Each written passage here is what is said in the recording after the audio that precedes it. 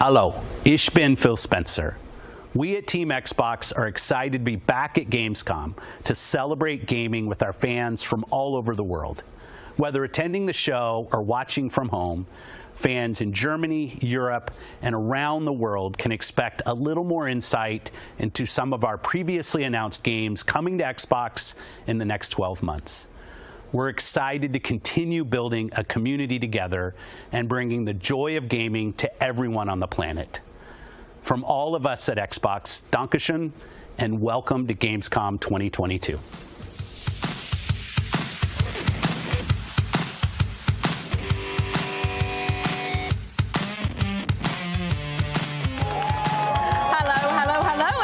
It's been 3 long years, but today we are finally back in Cologne, Germany to bring you all things Gamescom. And it feels so good to be back. For the next 6 hours, we'll be bringing you in-depth discussions with the creators of some of this year's most anticipated games. And I think these guys are excited!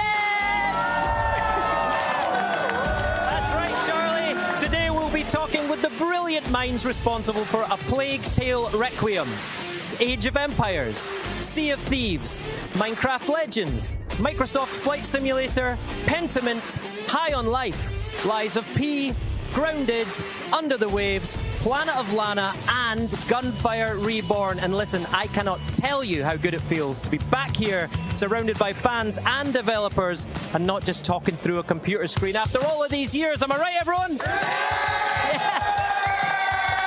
That's right. To be back and to be bringing such brilliant games along to Gamescom with us. If you're watching at home, we want to hear what you're excited about. So as we go through the show, use the hashtag #XboxGamescom to join the conversation. Now let's get into the content, and I'm going to ask my colleagues to clear the runway so we can welcome the creators of Flight Simulator to the stage. But before we sit down with the team, what a better way to celebrate Gamescom than with an entrance to the city from the Flight Simulator directly. Enjoy and viel Spaß!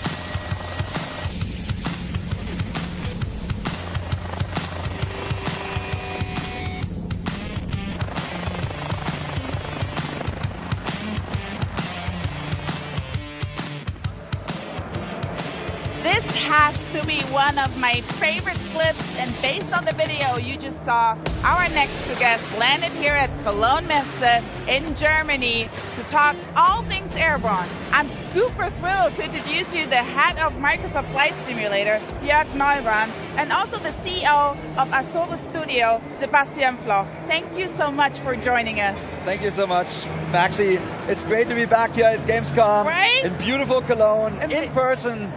Let's go.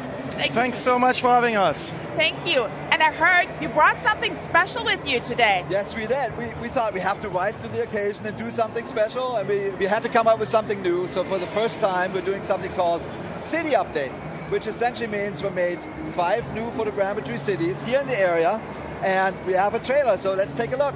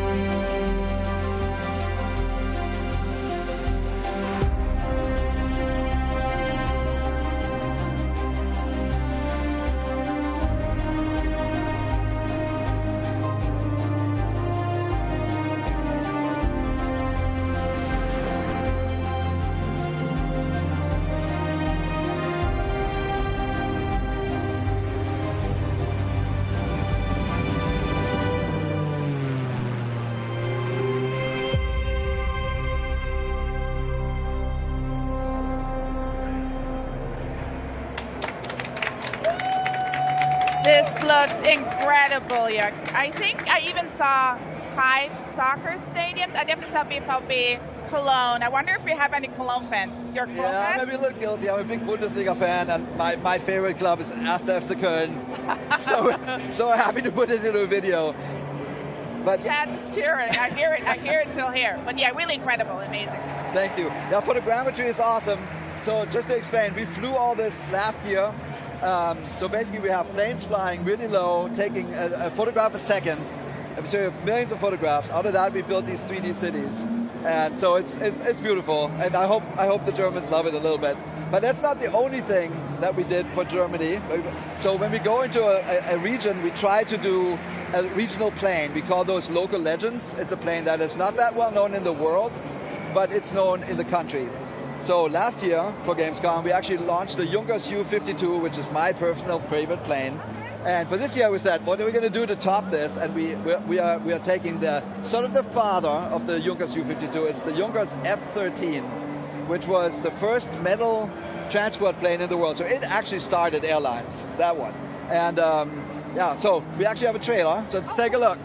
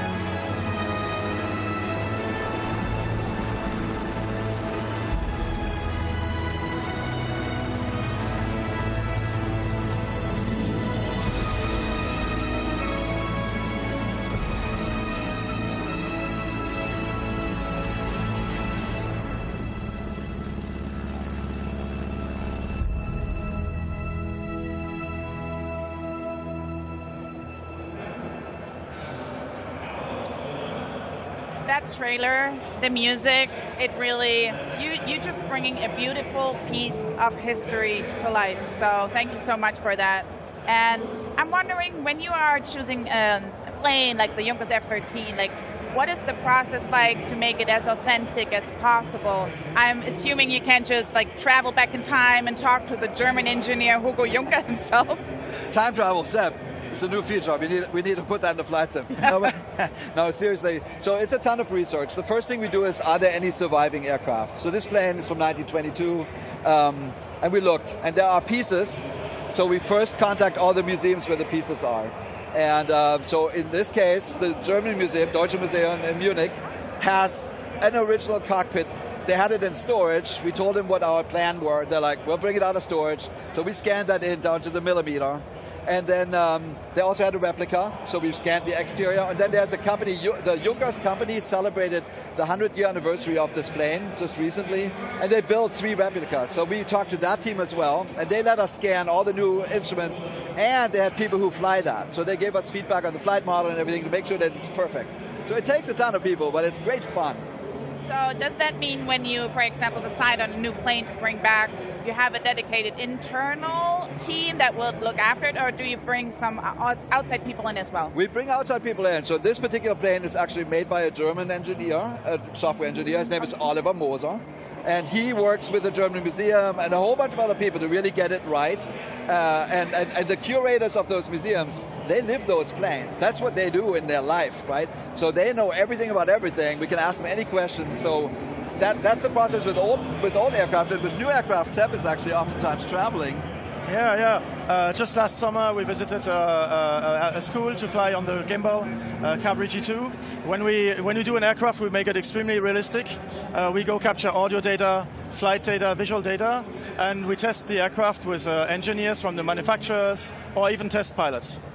And I mean, that sounds incredible, but what's even more incredible is Flight Sim is literally turning 40 this year. Like, I'm 38. I can't even believe there's a game that is older than me. No, but it's really amazing. It's a milestone. And you announced at the Xbox Bethesda showcase that there will be a 40th anniversary edition. Before we dive into that one, what does it feel like to run Microsoft's longest gaming franchise? Do you have any key elements that you can share? Yeah, I mean, it's like we're a little bit in awe, right? We're living history. We feel very thankful. We always say we're standing on the shoulders of giants. Bruce Ardwick made the first flight sim. He invented the genre. We try to stay very true to that fundamental vision. And I would say that what stands out to me is the fans. We talk to them all the time. There's people that have been with Flight Sim for 40 years, so they're in their 80s. They know everything, and they're very vocal and active, and that's what makes it fun. So, when you're talking about the community, what have they been asking for the 40th anniversary? So they have a lot of requests. Two that stood out for us was helicopters and gliders. And Seb and his awesome team at Asobo did a bunch of work. So Seb, just talk about that a little bit. Yeah, so helicopters and gliders, they both are very specific and they require a lot more accurate simulation of the airflow around the aircraft. So for example, for helicopters, we have the gimbal Cabri G2. We simulate 1,000 surfaces of the helicopter instead of just one, which was the previous helicopter model. And we have to simulate also the airflow around the helicopter because the rotor is what makes the helicopter fly, and it pushes the air downwards. So it creates very complex airflow movements. To make it easier for people to understand how this worked, we have added a visualization so people can turn on and off a tool that allows to see how the air flows around the helicopter. So when you see the air really, how it creates vortices and how it creates turbulences around the helicopter. And so there's very important effects that account when you fly in helicopter. One of these is translational lift. Translational lift is when the helicopter goes forward, it's easier for it to catch the air and climb up. And we actually flew the gimbal in July, and it's very strong, the effect. When you fly, you go forward, and as soon as you go forward, you get a lot of lift, and it really goes up. Yeah. Another effect we have is the ground effect. When the propeller, when the rotor pushes the air down, it's for the helicopter like climbing a ladder that always goes down. And when you go closer to the ground, the air is blocked by the ground. It goes down slower, and the helicopter is more efficient at climbing up. So does that make, just a question, like, because you said July and it's very hot, that makes a difference, right? Oh yeah. The gimbal G2 has enough power to easily climb vertically when it's cold, but in July when we flew, it was 100 degrees Fahrenheit, and we couldn't even go up vertically. We had to go up forward. And another thing you said, it sounds very dangerous. That's like this blade flapping. I'm sorry. I don't have any aircraft knowledge this deep, but it sounds like it's a baby bird's first fly. I don't know. Almost. It feels like wings. So the helicopter physics is really very complex. We had to push it up from 100 hertz to 1,000 hertz, so just to capture a rotor going around because it spins so fast. And flapping is when the helicopter wants to go left, it needs to push on the left side, so the rotor goes up and down and up and down. It actually resonates when it turns around, but everything is offset by about 90 degrees because it's also soft, right? It takes time for the rotor to bend and push the helicopter on the other side. One important effect is the vortex effect with the ring vortex. When the helicopter spins, when the helicopter rotor spins, it creates a vortex. When you go down, it goes into its own airflow, its own vortex, and it's very hard for it to climb at that moment. I love these deets. I could talk forever about this, but I think the most important question now is, could you explain a little bit what is the difference between a glider and all the other aircraft? Like, yeah, very important. A glider, most of the gliders don't have a way to go up in the air, so they need to find a way to take off. So they have either a tow plane or they will have a winch, which is going to launch them into the air. And once you're up there, if you want to stay in the air, you need to find places where the air goes up. And so experienced pilots will know where to find updrafts. But we added a system for anyone to see them in the environment, so you can see the air flowing up, and it's easier to find where that happens. The pilots can then fly in the environment, go up. It allows you. The glider has a very long glide distance, but when there's updraft, it can stay in the air for hours, basically, as long as there's sunlight and as long as it heats up the air. And it makes it very fun. You can glide along mountains, on the hills where everything is south exposed, goes up, and so it makes it a very complex and enjoyable experience with its visualization. You spent clearly a lot of time in this. Have you shown this to any pilots or other people outside? Yeah, for example, the helicopter simulation, we show that to instructors of the same helicopter model, and they flew with it, compared it to the real-life helicopter. They were super impressed by how realistic this is, how it reproduces exactly the flight of the helicopter in all the different conditions. And for the gliders, we're actually working with a studio called Flight Sim Studio. They're glider pilots, they know tons about this. So yeah, we look for experts just to make it right. So since the instructors were so impressed, would you think that the community would be equally impressed? Yeah, we've been showing this a little bit, the visualization tools and all that. And in the past, like our last flight sim was called Flight Sim 10. It was basically a helicopter was a box with a single point. Now SEP has thousands of points. The physics simulation is out of this world. Nobody's ever seen anything like this before. And they are over the moon. So they can't wait. They can't wait. So I loved hearing about helicopters and gliders and planes. Do you have any other aircrafts coming to the 40th anniversary edition? Yeah, so there's actually the third big question from the community was it's called True to Life airliner. That means, airliners are hugely complex. They have thousands of buttons. And True to Life means that every button does something. So we work with a team, they're called InnyBuilds. They're experts. They're doing an A310 Airbus. And I think the community can't wait. I mean, those things are typically just pay-aware, and we now put it into the base sim. I think it's like a gift. Like, the whole idea of the 40th anniversary edition is like, it's a box of chocolate. Here's some gifts. I like chocolate. I like chocolate. What I like more is actually trailers. Do we have one? We do. So just to speak to the rest of so we also want to celebrate aviation. Aviation, when you think about it, it's 120 years, and we have 40 of that. So it's like, let's connect those things together. So we picked some of the classic planes from the 1903 Wright Flyer, and we spent like 5 decades all the way to 1940s. And we do have a trailer for that. And let's go.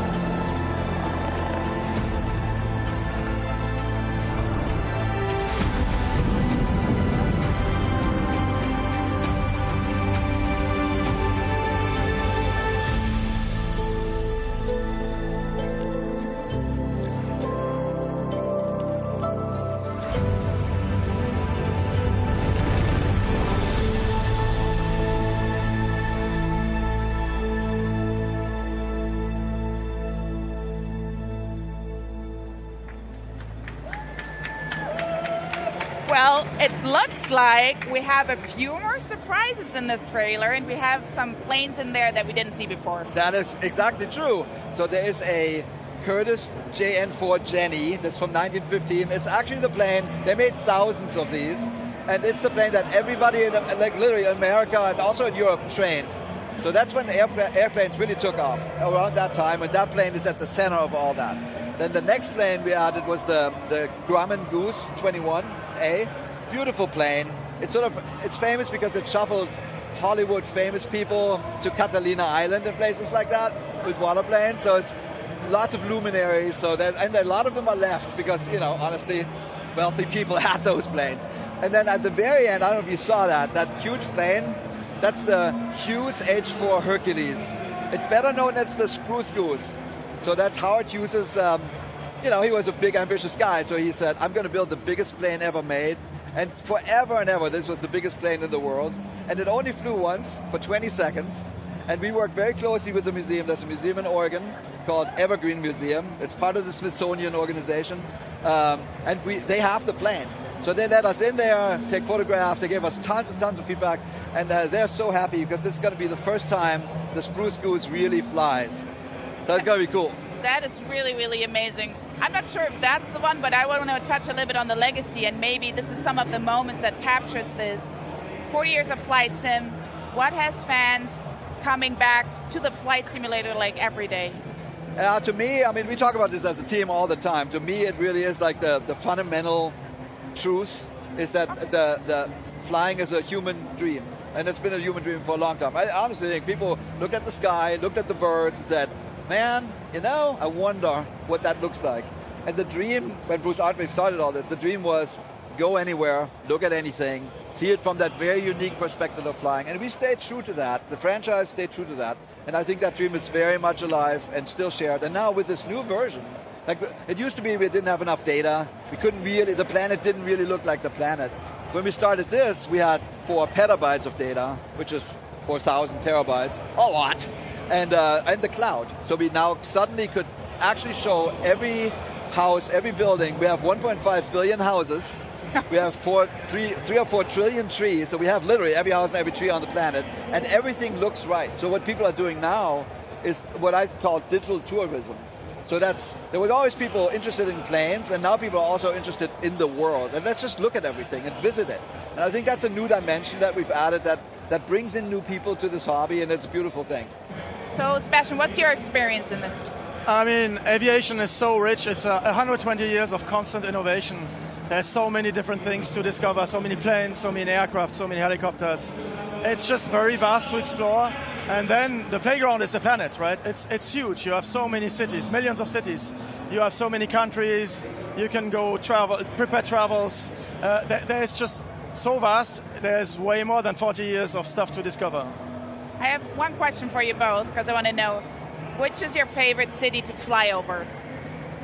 That's a very good question. So I really like Sydney. All right. Because I've never been, and I want to go because I saw it in flights. And I actually landed everywhere under the Bay Bridge or whatever the bridge is called. Awesome. I need to go in the real world. Yeah. What's yours, Sebastian? It's going to be San Francisco. San Francisco. We've been there.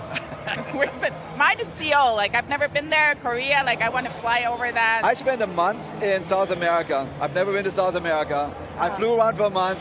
I now have a sense what Suriname looks like. I had no earthly idea, right? So, but it actually sort of this itch to travel, especially during the pandemic. I couldn't go anywhere.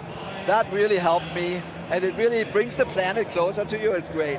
It does, and there's nothing like taking your Halo Pelican and hover over your own street in Munich. I can just recommend that. So the important question, of course, when will fans be able to hop into the cockpit to take off with the 40th anniversary edition? Yeah, I mean, so the 40th anniversary edition is releasing on November 11th, so that's 3 months from now. It's a full box of chocolate.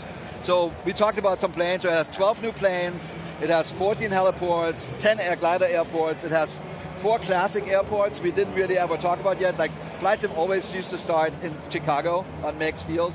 That airport closed. We didn't have it in our original sim. Now we have it. There's others coming.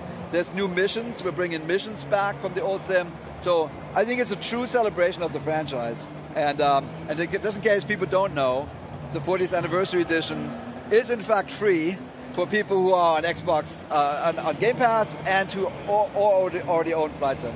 Well, I love celebrations. I love everything that is free. So I can't wait to hit the skies with this 40th anniversary edition of Flight Simulator. Thank you so much, Jörg. Thank you so much, Sebastian, for coming here. And as you always say at the end of your trailers, the sky is calling. Yeah, see you in the skies. Thank you so much. Thank you. So before we hear from the folks behind Planet of Lana, let's visit a spooky reimagining of Boston in 1925. In this uniquely macabre mystery, you inhabit the bootstraps of a dashing detective investigating a chilling murder with a demon as your partner. It's the classic kind of good cop, demon cop routine. It's full of puzzles, an eye-catching art style, great action gameplay, and a plot that will have you at the end of your seat. Check out the new trailer for this wonderful, unique-looking adventure. It is The Last Case of Benedict Fox.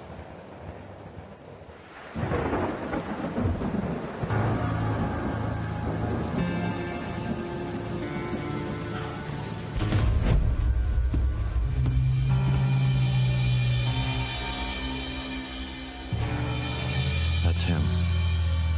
My father.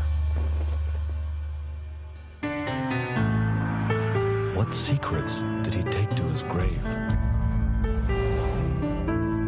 Glad you came back, my beautiful canvas.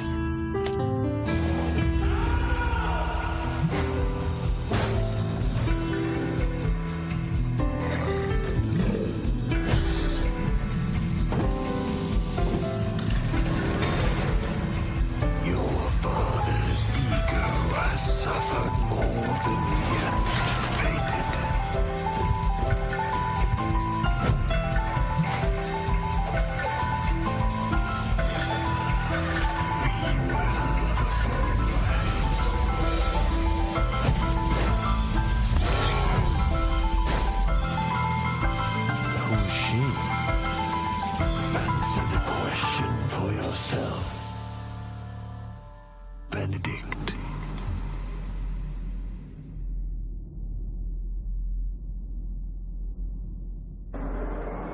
Coming up next is Plague Tale Requiem, but first, Charlie is standing by with our very own Aaron Greenberg, and I have a very special question for Aaron. Can you show us your nails? Just like gaming is for everyone, so is getting your nails done in the Xbox controller colors. Thank you, Maxie. That was so great. And now I've learned about shellac. It's a whole process, right? And I feel like I'm in a secret beauty club now or something. He really is. I do hope you take these techniques back with you to Seattle. Maybe Phil next, a Trends, maybe. I'm in. Who's next? Let's do this. Let's get the Xbox nails trending. Absolutely, we're going to do it. Right, to the here and now. How does it feel being back at Gamescom after 3 years and surrounded by this incredible community? This is like a dream come true. I mean, you know, for us at Xbox, like it always starts with the fans. It's about the fans. Always, yeah. These are the most memorable moments of all the years. We love the games, we love the products, but the memories we create with fans are ones that last forever. And to finally, after 3 years, to be back here is really special. It really is. Talking of memories, do you have any favorite ones? And you can't say talking to me 3 years ago either. See, that was great. Planted. So no, I would say, listen, we have done FanFest. That's always been kind of the highlight of Gamescom. Fans here in Germany, fans from all over Europe come. We've done parties on boats on the Rhine. We've done FanFest on a boat. And so this year, you know, we have a big booth here at Gamescom. We did a really great after-hours event just for fans last night. And it was fun because we started giving out prizes. And then throwing controllers into the crowd. I might have thrown a few things. Sorry, HR. But then it turned into like a sea shanty fest. Yeah, it was great. And fans were singing sea shanties, and it was like, just the joy and love we get from our fans, it just warms our heart, and we miss this. Yeah, absolutely. And for those who can be here this year, what can they expect from us on the booth at Gamescom? Well, we have tons of playable. So, I mean, start maybe with Pentiment. So, you know, obviously Josh Sawyer and the team of Obsidian have been working on this incredibly rich narrative adventure, taking us back to 16th century Bavaria. So, of course, we had to launch it right here in Bavaria. Fans are loving it. That's coming out in November. We've got new Age of Empires 4 updates. Yeah, we 2 do. new Civs coming. Those are also free for Age 4 players. We've got some great partner titles here. Liza P. Yep. So if you were looking for like that Pinocchio meets Bloodborne meets Game Pass. Exactly. A This is the punishing game. childhood game for everyone. Yes. It is in the, like, 18-plus section. The secret bit over there. Yeah. You have to get into that. Last case of Benedict Fox. Yes. That was a big highlight from Showcase. And I got to meet the team from Plot Twist. They're here from Poland. So that's also nice. There's a lot of developers here that are creating games for Xbox and for PC and for the ecosystem. And to get to meet those teams is also super special. And then, of course, for Grounded, the full release September 27th, we have a giant 17-foot, over 5 meters wide brood mothers. And I'm told that that's to scale as well versus in-game. That's how big she is. Yes. So, yeah, we're having a great time. The booth's filled with games, filled with fans. I mean, that's what Gamescom's about. Yeah. And it's just nice to finally be back here and let people get to experience some of that magic again. Nothing beats in person. 100%. Couldn't say about it myself. So thank you so much, Aaron. Coming up next, we'll get an inside look at the much-anticipated A Plague Tale Requiem.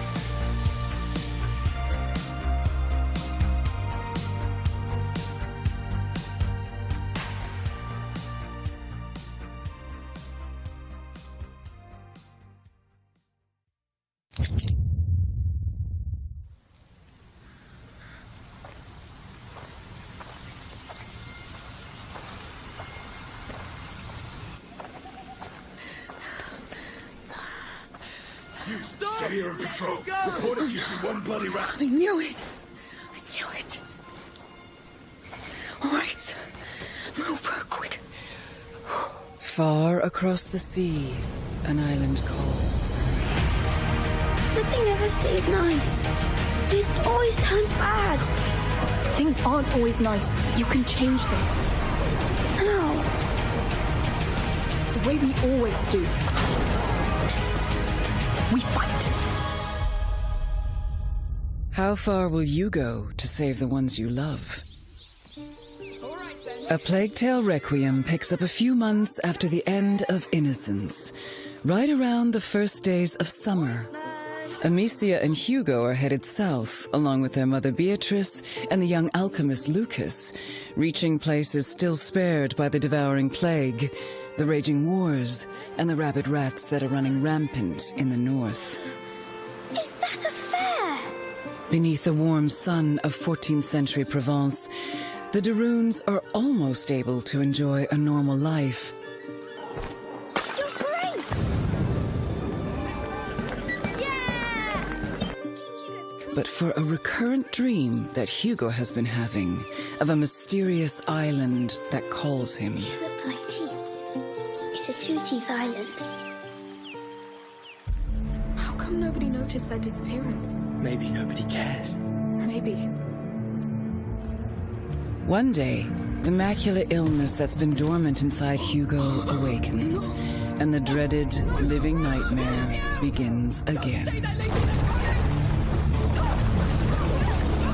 In the wake, Amicia finds herself with no other choice but to trust her brother's dreams and head further south towards the elusive island before he's consumed by the terrible macular affliction. The bite, yes. They've locked the arena down. They let them die here. It's starting all over again. Her mind is made up. She will find a cure in what dreams and prophecy may hold. Get used to it. With almost no one they can trust. This is your life now. Amicia and Hugo must traverse land and water as restless forces stand against them. Amicia! You're all right. After the events of last winter, Amicia is hardened, experienced, and when backed against the wall, can be surprisingly resourceful. Yes! With several new tricks up her sleeve, she is now able to freely choose between striking from the shadows or unleashing hell with a variety of equipment and tools.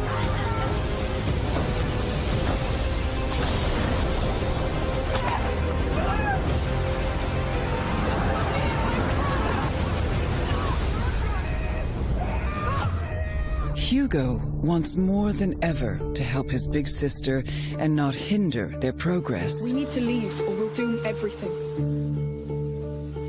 The macula within him is a double-edged sword that has deepened his connection with the rats. The rats. They can feel people's blood. Now I can too. This powerful ability can decimate entire squads of soldiers. It takes a severe toll on Hugo every time he uses it. What's wrong? What's wrong? Thankfully, their journey brings not only hardship, but also unexpected friends. These colorful characters help the Daroons carry their terrible burden. It's not my first time. While offering unique skills and resources to bring them closer to their elusive goal. Move as soon as he's gone. It never lost. Got it. For Amicia and Hugo, the road ahead will test the limits of what they can endure on all levels, and just how far they're willing to go.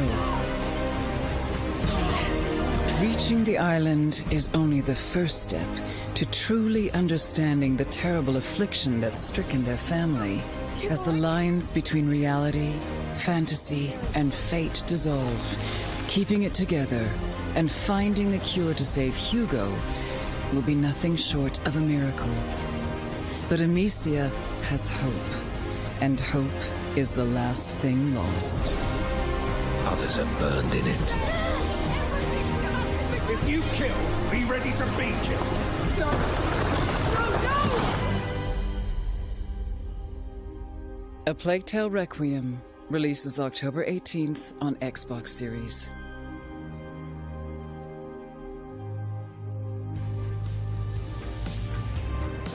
Wow, what a journey. I don't know about you, but I've been eager to get back to the rat-infested France of the 14th century, which is a sentence I never thought I'd say, and it's in part thanks to this guy over here, Kevin Chateau, game director for A Plague Tale Requiem, releasing this fall. Kevin, thank you so much for joining us today. Thanks for having me. I'm super happy to be here. It's such a good day. So we're going to dive right into that trailer. As it mentioned, this is the follow-up to the smash hit Innocence. So I was wondering if you can catch us up to where Amicia and Hugo are up to now. So the game takes place in the 14th century southwest France. They came from the southwest, but they had to flee because of the event of the first one. And so we joined them 6 months after the event of the first one on the road. They are arriving in Provence, so southeast France, and we are going to explore this region and also a bit of the Mediterranean Sea. Lovely. So for those who haven't, or people who are waiting to jump right into Requiem, I should say, but maybe they've not played Innocence, would you say it's recommended reading? Is it important to go back? I'm certain you'll say it is, but what do you think for new fans? No, of course, they should play absolutely. It. Yeah. No, it's we have not rebooted, but rethink everything in the game. So it's a brand new game. We have done everything to onboard everyone joining a Plague Tale universe. So even if you haven't played the first one, you can jump in. It will be good for you. Absolutely. So I was actually wondering if you could talk a little bit about the sort of accessibility and the onboarding that you've done and what you had in mind during development. What are some of the key changes coming to Requiem, especially for those who loved the original as well? So there's a lot of new things. Of course, you've seen it in a trailer. In terms of gameplay, it's much more wider, bigger, much more open than the first one was. Yeah, I picked up on that actually, yeah. Yeah, it was quite narrow, the first one, so we were able to open it even further and offer new tools to Amicia, like the deadly crossbow she has now, or the knife she can use. Quite the arsenal she's got with her now, yeah. Yeah, and it's quite different for her because now she's using war weapon. It was not something she was doing in the first one, so she's ready to deal with death much more than... Very ready. Deal with death and deal out death by the looks of the trailer. So you mentioned the word new a lot, and I think it's important to point out that this is the new console generation that we're working with at the moment. So what kind of shiny current gen features can we expect to see in Requiem? So there's many things. Again, the first one that come into my mind is we have pushed the facial expression, the mocap even further. It was a brand new thing for us. We had no mocap on the first one, so we built up our studio. We've learned new ways to work, so we've improved this aspect of the game, and visually it's much more stunning than the first one was. We wanted a larger game, as I was saying, but we needed then more light, because light is a key element of our gameplay. I love the way every new thing brings its own problems that you had to overcome, So we had a much more wider area, so it means more light. Light is very expensive in terms of performances for the game, so it was a big challenge, but also, of course, wider space. We need got to fill it with something. So we jump up from 5,000 to 300,000 rats on the screen. That's a lot of rats to begin with. So sorry, say that one more time. That's 5,000 to 300,000 rats. Yeah, that's it. Are you lot okay? That's a lot of rats to put in the video game. Well, I was going to say, well, thanks to all of those rats, it does mean that when we say that Amicia and Hugo have been through quite a lot, I think it's a little bit of an understatement, especially now. And at the end of the day, they're actually still children, if there anyone out there who didn't know that much background from the story. So how do you go about showing their relationship in an authentic way after everything that they've been through together? It's super hard to do that because they've been through a lot. They have experience. They were almost dead sometime, and a lot of people around them died. So they have to grow up, be much more mature than what they should be at their age. It's super hard to build up a story and convey a convincing dialogue for children. Fortunately, the team is quite old now, and age is but a number. But and we a lot of us have children, so we can be inspired by them and try to feel the best way to convey children emotion to the players. It must be a very difficult one to do, though. I mean, as a parent myself, I can only reasonably say that I hope I never see my children go through what happens in that game. So what's that sort of like to go, yeah, we're reflecting the childlike experience in the game, but also committing terrors to them? Yeah, it's this is something we have no inspiration from to take from, because again you don't want to be inspired by that too. No. Of course no. Yeah, well, fair enough. We're going to focus a little bit now specifically on Amisha. As in Innocence, we saw her wielding a crossbow. She's way more prepared, she's way more confident, dangerous, and all round, I think you'll agree, a bigger all-round hero to Hugo. So how do her tactics change in Requiem, and what does that mean for the people playing as her? So as prepared is the right word. She's ready. She don't want just only to survive or to escape. She's ready to fight if she needs to. Absolutely. But she's not forced to. So the player can choose the way he will approach things. Oh, interesting. Okay. So he can go full stealth if you want. He can go full combat. Everything is still there from the first one. So, but right now you can choose to approach a situation the way you want. So it's not that only the space that is wider, but also the way you will approach things. Yeah, and by full combat, you mean? I mean, we saw some stuff from the trailer, like all-out combat, right? Yeah. You can burn people, you can use the crossbow to kill them instantaneously, or you can use the knife to silently kill them. It's all there. It's absolutely all there, and I think that all comes together and making the experience so much more cinematic, which I want to talk about now, because the other thing that's so fantastic about the title is the voice acting, and I think that becomes essential when you want to convey emotion. So I'd love for you to share a little bit of insight about the development process, working with the voice actors, and getting to the voices and the emotion that we hear in that trailer. So it's funny because it's something that people don't really know, but when we are working on the game for several years, we don't work with voice actor instantaneously. So for like 2 or 3 years, we work with text-to-speech, so robot voices. And for an emotional game, it's a bit hard because and it takes you out a little bit. Yeah, it's like when you use your smartphone, it's a flat voice with no emotion, no punctuation, nothing that makes really sense. So it's really hard to keep your focus on the story, on even sometimes to understand what is the purpose of sequence. It's after 16 hours of playthrough, you're like, I think I don't get the story at all. Sure, interesting that it changes that much. I will say, first of all, I would love to see that version one day. It does sound wonderful. So do you want to, what was the process like working with the voice actors? So when the voice actor arrives, it changed everything because we were able to work again with Charlotte McBurley and Logan Hannan, which were the actor for Amisha and Hugo from the first one. And we were so in love with their acting. It was a game changer for us to have them back in the game.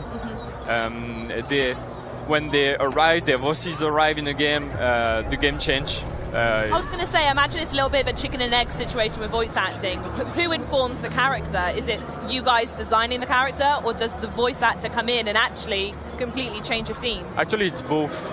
We prepared everything, and they react to what we've wrote, and they say, no, I think Amisha should say it like that, or a bit more like that. So we change that on the fly with them, and adapt the game sometime to their feedback to make it even better and even more accurate. They are still children, and we are not anymore. So I love that they have their own feedback as well. It's their character, right? It's their character that they're conveying. So big love for them to feed him back as well.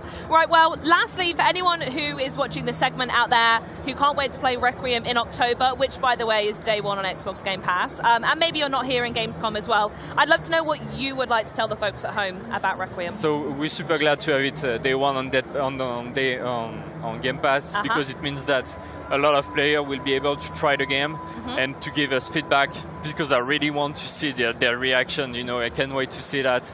We've built up the games in several years, and we write up this big story, and I really want to see people's reaction to that. And the community have been really close since the first title as well. Yeah, and it's thanks to them that we were able to do the sequel. So we're super excited. It's a love letter to them. Yes. Via the courier device of rats, 300,000 of them to be be precise. 300,000 rats of love. Absolutely fantastic. Well, thank you so much for joining me. I'm a massive fan of the series, and I cannot wait to get my hands on it. Thank you again. Yeah, thanks so much for joining us. But when it comes to self-care, you can't beat a rewatch of the Disney classics, right? I know I certainly can't. Yet in recent years, many of us have also sought comfort in virtual worlds. Millions of players have found solace in games that allow us to customize islands, build unique homes, and share virtual spaces with friends when we can't actually see them in person. Our next trailer builds on that idea and takes it to a whole new world, so to speak. Here's an all-new look at Disney Dreamlight Valley. Hello, everyone. I went on a wonderful adventure today in Dreamlight Valley, and I want to share it with you. It started with my favorite song on the radio. Don't you just love when that happens? It put me in the best mood ever. So, I picked out my look for the day. I was in the mood for something adventurous, and I had the perfect outfit. I was feeling a bit creative, so I added a little touch of magic to my look. And then, I was off. I made my way to Chez Remy for brunch. I love cooking with Remy. I was feeling some Mickey waffles with jam, but it turns out we were fresh out of fruit. Raspberry jam is my favorite, so I headed up to the Forest of Valor to pick some. And while I was there, I heard a sound from the Frosted Heights biome. But I just couldn't cross the bridge. I'll have to adventure back there to check it out. My stomach started to rumble, so I headed back over to the plaza. And we were ready to cook. I always learn something new with Remy. There are so many recipes to try to create the perfect Disney-themed meal. Ah, here we go. I even whipped up an extra and shared it with Kristoff. After brunch, the weather was just so perfect that I couldn't resist going for a walk and some shopping. While looking in the windows of Scrooge McDuck's general store, I ran into Scrooge himself. He asked for my help spreading the word around town about his shop. Of course, I said yes. So I headed over to my crafting table, whipped up a few signs, and placed them around town. I was exhausted after so much excitement, and I just felt like relaxing a bit, so I decided to move my house over to Dazzle Beach to watch the sunset. When I set up my house, I noticed a strange pillar. Merlin had quite a story to tell about it. I put up the perfect hangout spot, and I invited Ariel to hang out because happy moments are always better when you share them with friends. It really was a perfect day in Dreamlight Valley. Pre-order Disney Dreamlight Valley now.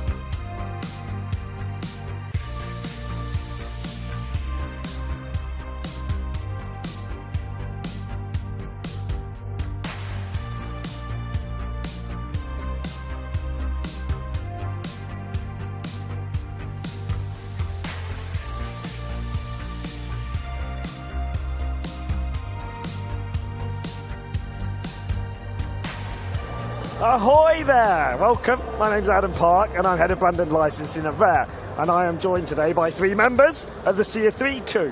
Sea of 3 crew? I mean, that Thieves, yeah. kind of works. So I'll go along the row. So we've got Joe Neats, executive producer on Sea of Thieves. We've got Mike Chapman, who's our creative director. And then we've got Joe, who is our senior community manager. So how is everyone?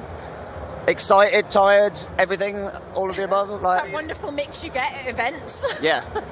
Feeling the buzz of the live show. Yeah. Chatting to fans, the energy.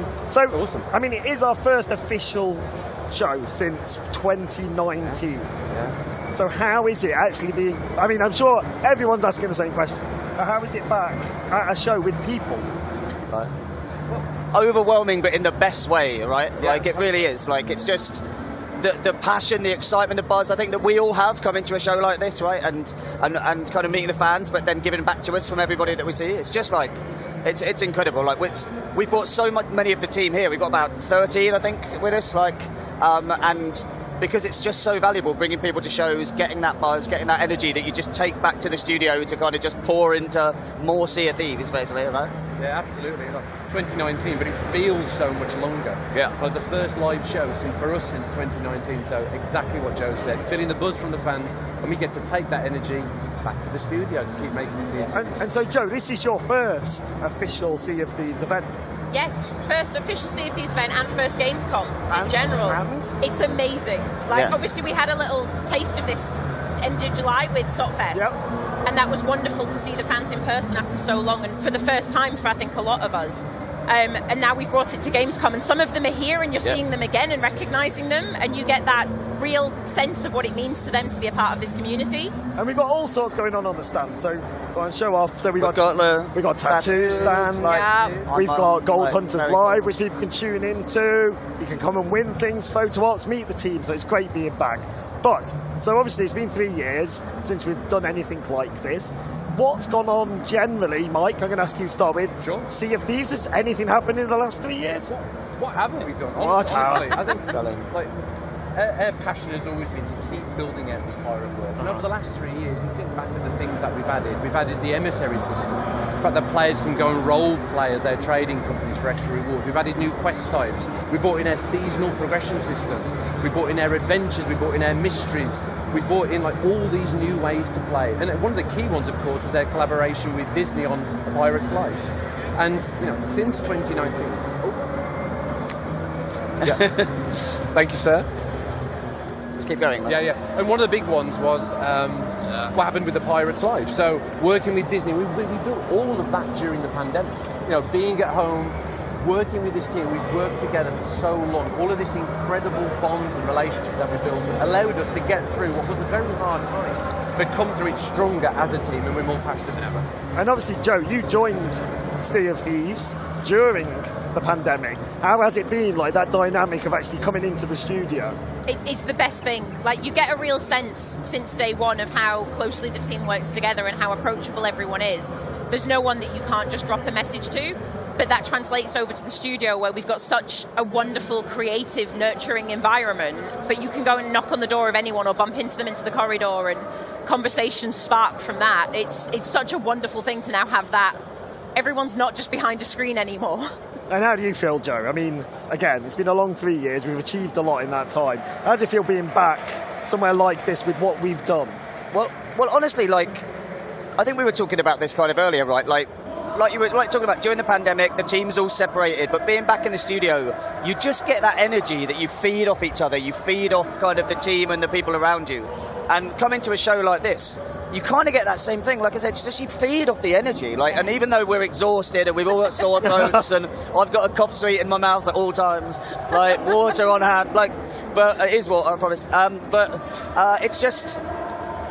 It just gives you this energy and desire and passion to just want to go back to the studio and just pour it into your work and pour it into the game. And you kind of want to take it and bottle it, right, and then take it back to the whole studio, like we always do when we go back. We take photos and videos and do a big presentation and really try and just get people to understand what it's like to meet the fans, right? And you get the afterglow, and this is what we'll experience next week. We'll have this wonderful Gamescom afterglow as we get to take that back to the studio, like Joe said, and put it into all the ambitious things we've got planned for this year and beyond. Well, before we get on to that, teases and the like.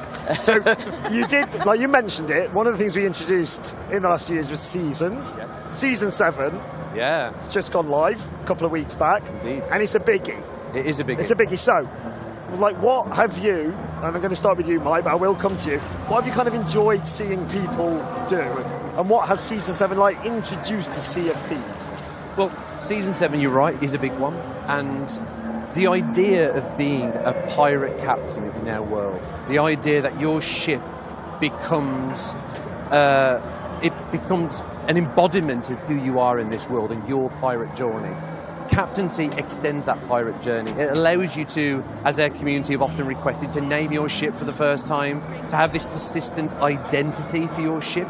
But beyond that, we're bringing in new progression elements. We're bringing in the captain's log, bringing ways that your session and the ship now feels like a home. So based on how you play, your ship represents who you uniquely are as a pirate and how you play in Sea of Thieves. So I think one of the most important things that has meant a lot to us seeing the reception is just seeing players go all in on that role play. You know, we're going all in on the idea of this is who I am, and when you board someone's ship, that representing who they are in the Sea of Thieves world. And why captaincy now? Like, what made sense to bring it in at this point? Well, it's one of those features. I think we were always going to do it. Yeah. Why it made sense now was, and it kind of goes back to the question around what's happened in the last 3 years. You think about how much richer that Sea of Thieves experience has become. There's so many ways to play in Sea of Thieves now. There's so many ways to be who you uniquely are as a pirate, where the sandbox has got richer. There's new activities, there's new quests, there's new enemy threats. There's just new ways to play. So captaincy coming in now and rewarding you for all the unique things that's now in the sandbox, it kind of just puts this lovely new layer to that pirate journey, and it just celebrates this rich game that Sea of Thieves has become. And I suppose, Joe, from a community perspective, you must have seen this played out in real time. Like, how has the community taken to captaincy? That's the thing. Like, from day one, they've been asking, when can we name our ships? When can we do this? And then we've not only delivered that, we've delivered so much more on top of it, that people now have this pirate identity that until now was just conversations or role plays. And we've got people that are going for all those fishing trinkets, or people like myself that it's all cannons fired and fought of the dams that you've completed. And you've got that real sense of identity now from our players, because they can represent themselves on their ship, and they're colour coordinating everything, and they're decorating, and they're playing how they've always played, but now they're rewarded for it with their own identity. And they absolutely adore it. It's wonderful. Yeah. I mean, a big part of that is beyond just the notion of being a pirate captain. We wanted the idea that pirate captains in a world like ours would become the VIPs. Yep. They become the rock stars of the world. So as part of captaincy, and that's a big update that we brought in, there's a set of perks and conveniences that captains now have. So when you own your first ship in the Sea of Thieves, there's a unique cashing point just for you in the Sea of Thieves world to make offloading that treasure, you know, as part of going out there and having adventures, making that feel so much more efficient, using the harpoon to harpoon the treasure off the deck, cashing in that treasure really efficiently. But alongside that as well, you've got the new trinket system. So this new progression system that allows you to unlock these trophies that represent who you are. There's the captain's voyages, so you can select exactly what you want to do and store all of the voyages that you could do on this bookcase immersively in the captain's cabin. As part of that as well, you can go to the shipwright and you can purchase resources right there from the outpost and have them delivered to your barrels. So the idea that if you are a ship captain in the Sea of Thieves, you can get your ship ready quickly, you can pick the adventure you're going to go on, and you can just walk straight on that ship and have your adventures. And then that adventure be persistent. There's that sense of consequence for your actions. Your ship showing the battle scars of all your adventures. You choosing to, maybe you want to keep that. Maybe you want to role play with this kind of battle-scarred ship. Or you can pay a small amount of gold to make the hull pristine again. So it really strengthens and really amplifies everything that's already unique about Sea of Thieves. That second option is me. I have to pay to get it redone. I get in too many fights. Yeah. I love that though. I love the way it just allows players to be more uniquely who they are. Yeah. And like being out on the waves and looking through the spyglass and seeing all these ship names and how players have chosen to represent themselves. I mean, that's the magic, and it's enriched the sandbox of Sea of Thieves, and that's what we always want to do. So, I'm going to go now. So we mentioned ship names. It's a biggie, big part of captaincy. you don't have to tell me, but I'm going to ask a couple of you this. What did you name your ships? And I'm going to start with you, Joe. So I named my sloop is Littlefoot. Yeah. My rare loadout brig is Get Red. Nice. And my galleon, which is the one that we use the most. So if you see it on the seas, come and say hello. That's the purple loadout, and that is the Purple Rain with the quartermaster sails. Very good. Nice. And what about you, Mike? Okay, so I've got a sloop and a brig. So for the sloop is called the Golden Blade. Yep. So fans of Sea of Thieves will know that the Silver Blade, the Burning Blade, it's a big part of their lore. So the Golden Blade's a little tease for our fans, maybe, someone that's really into the lore, but my sloop is called the Golden Blade, and my brig is called Inferno. And that is actually a reference to One-Eyed Willie's ship, Inferno, in the 80s classic, The Goonies. And why, Mike, is the Goonies so unique? Because it's something that comes up, like, right back. And Joe? It's because the 80s was the best decade. Like, beyond, like, that's just like... no contest. Broadcast over. Yeah. No, but you took the whole team to see the Goonies during development. We did. We hired a cinema out, didn't we? We hired the Electric Cinema out in Birmingham, very lovely independent cinema. But yeah, had some pirate-themed cocktails that they put on, and yeah, we took the whole team to see it because it was all about that camaraderie, that adventuring together, right? Like, in all seriousness, like it's hard not to get emotional when Joe, like, such an incredible memory of the development of Sea of Thieves, and in such a deep and meaningful way, when we went to watch the Goonies together, it felt like we as a team were about to embark on our own pirate adventure, like the characters in that movie. And we knew we wanted to create a game where the bonds between the crew felt like the bonds between the characters in the Goonies. They're on this pirate adventure, they don't know what's going to happen, they're going to be surprised by all the dangers and the perils that come their way. So the Goonies for us is just, it's a lovely memory, but it really feels in tune with the spirit of what Sea of Thieves has always been. Yeah. So Joe, instead of asking you what your ship's called, no one's asked me. No one's asked you? Mine was Notorious BRG, which works verbally, doesn't work when written. Anyway, so what's some of the favourite ships you've seen, though?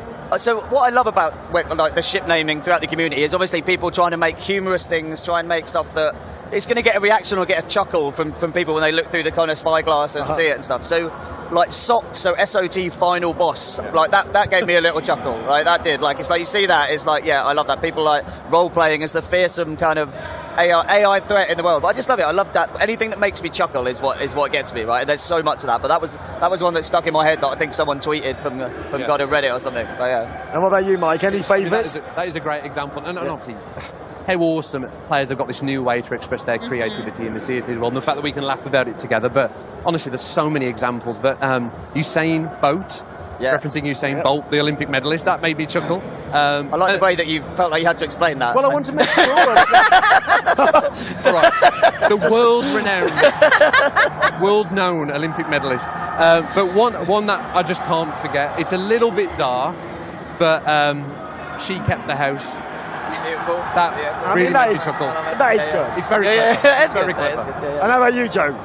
Honestly, the really obvious ones are the ones that make me giggle. I ran across a galleon that was just, this boat is big. Yeah. I was like, yes, it is. Little salute on your way. Aye, it is. Yeah. And it's those ones that I like, but you see them, as you say, you've got the role-playing ones where they've gone for some variation on something we've got in game, or you've got just the funny puns that we've seen as well. And it's that creativity that you see, and you're like, you can almost judge what kind of pirate they are. Yeah. But not all the time, and I love that. Yeah. No, you're right, actually, because if someone's got a humorous, like, this boat is big thing, you can imagine approaching them maybe and like having a laugh with them, right, and speak to them over, using the speaker jumpy or something. Yeah.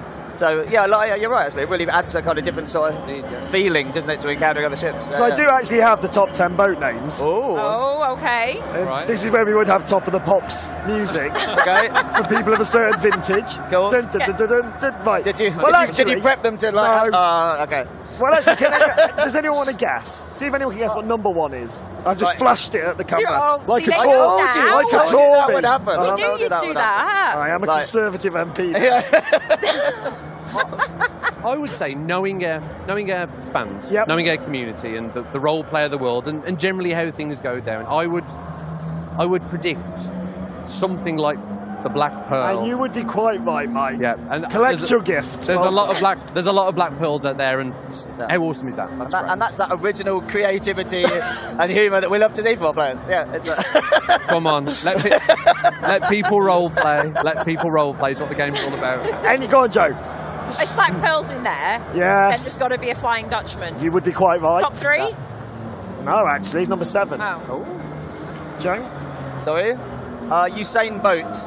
Correct. There you go, that's in there. So others in the top 10. I'm not going to do an exhaustive list, but we have Sloop Dog. Sloop Dog, that's very good. We have Y.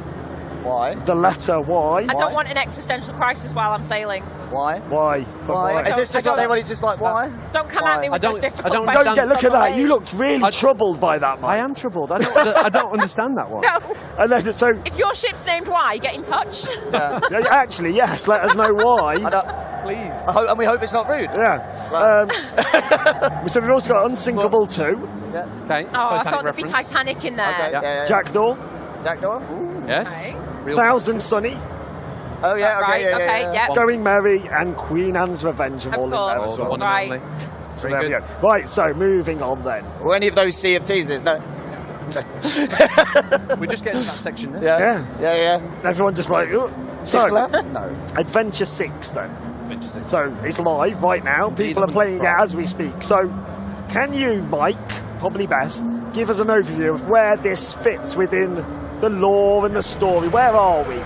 Yeah, so we're in a really interesting time in the Sea of Thieves now in our storytelling, where it's set against the backdrop of these emerging factions in the Sea of Thieves. And our players will know that last year, as part of the Pirates' life, the Dark Brethren emerged, working with Davy Jones, and of course Davy Jones got defeated because of the valiant efforts of our players, but the Dark Brethren are still around, with Amaranta, their new member, who's an ex-Sea Dog, and we've got everybody's favourite, Duke. So there's the Dark Brethren, there's of course the one and only Pirate Lord and his Pirate Legends.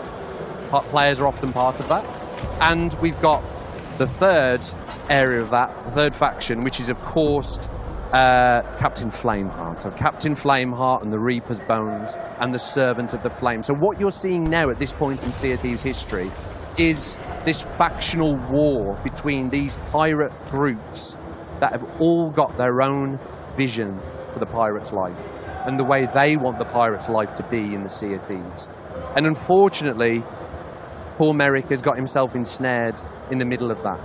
And in Adventure 6, players are recruited by the Pirate Lord to go on this daring rescue mission into the Sea of the Damned, to the new hideout of the Dark Brethren, which is the Twisted Sea Dog Tavern, a memory of that iconic Sea Dogs Tavern from the main world.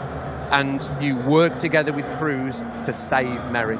But one of the big things that players who've played it will already realise is this actually brings a chapter of Merrick's story that began with the Hunger in Deep, continued with the Shrouded Deep, to the Forsaken Hunter, where Merrick was unfortunately killed and went to the Sea of the Damned, to now in Hunter's Cry. It brings this chapter of Merrick's story to a touching conclusion.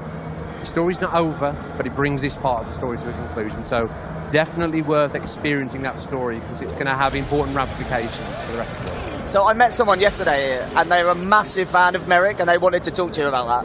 They came to the stand, they're down there, like with a cutlass. But like, no, they were like, they wanted to talk to you. They had some questions. They had some questions. Deals can always be struck, and I'm open to ideas, but it's Merrick or Shelley. Shelley the Crab. That's what it's going to come down to.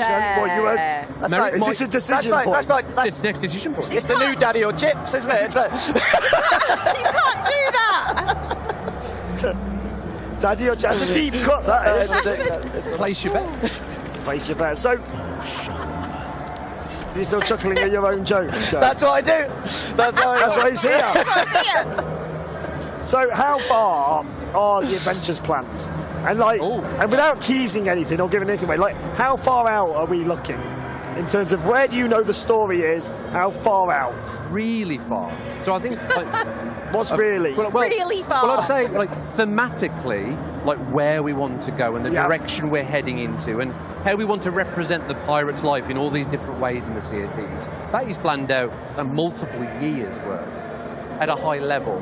In terms of absolute specifics of what the story beats are and exactly which characters are involved and in what way, That's planned out. I mean, it's probably a year and a half's worth of storytelling and adventures that we've got planned out. And we need to do that because that's the way that you make things meaningful and make it feel authentic to the Sea of Thieves. When we know what's going to happen to a character in a year and a half's time, we can start seeding things early. Start bringing players organically into that storytelling. We love to do that because it makes everything feel more meaningful. And how do you think the community engage with the lore? Is it because obviously it's not a prerequisite to playing the game, but those who love lore. Oh yes, they do. I was going to say you have to get those specifics right because if one thread is out of place, if one character isn't in the right look, they're going to notice and they're going to tag Mike on Twitter until he answers for his lore crimes. they know their stuff, that's the thing, because they've been so invested since day one, and we've now stepped it up with the amount of lore we're delivering. And I know across our social channels and on Discord we've got separate channels, and we had to separate out the lore section because we've got mysteries and adventures and then general lore, and they're all over it and they're sharing theories and they're swapping stories, and they thoroughly embrace that side of the storytelling that we've got now. And I love that. I love that. I mean, that to me shows that a lot of our community are invested in the world and they care about our world. And you're right. Of course it's not a prerequisite to play Sea of Thieves. Sea of Thieves is this wonderful sandbox adventure game where you get to choose your own adventures.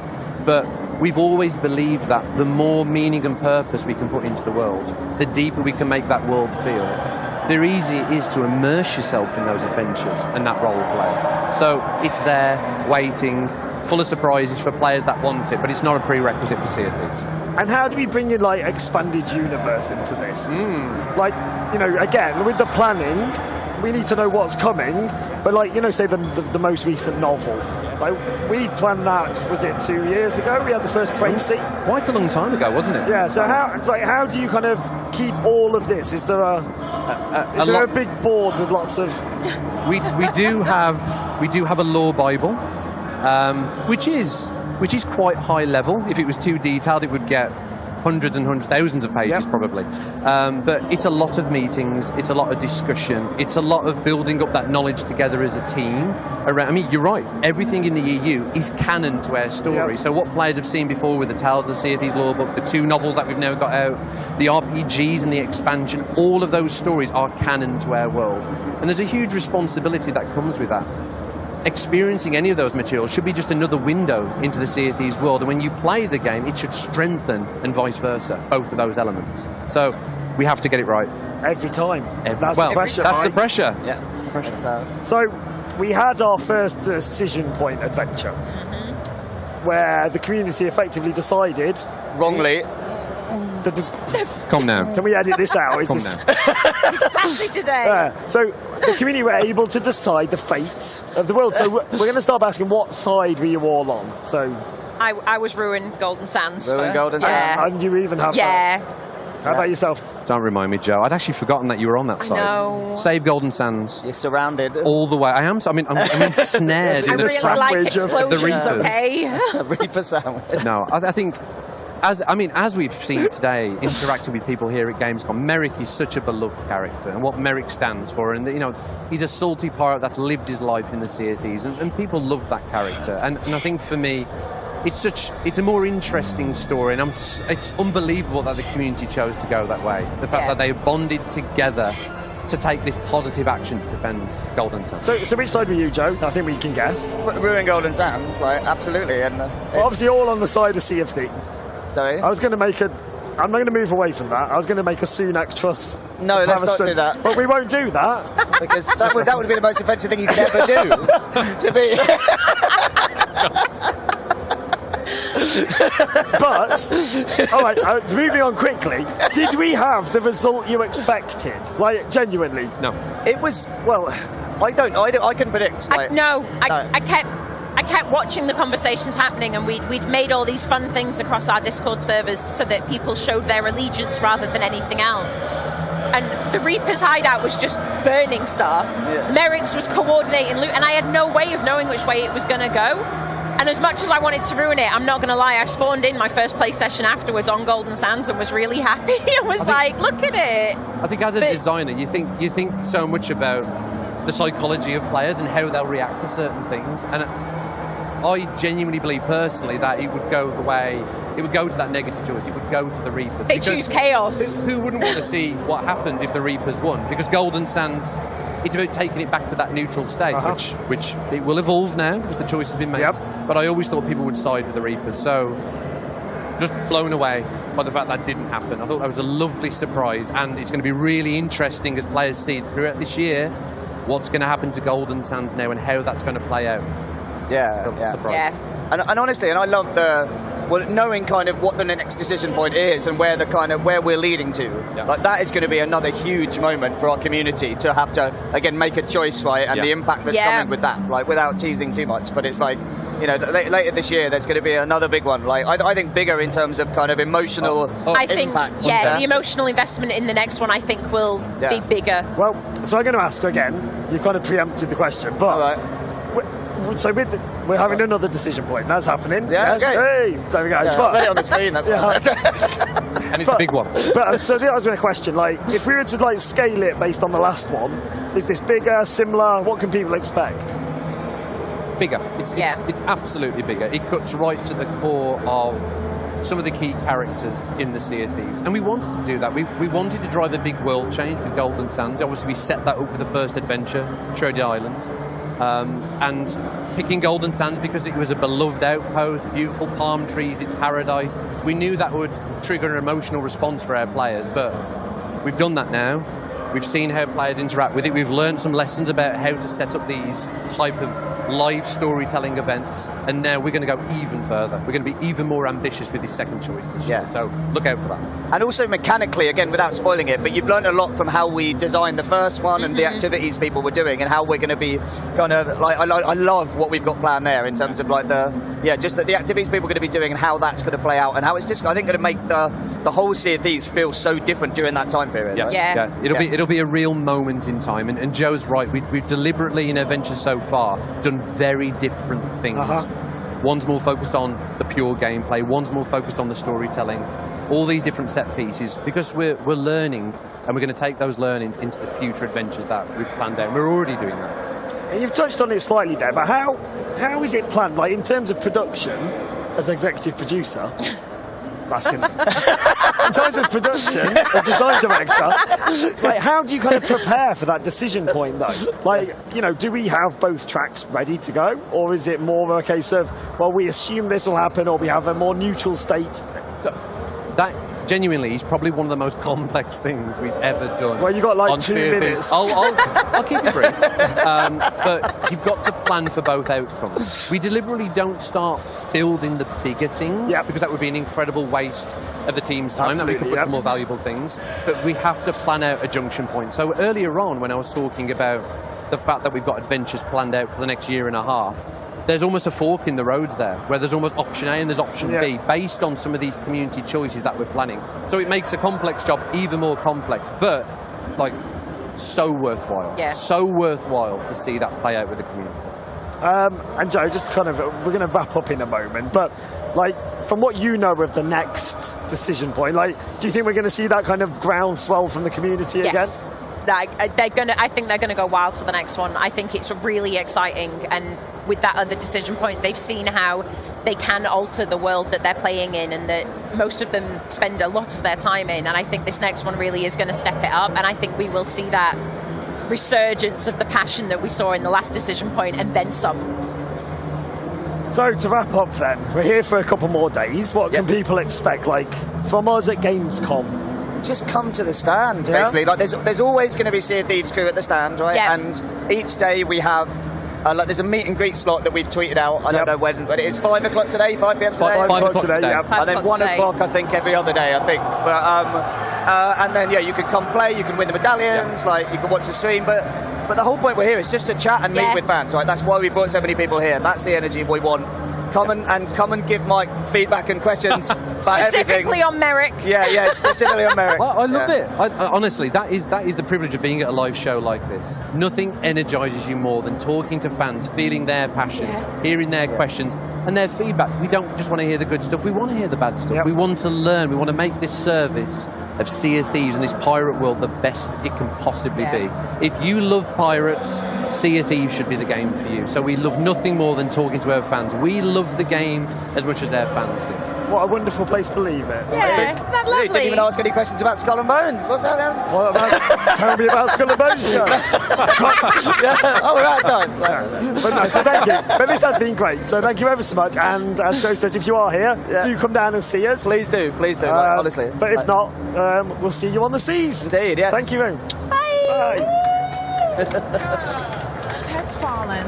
Humanity is hanging on by a thread. But you know what? It's not all bad news, because our planet is full of badass dinosaurs. And seriously, who doesn't love a dinosaur? Seriously. In this exciting new glimpse at Second Extinction's full release, players get to explore more of Earth than ever before. The full launch adds a new vast open map for players to roam, more dinosaurs to fight, a revamped progression system, and tons of exciting new features. I mean, I'm talking about co-op, first-person shooter, and mutated dinosaurs. I am so in. Here's a brand new trailer for Second Extinction.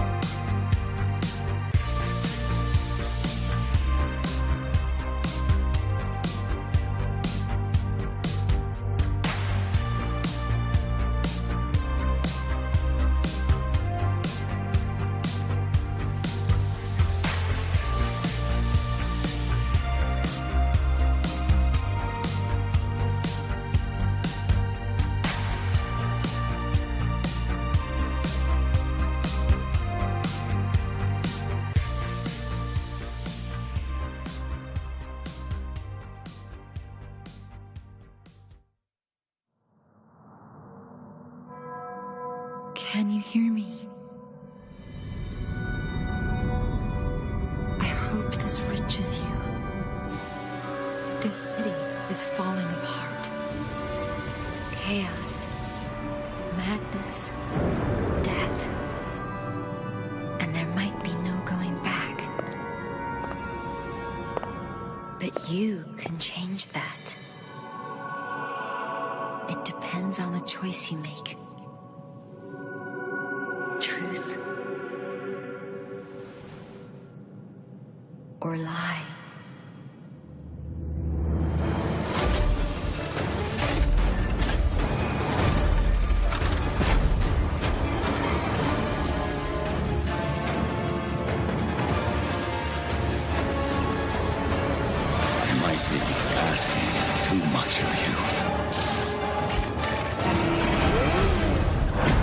I don't have a choice.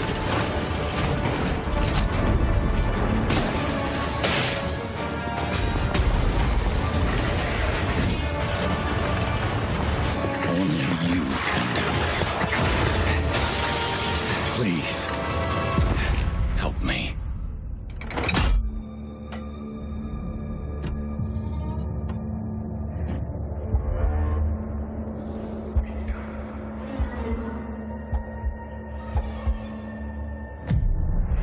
Finally, we meet, son. The stage is set. The light shines brightest in the darkest of times. All right, buddy, I'm here for you. Don't worry.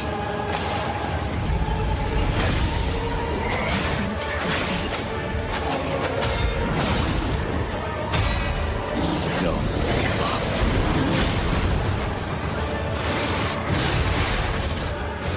Keep on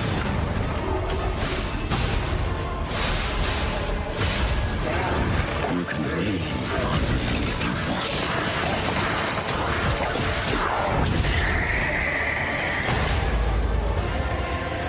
Protect. Fulfill.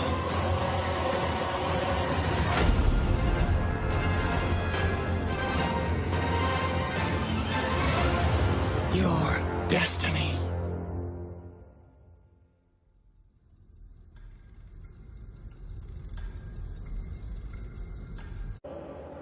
Hello, Charlie here with two of the brilliant and twisted minds from NeoWiz who created a game that's reimagined Pinocchio as a ruthless killing machine to cleanse a plague-infested world. Made by the studio behind beloved fantasy MMO Bless Unleashed and coming from a team of developers who worked on the absolutely awesome Monster Hunter world, I am super excited about this one. Please welcome Ji-won Choi and Jason Park. Hello. Nice to meet you. I told you they were twisted. It's lovely to meet you, whoever's underneath there. This is haunting. Truly haunting. Should we have a look and see if we can find the humans underneath? Yeah? Let's go. Let's do it. Yeah. I'm going to do the slow reveal. Here they are. Jason and Ji-won. We have a Joker. Hello. Nice to meet you. There they are. Amazing. They've joined us. Welcome. Now, when I think of Pinocchio, it doesn't quite look up to the trailer that we saw just now. So could you let us know where the idea of Pinocchio as a killing machine actually came from? Our team is called up, and this is the first time we've developed a single-player console game. So we needed a way to get our name out there. In order to stick in the minds of the people, our strategy was to choose a subject that was very well known, but transform it into something completely original. We eventually chose the adventures of the Pinocchio, but there wasn't a quick decision. We first thought about what features we wanted our Souls-like game to have. And the first, don't ever reference dark fantasy or medieval themes. The second, the story shouldn't be childish and we should be able to enjoy it as adults. And last, the game should be full of adventures and unforgettable characters. This is naturally led us to Pinocchio because it matched the conditions we set. Yeah. I had read Pinocchio when I was a child, but I was shocked when I read it again more carefully recently. The adventures of the Pinocchio is definitely not a story for children, but rather like an R-rated movie for adults. It was a real pleasure to take the fantastic source material and create our own original story. Totally free. I bet it is, and now we're at Gamescom showing it off to the world. Yeah. So when you brought up the initial idea of making a game based on the story of Pinocchio, honestly, I was not convinced at all. Yeah, I was thinking that Pinocchio is a story for just for kids, not sure for online soul-like games. However, even though I read Pinocchio's story a long time ago, I remember it vaguely, so I went to the bookstore, bought the book, and read it again. And what I've learned is that Pinocchio is not just a fairy tale. It's more like a reflection of human nature, and filled with a lot of unique and attractive characters. That's when I realized we need this is something we have to do, revitalizing this amazing story as a game. I think it sounds like I might need a reread of Pinocchio then. But until then, do you want to give us a bit of a deep dive of the story and the world that your Pinocchio inhabits? As you already know, Lies of P is based on the original story of Pinocchio, which is actually quite brutal. And while the main characters in Lies of P are from the Pinocchio, our game's story is completely different and filled with new events.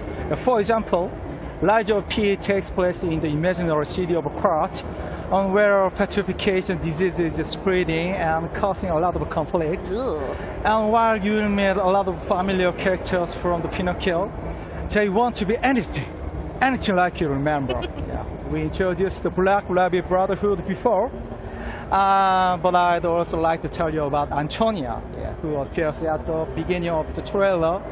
In the original story, Antonia is actually Antonio, Geppetto's friend.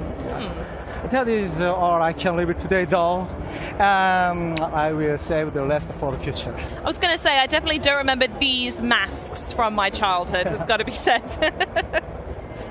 Yeah, so me too. My favorite is Black Rabbit Brotherhood. They're also in the original story. Poor Black Rabbit holding a coffin on their shoulders. They're in Lies of P. They're not just a rabbit. They are brutal warriors.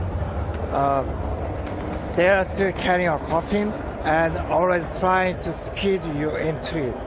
I really want to see how you guys survive when they're hunting you.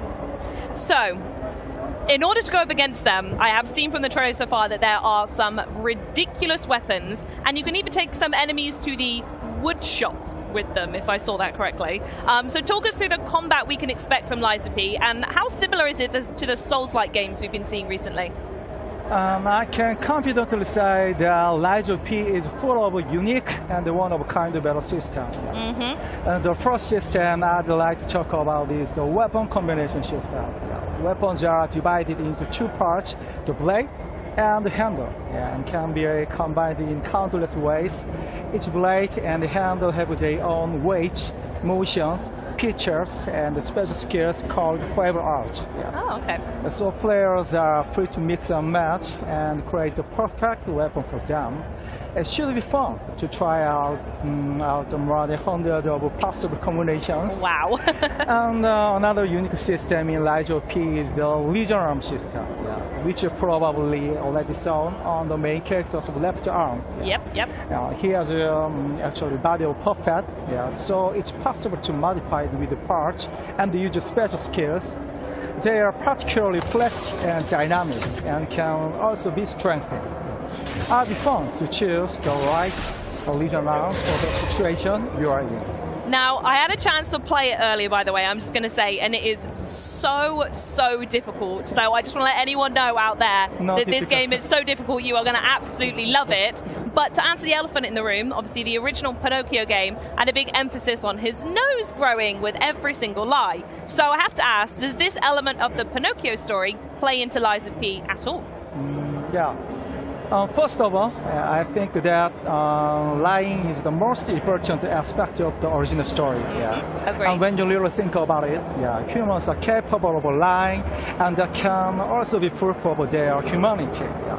This also means that we approach the concept of lying in a completely different way than the original. Yeah. Think about it. Is there any more human than using lies to achieve something? Yeah. We think that in order to become real human, one has to lie, and that is reflected in the game by players experiencing a variety of events by lying. The choices they make will also affect the ending. Yeah. As for what this might do to his nose, I can spoil it for you. Oh, dang it. And you need to find it out for yourself. But I can guarantee you will not expect anything. I tell you what, when the full game comes out then, the first thing I'm testing is the lying. Yeah, in the game you can lie if you be a human, but always remember, the Black Rabbit Brotherhood is always looking for a chance to put all liars into the coffin. Right, okay, moving swiftly onwards from that then. There had to be a ton of people putting a lot of time into Liza P to pull the strings, pun intended, to get a game like this off the ground. So can you talk about the development process, and were there any difficulties actually getting people to buy into this reimagining? Actually, in Korea, the majority of games are online PC and mobile games. So there aren't many developers with expertise in single-player games for console. Oh, okay. Yeah. So we did a lot of trial and error and made a lot of mistakes. But this was unavoidable. Yeah. Despite these challenging circumstances, the fact that our team, had a lot of developers who already had experience with console game projects was a major help. Yeah. Most of all, our team absolutely loves console games, so it was easy to get everyone on board with our visions for Liza P. Yeah. I would like to give all the credit to our team members, and they are the reason why Liza P could come this far. Yeah. And I'm really proud of our team. And I'm sure they are so proud of you both sat here today representing the game as well. So shout out to you two in particular. Yeah, it is the first time for us to make a single-player game. We all have a lot of experiences on developing action games, but only limited to online games. At first, I was thinking that making single-player games would be easier in terms of technical perspective, like no network sync issues, etc. But it didn't take long that I realized I underestimated. Yeah, our game needed a lot of features we haven't even imagined when we develop online games. Okay. We only have one playable character, which is easier to make because online games normally have more than 5. Very true. But this one playable character, I mean Pinocchio, requires, I guess, 10 times more animations than the online games. Makes sense, yeah. Yeah, Pinocchio uses a lot of different types of weapons, and each weapon requires total unique animations of, total set of unique, total unique set of animations. So I have to admit, our initial plan was off in terms of estimating the cost of the animations. Yeah.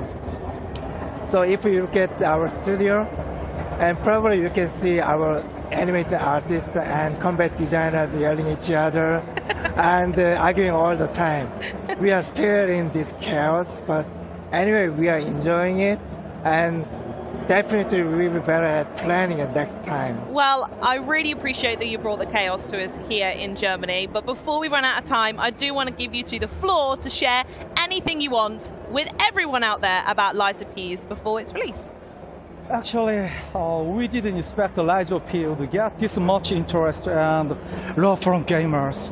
We really want to thank you all for the tremendous level of support. We'll do our absolute best, and are sure that you will be mesmerized by the city of cards. Take care, and see you in the Xbox Game Pass next year. Hell yeah! Yeah, for everybody at Gamescom, don't forget to visit our booth and play the demo. Enjoy it, and please share your experiences with us.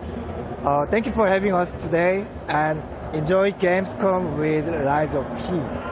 Guys, thanks again so much for joining me. But now, dancing robots, creepy crash test dummies, and theme park rides you really don't want to visit are just some of the trippy treats crammed into this wonderfully weird next trailer. Set in an alternate 1955, where robotic technology has grown nail-bitingly powerful, it's up to one rogue agent to take a stand for humanity. And if he doesn't, well, let's just say that's not good for anybody. This is a brand new look at Atomic Heart.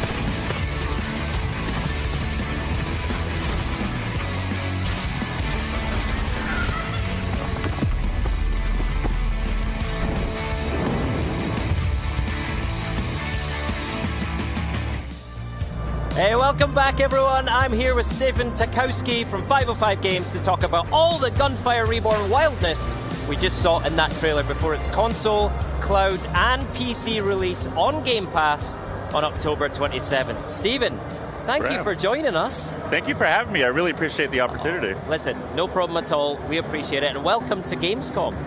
Thank you. I mean, I'm having a great time. Good to be back, right? Absolutely. Good.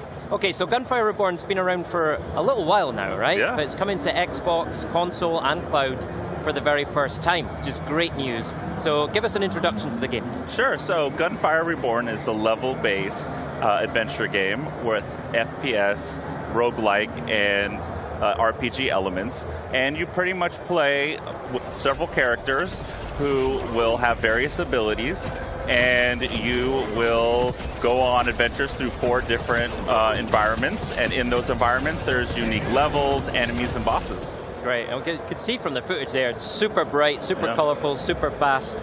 Now, it's a roguelite as well, right? So correct. I'm right in thinking that every time you start a new run, it's going to be a different experience, yeah? Sure, yeah, it's a true roguelike. Each route is going to be different each time you play, so it will always be different from one gameplay to the next. You don't know what drops you're getting, so you have to adjust to your environment because you really don't know what you're going to have. And but you know, along the way, you're going to find different weapons. You're going to find weapon inscriptions, which are different rarities of weapons, and you don't know what to expect. But you just got to be prepared, and you'll know there's going to be a boss at the end of each level, which is your typical roguelike experience. But yeah, that's pretty much it. Excellent. And we saw from the trailer as well, you can play it solo, and you can play co-op, multiplayer, which is awesome. But let's talk about solo first, right? Sure. What is that roguelite, Gunfire Reborn experience if you're just playing on your own? Well, the solo experience is great. A lot of games, you want to play roguelike with friends. This one plays solo. It's the best way to level up your character, unlock new characters, and upgrade your character. So solo experience is more like an RPG, and there's 4 environments that you have to go through. It can be challenging because you only get 1 revive for the entire experience. Right. And so in solo play, you're essentially, as you say, you're leveling up, you're unlocking new characters, you're working on your profile basically to then take it into multiplayer, is that right? That's correct. And multiplayer is super fun with Gunfire Reborn. You can play 4-player co-op, and it's just a great experience. It's such clean combat. It's really exciting to see it on Xbox Game Pass because you play with your friends on Xbox, and it's just a really smooth combat, and you really learn to play with your friends. You have to have unique strategies with your friends, and everyone picks a hero based on how you want to go into it, but you don't know what you're going to get. You don't know what weapons you're going to have, and so you do have to adjust on the fly, even with a group of friends. Excellent, I love that. Let's talk about those heroes then. I think we got a sense of them from the trailer, right? We've got a really colorful cast of animal heroes. Yeah. Talk us through them and pick out your favorite for us as well. Sure. So we have a cat, we have a dog, we have a bird, we have a snow leopard, nice. We have a rabbit, and we have a turtle. They all have their unique abilities and perks. Some of them are optimal for elemental damage. Some of them are great for delivering melee damage or crits. So you do have to spend some time. I mean, the game has a lot there. So if you want to spend the time and drill down and learn the game, you will be rewarded. It's an excellent game that you can really spend hundreds of hours on, and we have a massive community online who really appreciate it. You see guides everywhere on optimal builds. You'll see tier lists for everything, and it's just a really popular game, and you have to decide which hero is best for you. Nice. For me, I would say getting started, the Crown Prince is a very well-balanced character. Definitely recommend it. Any weapon he can use, and he does corrosive damage with his bomb, which is really important. And then you have each character has an optimal strategy. You just got to decide which one's best for you. Nice. Okay. You mentioned the community. I want to come back to that because there is this incredible community already built around Gunfire Reborn. So, I want to give them a shout out and come back to them. But speaking of animals, you've got the animal heroes. I think I also saw an animal being used as a weapon, right? Like a lizard as a weapon. Yeah, that's called Justice, and Justice very creative weapons. there's a whole arsenal. There's 8 different classes of weapons to choose from. You know, you could be short range. You got your shotgun, long range, sniper. You know, you have to decide, what do you want to do? Pistol? Do you want to use melee? And based on your strategy, based on your class, you know, your hero, you can decide. But it's roguelike, so each game, you don't know what you're getting, but you have choices. You know, there's generally 3 choices unless, you know, a boss drops, you know, an item for you. Then you have to pick up that weapon, or you can choose not to pick up that weapon. And you can also refund the weapons as well. So, you know, you have a lot of options for your gameplay, and you look at the stats on each of these weapons, and you have to do your research, and you'll be rewarded for a game like this. I love it. All right, so we've talked a bit about the heroes, a bit about the weapons. I need to know about these villains as well. Who are we up against in Gunfire Reborn? Sure. So in enemies in Gunfire, there's 3 classes. You know, you have your standard enemies. You know, you defeat them, you get soul essence, you get copper. You have your elite enemies that you find in like vaults, which are these like hidden cracks throughout the levels that you can get some pretty sweet rewards from, whether it's like a weapon or a goblet or a scroll. And then you have the bosses at the end of the levels. And usually you'll get like a legendary scroll, 2 weapons, you know, goblet, soul essence, and copper. And, you know, those bosses definitely can be challenging at first. But once you play the game and get used to it, you realize they all have a strategy to defeat. You know, some people we've seen, they jump into it, they can be a little bit challenging. But, you know, after you really do a little bit of research, they become much easier, and it's just all fun. Yeah, that's one of the things I've experienced playing. You know, in my early runs, I was really getting rinsed by the bosses. But, you know, as you go through in true roguelite style, you level up, you get it, you work it out. You know? But some of the bosses are huge, right? I mean, I caught sight a couple in the trailer there. Oh, yeah, they're huge. But, you know, as you win and you gather soul essence and you level up your character, it just gets easier from there. Yeah, and especially when you're playing with your friends in co-op as well, and you can bring all that firepower to bear. Absolutely. All right, yeah, we talked about the community. You mentioned them earlier. Huge community already in place for Gunfire Reborn. Community keeps coming back for more. How are you working with that community and that fan base to develop the game? And you know, what can we expect in the future for Gunfire Reborn? Sure, so we're always listening to the community. You know, people write guides and make videos, and the game is constantly getting balanced in order to deliver an amazing experience. Like I said, there's millions of players already in the community who are really enjoying it. And, you know, we pay attention to them. You know, we do have a lot of content that's coming. We'll be announcing soon. But, you know, we take in community feedback in order to create an optimal experience, because we want them to keep playing. Love it, love it. So I guess the Gunfire Reborn community is going to be a great place for Xbox players to start when they start playing. But given that, you know, this whole new Xbox community is coming to the game, both on console and cloud and PC through Game Pass, you know, what do you, how would you sort of say to them, why should they jump into Gunfire Reborn? Sure, so it definitely has amazing replayability. It's very accessible. You know, if you're a roguelike fan or you're brand new to roguelites, it's a great experience. Very, very clean combat.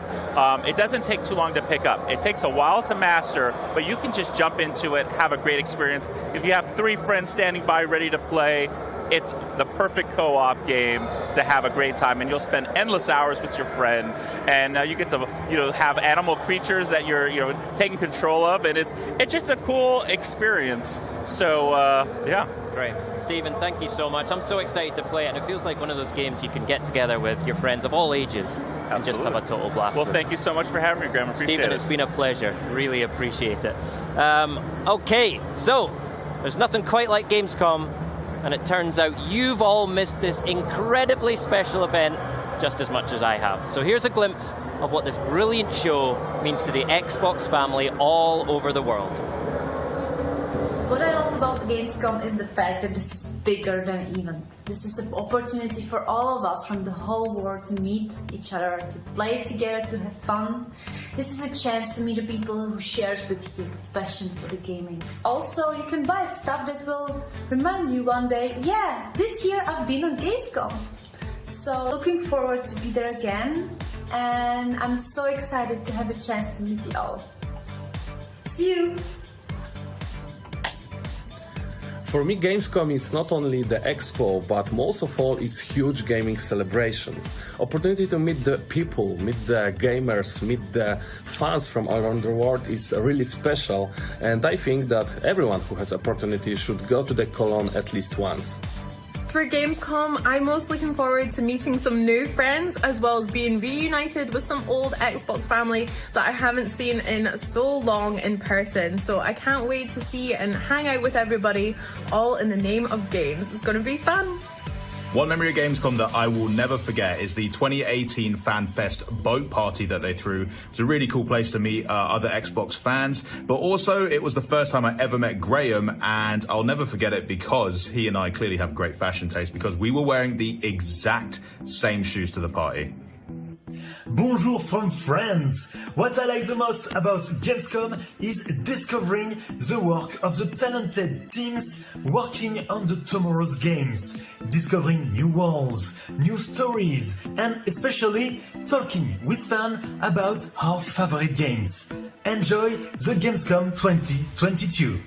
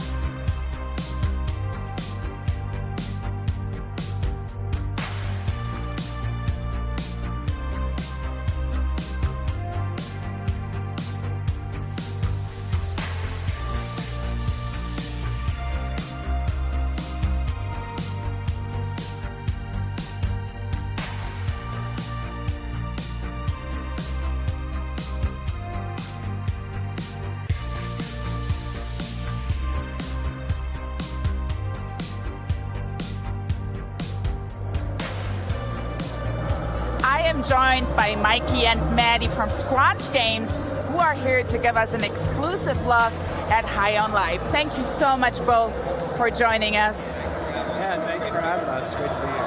And I'm sure the fans are going to be super excited about this segment because you have tons of gameplay to show us, and I want to see it definitely.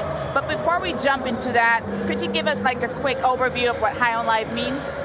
Yeah, so High on Life is the new game from Justin Roiland's studio, Squanch Games. It takes place, starts out on Earth. You're kind of an aimless teenager.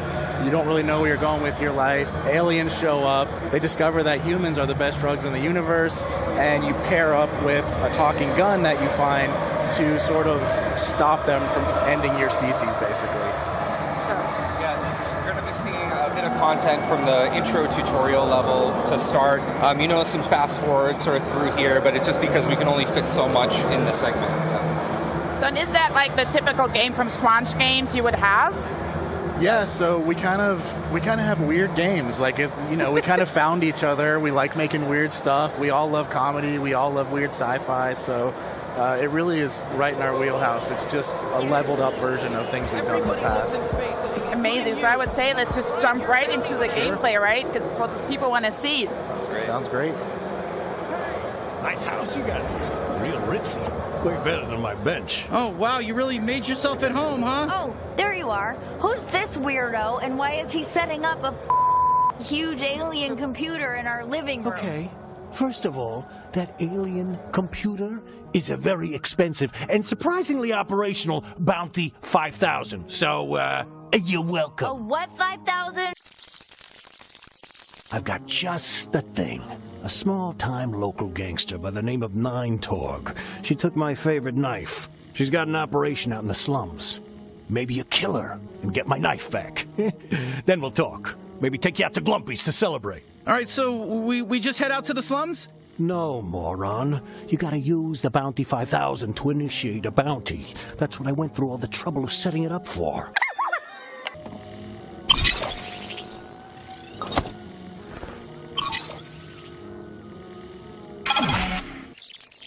My knife! We're looking for the gateway to the slums, I guess? Look, it shouldn't be too far. Listen, just follow the waypoint. So I just noticed it's a little forward. Like, is that the usual demo? Is that a cut through? Yeah, are you talking about fast forward? Yeah, fast forward. So we're actually showing the full demo here to pass behind closed doors, but for the purposes of this video, we're just sort of fast forwarding to make time. Understand. And the family was at my house. Where do I live in there? Is that my family? Yeah. So early on in the game, Kenny gives you the ability to teleport your entire house to escape from the cartel. So when you teleport your house, your sister's in the house, so you kind of bring her with you, and she's not too happy about that at first. And the other guy you see in there, that's Gene. He's a legendary bounty hunter, at least he was legendary bounty hunter, kind of fell on hard times, and he's homeless, and he sees this opportunity as a way to sort of get your house. So he's like, I'll train you if you let me crash on your couch. If you die, I get to keep the house, basically. And so he's really, in the beginning, he's really hoping you die. Understood.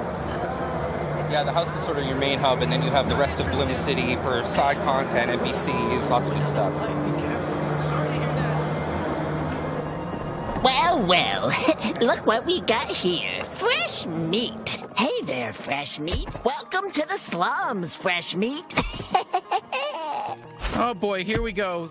Kid. What's wrong, Fresh Meat? You scared of a little kid? Yeah, I'm a little kid. Look at me. Look at me. I'm sorry. This is annoying. What's this all about? Well, honestly, he's just supposed to be annoying, basically. So we implemented this patented Squanch shove tech, basically, where characters get in your face and push you around. It's such a funny little mechanic, and he's one of the first characters you encounter that's doing this to you. And he's really pressuring you to shoot him, but you don't have to. You can skip it. Yeah, you meet his mom later, and he's actually 30. So, okay. Yeah. Okay, so not really technically. You're not killing kids, and it's your choice. Okay.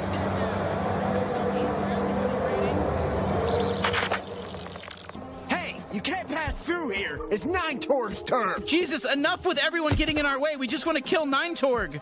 Yeah, right. You kill Nine Torg, get lost, heel. So this is exciting. We're in our first combat. Who are we fighting? And is this Kenny's primary ability? Yeah, so this is the first time you're really getting to use Kenny, and these aren't the main enemies you're fighting. These are sort of a lower level set of goons, and they actually think they're the strongest enemies in the game, but they find out by the end of this mission that they're really not, and they're just the ones in the first level. It's really funny. It's a really funny sequence. And for Kenny, you're seeing basically his primary fire right now. This is early in the game, so you're learning how to use them. But throughout the game, he'll get alternate abilities. Each gun kind of has 3 modes. One of them is always going to affect traversal. And then on top of that, there's mods for each gun.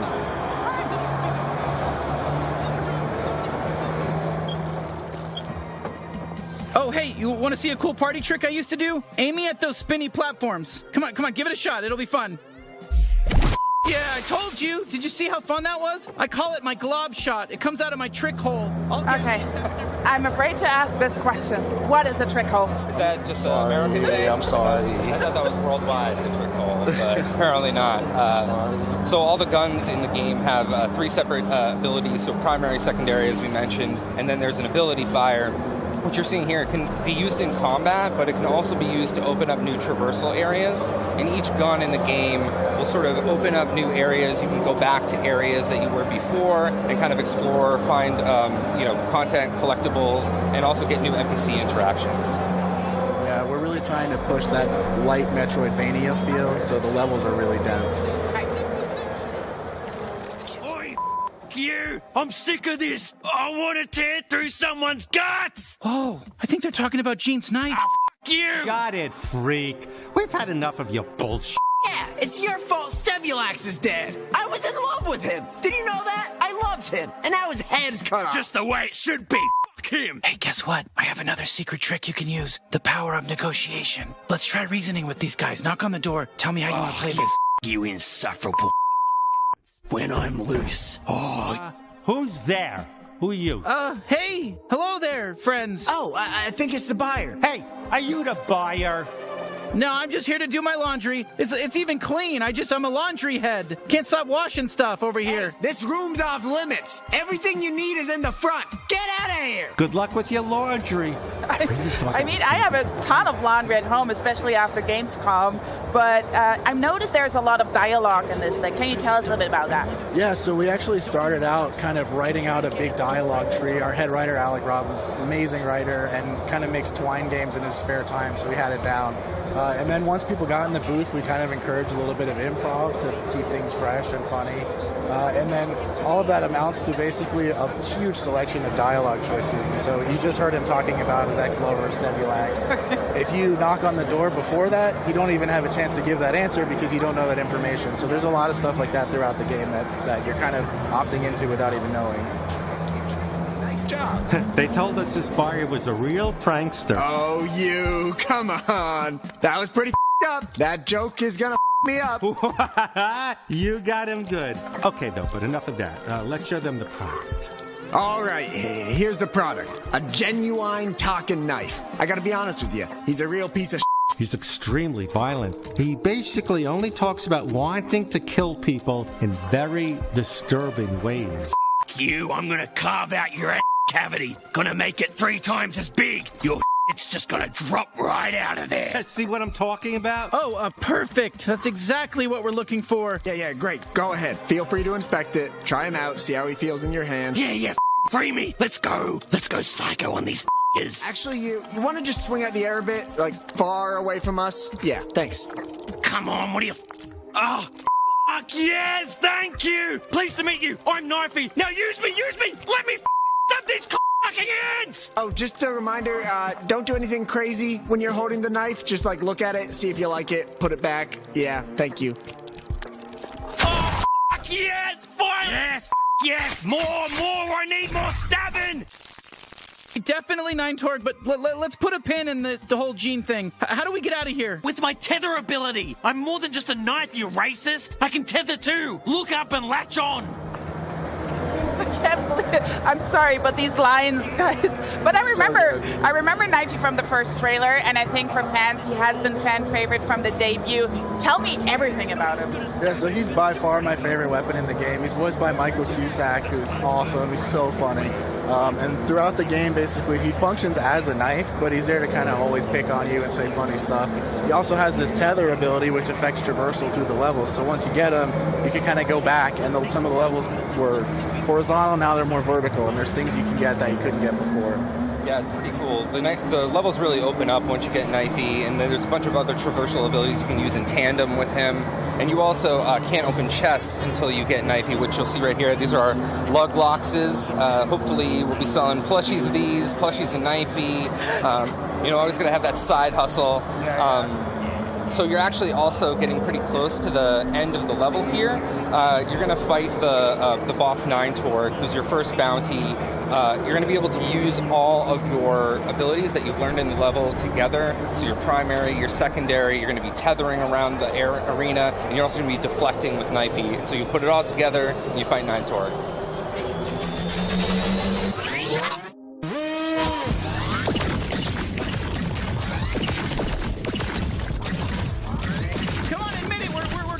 You! No! Fuck you! That was cool!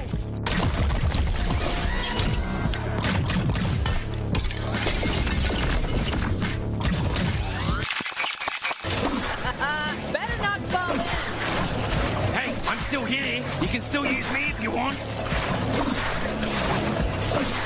I can deflect attacks. Did you know that? I'm not just all about stabbing. Well, I'm mostly all about stabbing and tethering, but I can also deflect attacks. I'll slice them to death. I'll cut their heads off. I'll rip their limbs off. Do everything. I'm gonna cut right into them. I'll cut their asshole off and eat it. You know, this sludge matches your toxic personality. God. That was a good one.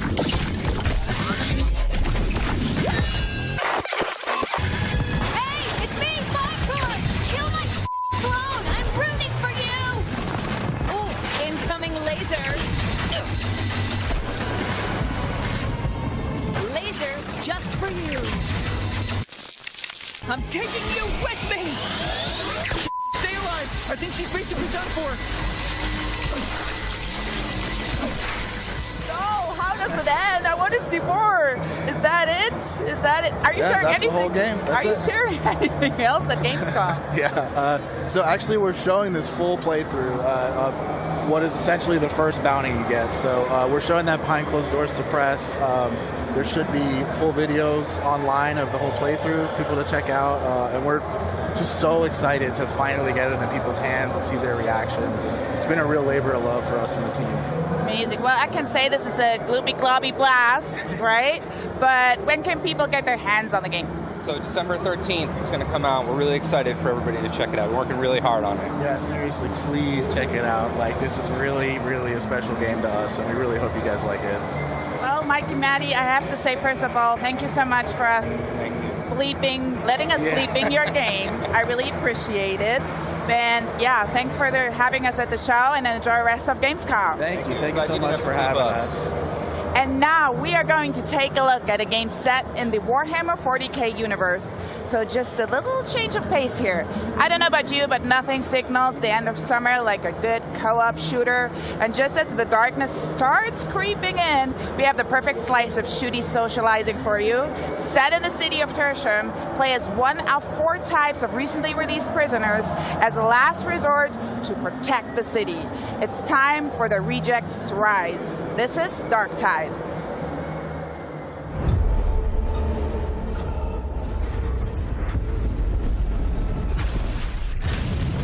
Darktide is a first-person co-op game set in the grim dark future of Warhammer 40,000. Welcome to Tertium, a sprawling hive city on the brink of destruction. You are a reject, a convict freed to serve the Inquisition in this darkest of hours. It is your duty to fight, and, if necessary, die for the Emperor. You can expect no help, no reinforcements. You are Tertium's last line of defense.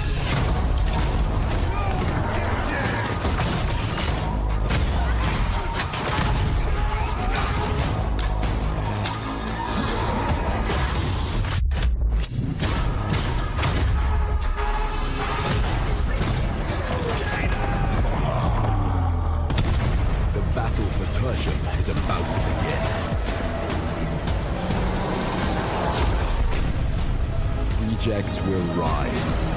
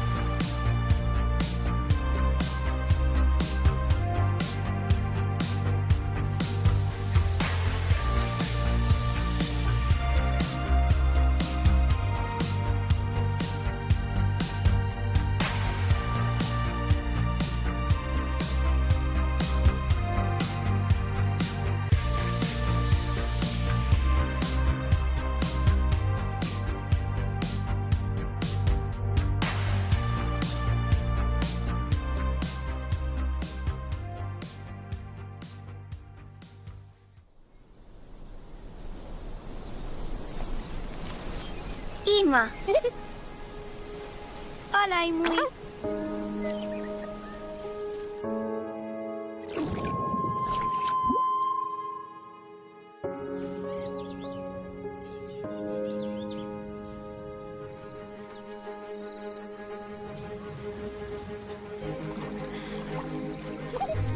Vamos aqui, Imui. Hello.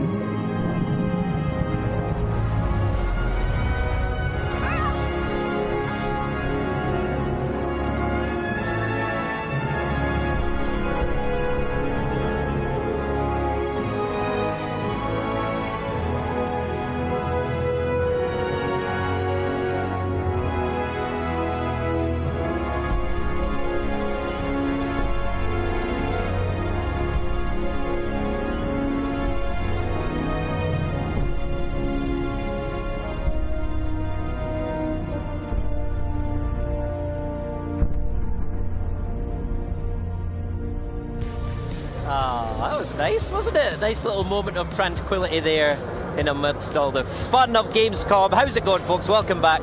I am excited to welcome Aaron Harnius, the creative director and lead game designer at Wishfully, to talk about the absolutely gorgeous planet of Lana. Adam, thank you so much for being here. I cannot wait to talk about how beautiful this game looks. But first of all, right, give us an intro to Planet of Lana. We just saw the trailer, but what should we expect? Yeah, so Planet of Lana is a side-scrolling sci-fi puzzle adventure, right? And you play this young girl called Lana.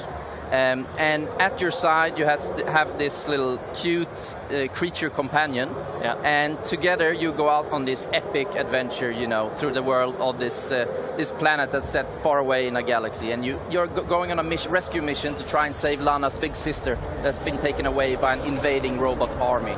Yeah, love that. That's the gist of it. So super exciting for everyone attending Gamescom here this year, and for you as well, personally, I'm sure, is that you can actually play Planet of Lana for the first time here, right? Yeah, so excited about that. You can play Planet of Lana here in the Xbox booth, as well as in the Thunderful booth here in Hall 8. So very excited about that. And this is actually the first time we're showing the game to media. So very excited about that. So what's in the demo? Like, what can we expect from it? Yeah, so the demo is quite an early part of the game, right? So it's actually the first part where you just met Mui. So it's the first part where you get to play with her at your side. So it's like an introduction, and you can think of Mui kind of like a dog. So you can tell her to go places and tell her to stop and follow you. She's really a valuable companion on this epic journey that you get to experience in Planet of Lana. Wicked. What kind of feedback are you getting from people that play it?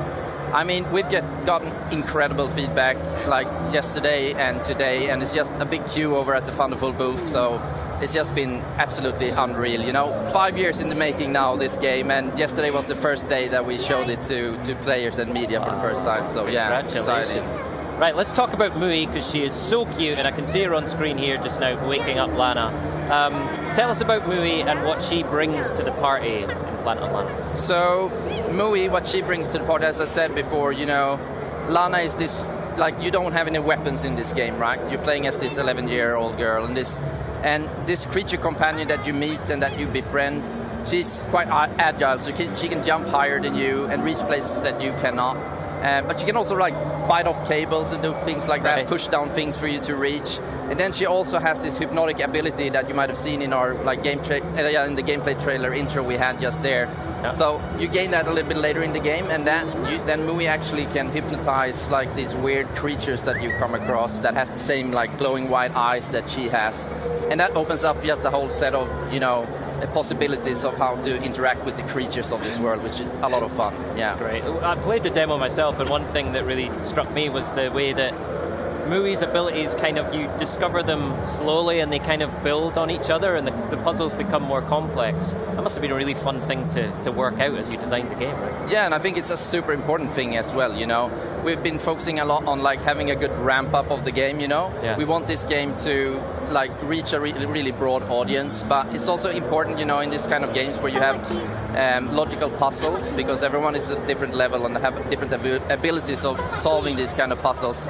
So, it can't be too easy, because that will get really boring. It can't be it can't be frustrating either. You just have to, balance that challenge of just right, I think. So, yeah, and that is a challenge in itself, but I think we've done a really good job. Did you ever consider like a co-op mode where two people can, play as Lana and Mui and solve those puzzles together? I mean, a lot of people asked us that like throughout development, but it was a very conscious creative decision from the like core idea from the get-go that we shouldn't have that, because I mean, we're going for this relationship with Lana and Mui that you kind of have in real life with a dog, like the relationship with a human and a dog. So, and if we would like have another controller and put that in the hands of a friend to control Mui, you will lose that kind of magic, that we feel, because Mui is very much her own creature with her own personality, So, yeah, and I think that really comes through in the relationship you see and hear between Lana and Mui. It's so like adorable the way they communicate to each other. Like, tell us how you like did that through sound design and through the language in the game. Yeah, so we're telling the story without words, right? And that's something we want to do from the beginning. But then my co-director and also the scriptwriter for the game, Claes Eriksson, he invented this language for the inhabitants of this planet of Novo, and it just adds so much. It adds that extra layer of like a way for the characters to be able to express emotions, And also since Lana and Mui is constantly communicating with each other, so it's just it's details that I think really makes world building so fun, and that's something that we really focused on in this game. I love it. For sure. Yeah, I mean it's a new language, but you totally get what's happening, like the way they talk to each other, communicate, the little chirps. It's exactly. So it's a mix of the body language and the language and everything. Yeah. All right. So we talked about Lana and our faithful companion Mui. But tell us about the overall story here, because one of the things I've noticed, in the trailers, you've got these really beautiful contemplative moments, but then some moments with real like drama and speed and these big robots as well. So what's the overall kind of story you're telling?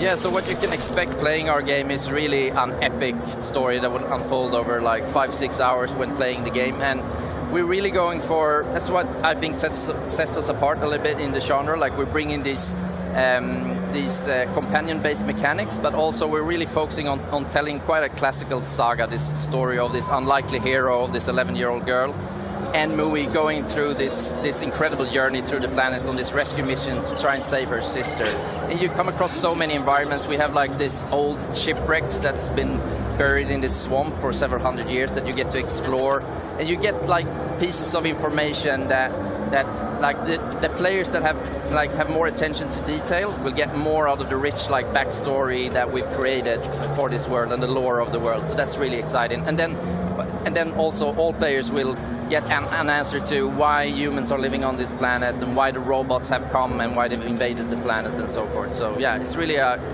classic like epic adventure that you get to experience with a lot of twists and turns as well that I won't spoil right now. Love that. And we've got to talk about the art style. It just looks so special. Tell me about your inspirations and how that art style has evolved over the 5 years you've been working on the game. I mean, there's just so much inspirations. I mean, I grew up with games like Another World and Flashback and Oddworld as well. And there's definitely a bit of Another World in the game, as you can see. And then just, Studio Ghibli films, especially Miyazaki's film like Spirited Away and Ponyo on those, and like modern games like Inside. But really, it's just like going for, like, at the start, the game actually started like with these concept images of the game that was like beautifully hand-painted. and then going from that concept art into the game that we have today was a long process and a lot of iterations to, because we wanted to create that, depth and immersion that we have in the world now, but still keeping this hand-painted style. So it's like this 2.5D mix of 3D and layering of 2D layers, and then we also have put a lot of emphasis on bringing these art style to life as well. So we have this wind system, for example, that our talented programmers have created, where we can go from calm to full storm. It's just it's really, we have such a talented team, and it's so fun going to work every day and get to work with these talented people, and everyone is just pouring in a lot of love into this project and that's what's created the atmosphere that you can see in the trailers and in the demo that you can play. Right. Well, it really shows, and part of that atmosphere is the music. And you've got someone very special working on the music, scoring the music for the game. Can you tell us more about that? Yeah, so we have Takeshi Furukawa that's writing the music for the game, and he's known for creating the music for The Last Guardian, among other things. Excellent. And he's just a prolific composer, and it's just been unreal to have him on the project. I mean, it was very unreal from the beginning, but we just get along so good creatively. And I mean, it's also from the get-go we've decided, that we also want the sound of this planet to speak its own language, and then have music come in to emphasize special scenes, to emphasize emotions, and music also plays a pivotal part, actually, both in the gameplay and in the story. So it's just been so great having him on board, and he's just doing an amazing job, I think. Wicked. Now, you've also announced that Planet of Lana is coming to Game Pass, which is amazing news for all of us Game Pass subscribers. What does that mean for you as an indie developer, especially with this being your first title as an indie? Yeah, I mean, I can't emphasize how much that means to us, honestly. I mean, having the game on Game Pass day one, it will just we're making this game, we want as much players as possible to experience the game.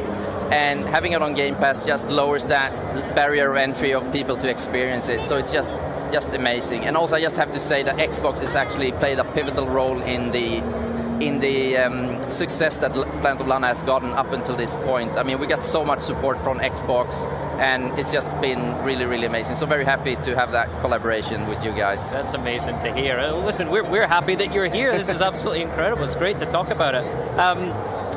Going to hit Game Pass day one in spring 2023, right? Yes. Why do we have to wait so long, Adam? I want to play now. Yeah, so, I mean, it was a week ago we announced that we're delaying the game. We were planning originally to have it released in this year, 2022.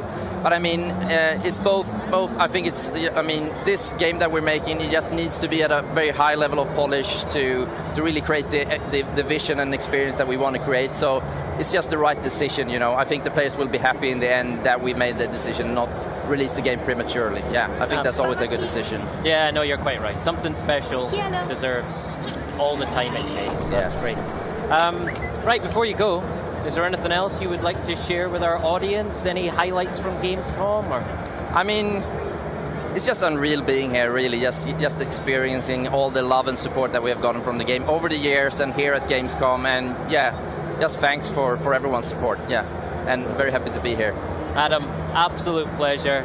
Okay, everyone, that's the gorgeous Planet of Lana coming to Xbox Game Pass in spring of 2023, day one.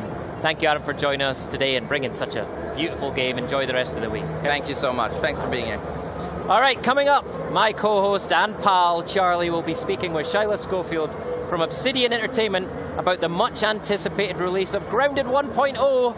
But before that, we've got even more Grounded 1.0 content to share. We're going to hear from Phil Spencer himself and the creative director of Grounded, Adam Brennicke, about what we can expect from the upcoming release of everyone's favorite backyard adventure.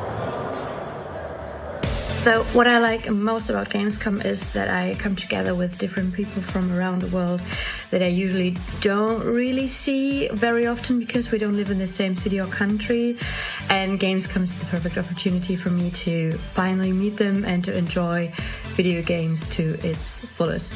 What I like the most about Gamescom, without a doubt, is the close community atmosphere. The best thing is to be able to see each other again and enjoy in person, side by side, what we are passionate about, gaming and video games. And of course, it's amazing to be part of it and enjoy of everything that Xbox has prepared for this event. Thank you and enjoy the Gamescom. Hi everyone.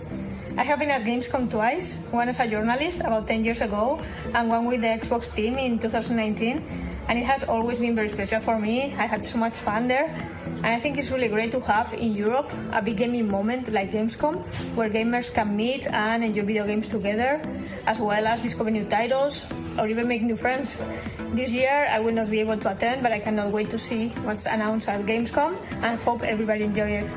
My favorite thing to do at Gamescom is to be just outside of the booth right when the gates open on Saturday morning, and you have this crush of people.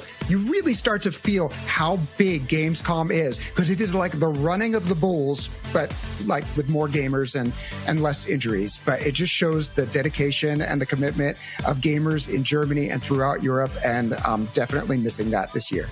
I miss Gamescom. I'm not there this year. I miss walking around the show floor. The show floor is just massive, and there's thousands of people, and just seeing what's new in the games industry. Certainly I work in it, but seeing it with other fans is a ton of fun. I miss that. I miss Xbox Fan Fest, and of course, I miss the Currywurst.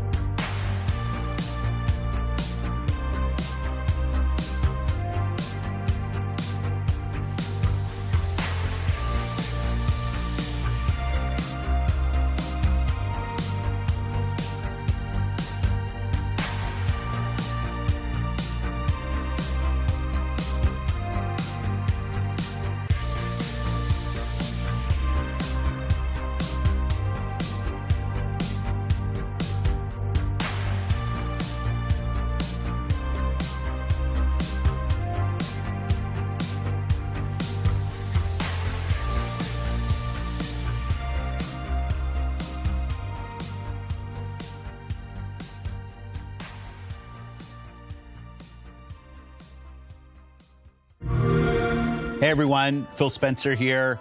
Really excited. We're going to get to talk about Grounded. Great game, a game I love playing. We have Adam Brennecke here from the team. Go ahead and introduce yourself. I'm the game director, and thanks so much for having me. I'm super excited to, be here finally. We're at the end of the runway for Grounded, and it's a super exciting time. Yeah, I mean, Grounded is a game we've been playing, for like a couple years now. Started in game preview, in Game Pass. I think it's been amazing to see over 10 million people have played the game to date. I've played a ton. I love it.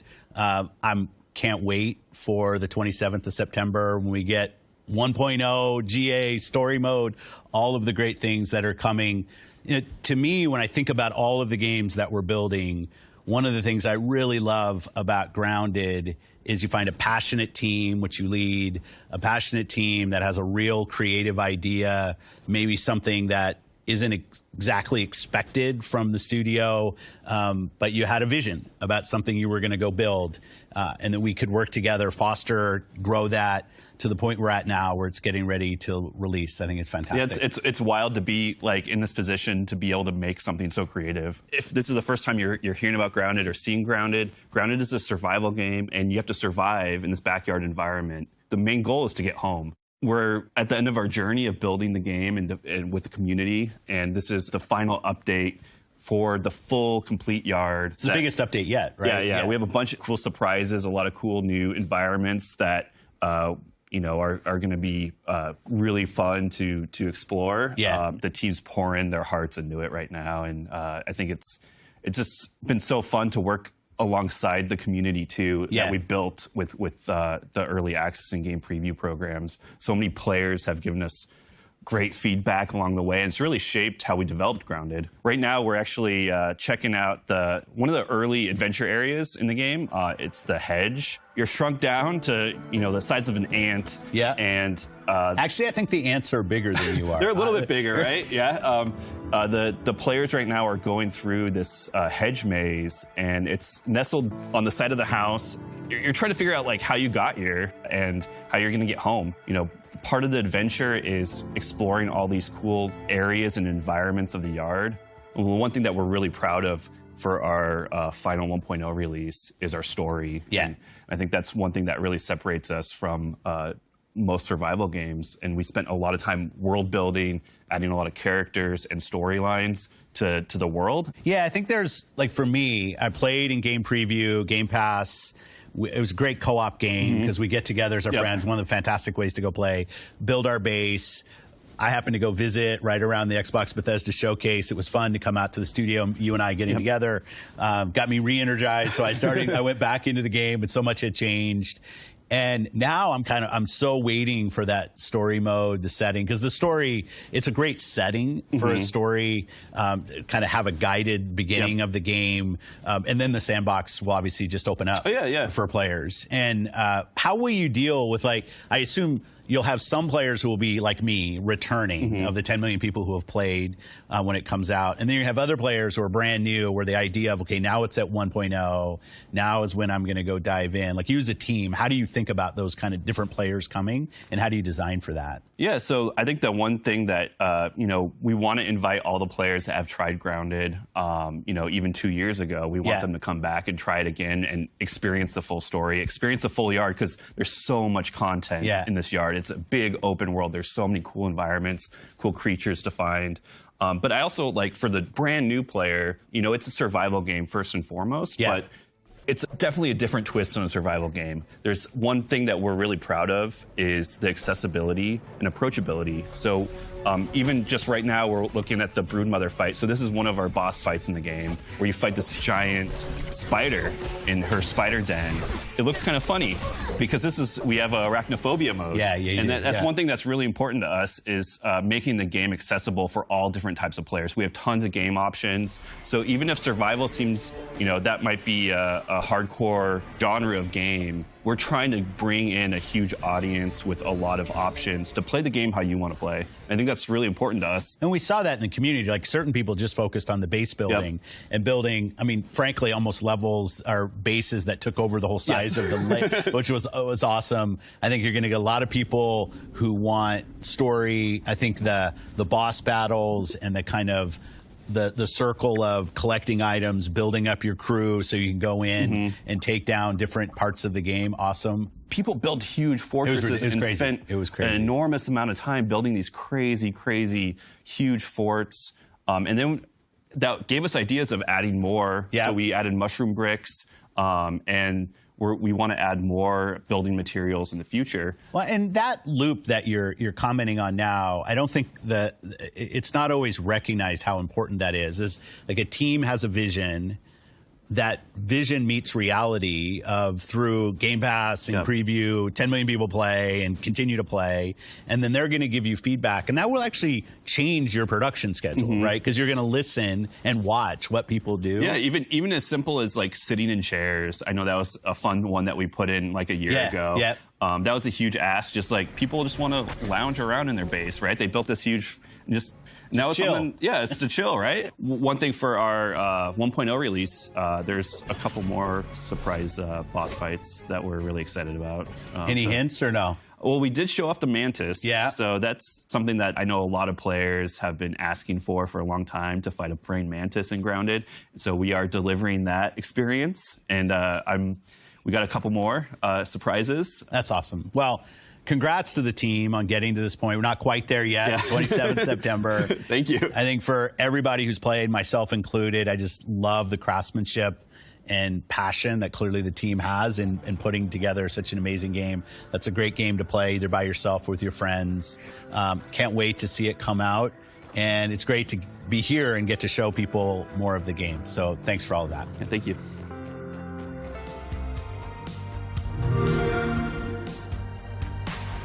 Here to continue the conversation on Grounded, we have Shyla Scovard with us from Obsidian Entertainment to give us all the backyard dirt on the upcoming 1.0 update, which releases on September 27th. Shyla, welcome to the stream. How are you feeling being here at Gamescom? I am so excited.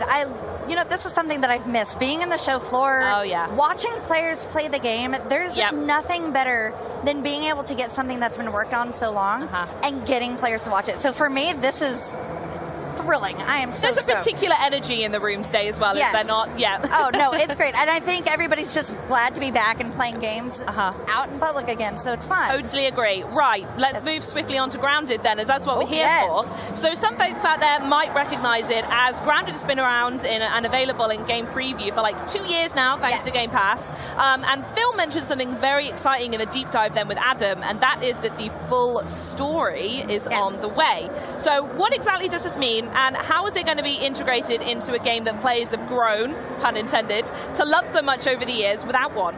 Oh yeah, no worries. So there's a few questions that you get when you start the game, and that is, why am I so tiny? Yes. Whose backyard is it? And how did I get here? So, all valid questions. Right? Yes. You wake up and you're tiny, you need to know. These are important. So with this story that's being integrated into the current gameplay, you are going to be able to uncover these answers, find out how you got there, and ultimately, hopefully, be able to go big and go home. I love that that's the thing that you guys say. It's great. So perfect. It's the best one. So a reminder to fans that this is actually going to be the largest update that the game has had so far, right? Yes. It's going to be absolutely huge. So I would love for you to highlight some of both the big and the miniature, because it's Grounded, updates that games that players can expect are coming to the game. Perfect. So we do have some things. I know Adam mentioned the Mantis fight, and there was a picture of it.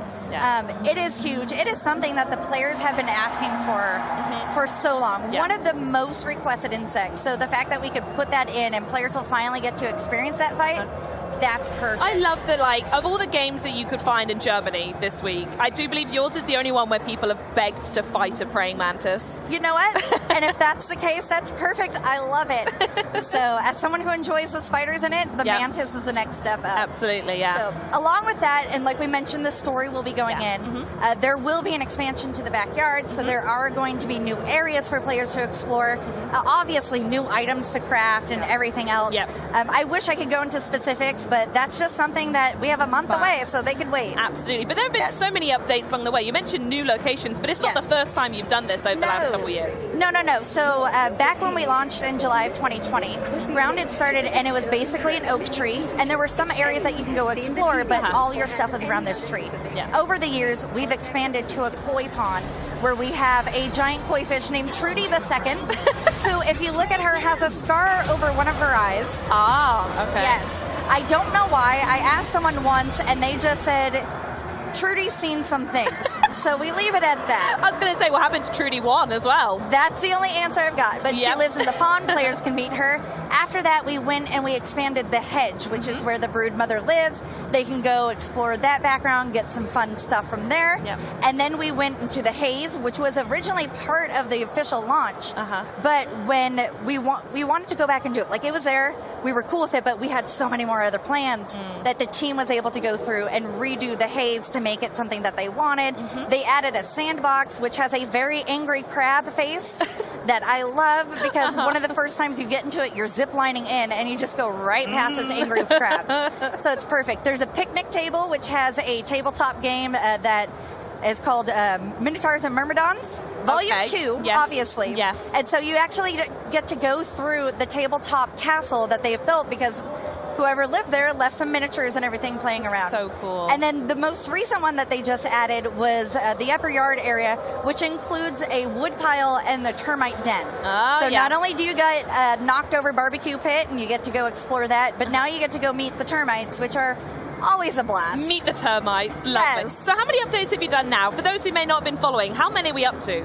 I want to say 14, which will be, 14 will be coming. As many of our fans know, we do push out our updates onto a public test before making them go live. And this is one of the beauties about being on Game Preview and working with our community. So the one that will be coming up hopefully soon, because it's available to test, will be 14. However, I believe I've done 18 vlogs. So we've been updating for a little while now. Absolutely. And it's been amazing to see both the community and the game itself grow so, for lack of a better word, momentously over the last couple of years. And as well as that, receive positive feedback along the side. So now we're only a month away from the game's full release, as Phil mentioned, on September 27th. I want to know what that journey's been like for you, personally. It's been amazing. 18 vlogs. You've been there. It's been great. So when we first announced Grounded at XO19, it was a very exciting time. It was a very, good, anxious time and everything, because Grounded is not the type of game that you go, Obsidian, that's perfect. That's what I'm expecting. And so to bring it to EXO and get a first-hand glimpse at not only the announcement, but players actually playing it for the first time, that was just great. And so to see it go from those few who were at that convention, grow to 1 million in the first 48 hours, 5 million in the first 3, and then recently we hit 10 million. To just watch this grow and to watch the team work with the community to build this game, it's impressive. Like, it makes me happy every time I think about it. I'm just so proud of what this game has become to not just the team, but the community and players. Oh, absolutely. And talking about all 10 million of those players, I got to say, you must get a ton of feedback and a lot of requests. So, two-part question here. Number one, how on earth do you go through all of that and work through all the feedback? Yes, so our team is very dedicated to knowing what the community wants. And so when I say they read everything, they read everything. Oh, everything is read. Everything. They are on the Reddit constantly seeing what players are posting, what kind of bases or information that they're sharing with others. They are on our Discord seeing what's being talked about there, Twitter, Facebook, any place that people are talking about Grounded streams. They're there to see what ideas people are suggesting and what they can put into the game. And so in order to have that and have a way that we can parse through everything, we have an official Discord where we encourage players to go and join the Discord and join the suggestion channel. That's a great idea. It is, and it's what's nice is it's very a community-focused type of way of getting suggestions in, because they can go and suggest something, and then the community can vote. So if it's something people really want, they can vote it up. If it's not something that they really care about, they could just leave it alone. And once these suggestions reach a certain limitation, then they're put onto an Excel file, and then they're brought in front of the game director and the QA lead, and our community manager and player support specialist, bless their hearts, they go through everything with them, and they make sure that the community is being heard in front of the dev team. Fantastic. So my follow-up question on that then is, I'd love to know how the community has actually shaped Grounded over the years, and if you can give any in-game examples that actually only exist because people have shouted so loud about it. Yes, so one of the ones, like Adam mentioned, sitting.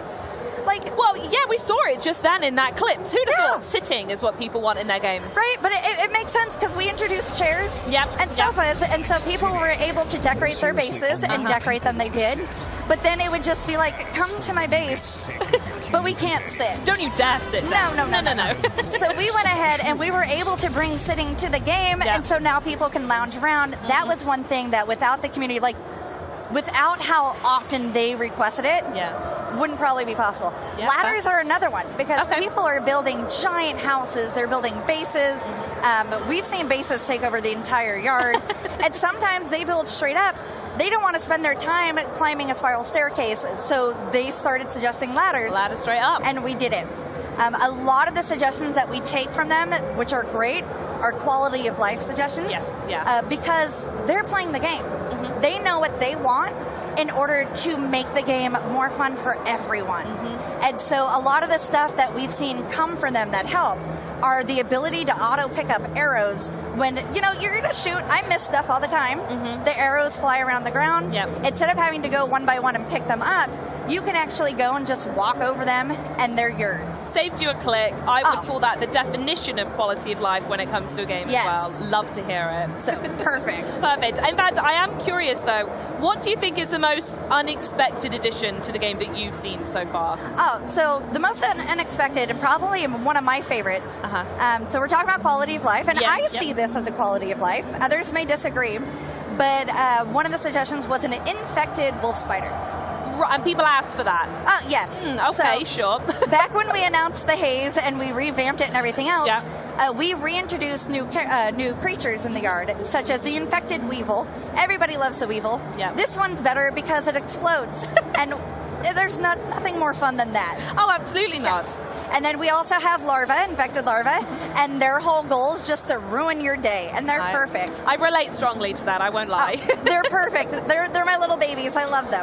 But we didn't have a spider in there at first, so they started asking for this infected wolf spider, and lo and behold, we have one now. There you go. I guess if you want that, then go for it. One last quality live check I'm going to go before we move onwards. I'm sure many people out there like myself and watching the stream are incredibly proud of the builds that they've been making over the past couple of years. So I just want to double check with you. Can you put our minds to ease that when 1.0 finally releases, we don't need to say goodbye to all that hard work? So the team is very dedicated with every update that they do to make sure all the hard work all our players put into the game is safe. Amazing. Obviously, there are going to be some things that we may not be able to find because it is in game preview early access. But that is their number one goal. That's the intention, is to make sure that is yes. And so they are doing everything that they can to make sure that when this goes up, everything can go through, your base will still be there. That said, I would like to say that they would love to see people start a new save just to experience Grounded with the story from the beginning. So start over, learn about the tutorial. Maybe do a new save. Yes. Exactly, yes. Yeah, because you can keep your other one. Don't delete the other one. Keep it there. No. But start a new one, and that way you can experience it, and then you'll be able to experience it because there are a lot of players who've been playing from day one. The team has been able to make a lot of changes to the beginning of the game to where if they haven't started a game in a few months, it's completely different. And that's one of the things that I love about being here is that we're talking to players, and I'm finding some who haven't played in months. They were just like, I'm done. Picked it up a few months later, and they were like, oh my god, there's so many changes. This is... And they've just been hooked because now they find some ease in this tutorial. Well, that feeling of survival's come back again, right? I imagine, I mean, I don't want to put words in people's mouth, but for the people who are endgame building, they're in these massive mansions, they've got every material possible. When story mode comes along, they're going to be able to dive right in and they're fully prepared. So it's whether or not people want to really go back to those roots and that survival and get themselves from the ground, well, grounded up again, I suppose. Yes, and the thing about the story too is when this update does come out, the story is going to be integrated into the game. So it's not going to be a separate mode, like they're not going to go through and pick new game, story mode. It's just going to be in the game, like quests and everything else. So people who have been playing will also be able to join the story mode without having to do any fancy stuff to get it to work. Fantastic. And while we're talking about stories, you know I have to do this, so I'm so sorry, Shyla. Can you give us a little foreshadowing on the full story that players will unlock in version 1? You know what? I really wish I could, but I know Omnet Practicals Technology is watching, and I just... We'll leave it at that. That's fine. You got to try. What I will do instead is I'm going to jump over to the topic on everyone's lips, which is the Brood Mother. Yes. We saw her in the footage just then with Adam and Phil. She's literally right here behind me. I can see she's absolutely stunning. Yes. We saw some of the epic battle gameplay with said mother, and I'm just going to make some estimations here. Is that a final boss battle? Is raiding on the way? Can you tell us a bit more about combat? I'm so curious. Yes. I love that you just automatically go to a final boss because she's humongous. Surely, she is. Surely the mother is the end of the game. No, she is actually the first mini boss players can encounter. That says a lot about where it's going as well. Yes, it's great. So, fun fact, when we first launched the game, there was a spider that lived on a flying Discman in the hedge. Yes. And that was her home. Players would go and disrupt her. And she's just living her best life. She was. And so the dev team decided to take her out for a bit. They built her a beautiful home. And now for the price of a BLT... BLT, bombardier parts, ladybug parts, and thistles. So not a bacon, lettuce, tomato. Yes. Your own version. Love it. Yeah. But you go and you build that sandwich. You present it to her little cove, and then she comes out and she goes, "Oh, thank you for the food. Oh, and your dessert." So you get to experience a little bit about that. Yeah. So tell us a bit more about the combat then. So I'm approaching it from someone who, when I raid, I'm very much like a ranged melee type, but I like to surround myself with tanks, DPS, healers, etc. Is this the type of combat you can see folks taking in, that level of strategy? Also, to a degree, is there solo combat? Do you think you could take on the Broodmother by yourself? Yes. So the one nice thing is, although we don't say, like, you can be this class, this class, this class, and all of the kids in the game, they are built the same. The way that we get to that and allow you to kind of customize your game is that we have mutations in the game. Oh, okay. And that is something that you can pick. So, like, for the Broodmother, there's a mutation called Reliable Friend. And for people playing with me, that is probably the best mutation to have because I die a lot. I just like to go in and charge and be like, "Hey, friend." Oh, no, you're not my friend. And so with the Reliable Friend, they're able to pick someone up much quicker so you can get back into the fight because there are babies and ads that come in, and that can be pretty hard to pick someone up as you're being picked at by a few different spiders. No, that makes perfect sense. So there is a way to do it with friends and get yourself ready, get all the equipment ready. In fact, is there any gear that maybe like you've eyed up? Because we were talking just before we were saying here, and you actually were doing that gameplay in the background of Phil and Adam's conversation. So as someone who's taken on the Broodmother themselves, what's your number one tip that you could give us, maybe to prep and think about? My number one tip is that, like most people know, spiders are afraid of fire. And so if you get some spicy stuff on your weapon, spicy. So we have different modes, so you can collect mints and collect transmute your weapons that way and stuff. My favorite is the spicy, which adds a burning effect to it. And spiders do not take well to that, so that is probably the best weapon you can have. And for a ranged player like you, we do have arrows that are equipped with the spicy tip, so that way you can use that to fight and you'll be good. Perfect. And then I can just run around the map, pick them all up again. Pew pew pew, off I go again. You're great. Stunning. I love this. Right.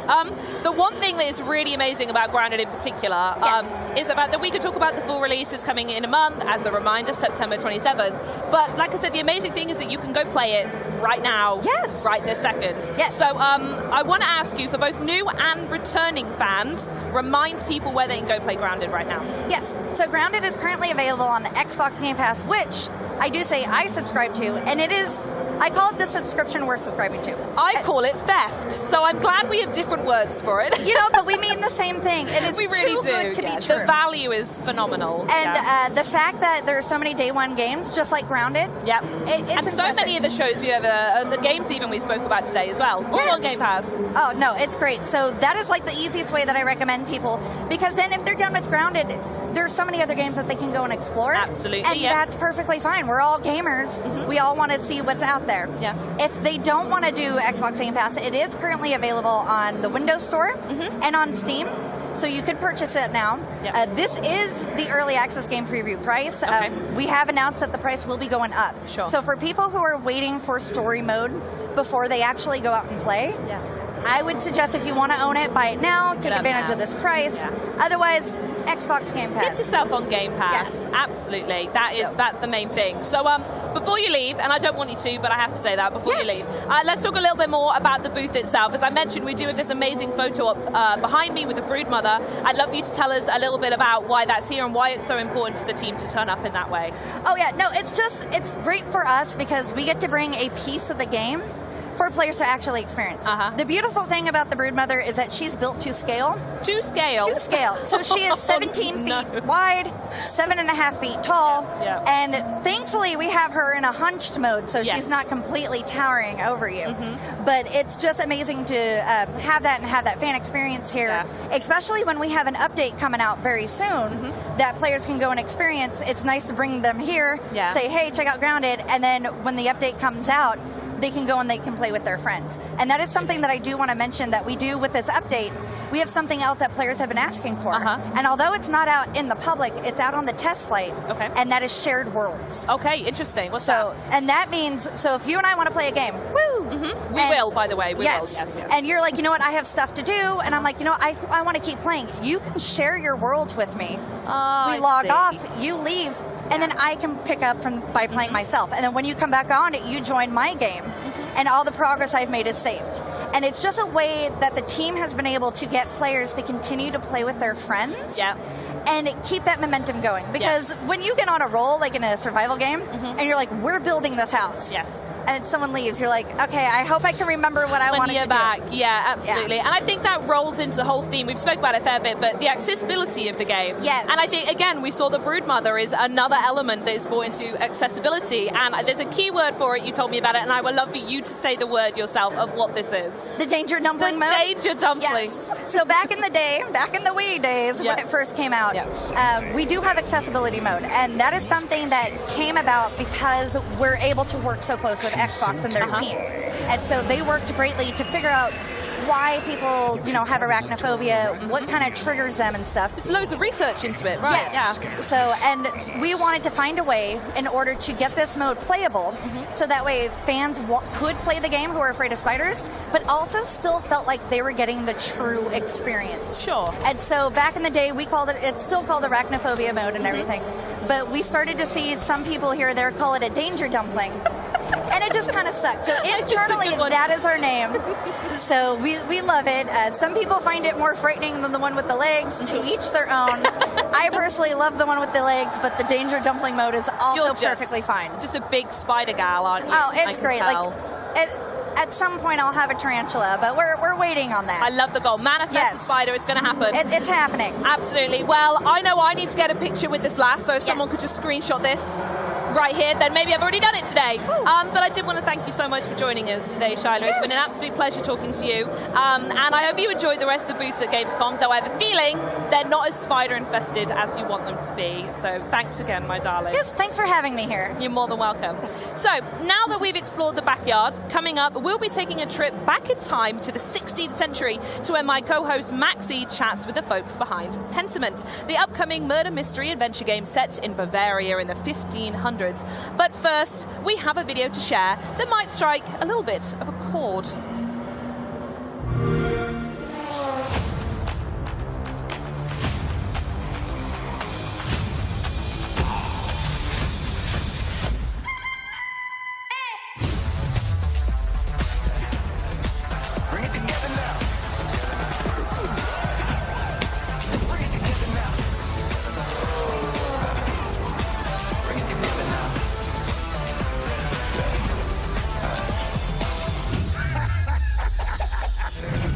Now we're talking.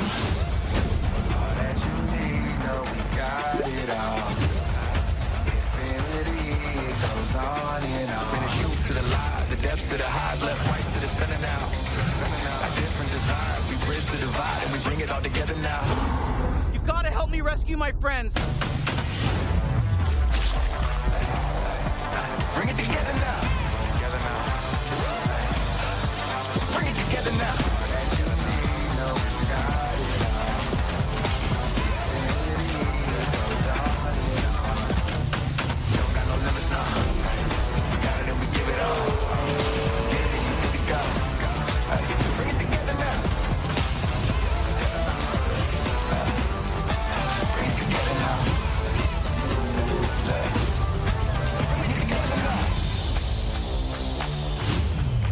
Bring it together now.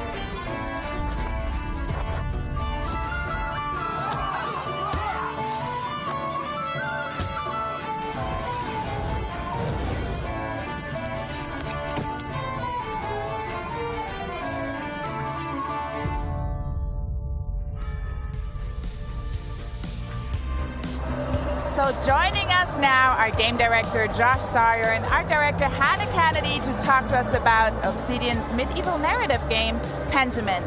Because the game is set in Bavaria, I can finally bring out my inner Bavarian and say, Servus, nice to have you. Thank you so much for joining us here. Thank you for having us. Yeah, thank you.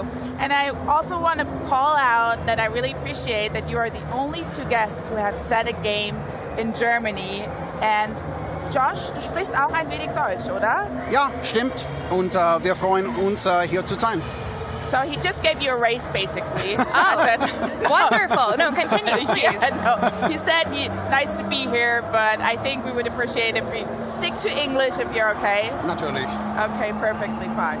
So now that the game is set in Bavaria, and I'm a little biased here because I live in Bavaria, I've had my share of Oktoberfest, but I think what's really interesting, why did you choose that region? I think my interest in Germany goes all the way back to my childhood. My grandmother was born in Kempten, in the southwest part of Bavaria, and I started learning about my family history and our genealogy. When I went on to college, I studied German music, later German history, German language, continued studying German after I graduated. And then so I just had this interest in German culture and history, and I had an interest kind of in maybe exploring that someday through games. So now that we know where the game is set, could you tell us a little bit more about the when, the who, and give us an overview of what Pentiment is about? Sure. Pentiment is a narrative adventure game, and it is set in 16th century Bavaria, specifically Oberbayern, in the fictional Kearsau Abbey and the nearby community of Tassing.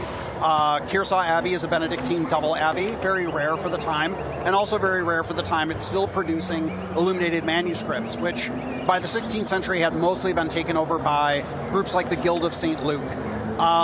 You play a character named Andreas Mahler. Andreas is a journeyman artist who is completing his Wanderjahre, or wandering years. So he's been traveling around Europe, getting experience working with masters, but he's making a little bit of money at Kearsau Abbey before he returns to Nuremberg, and a murder happens.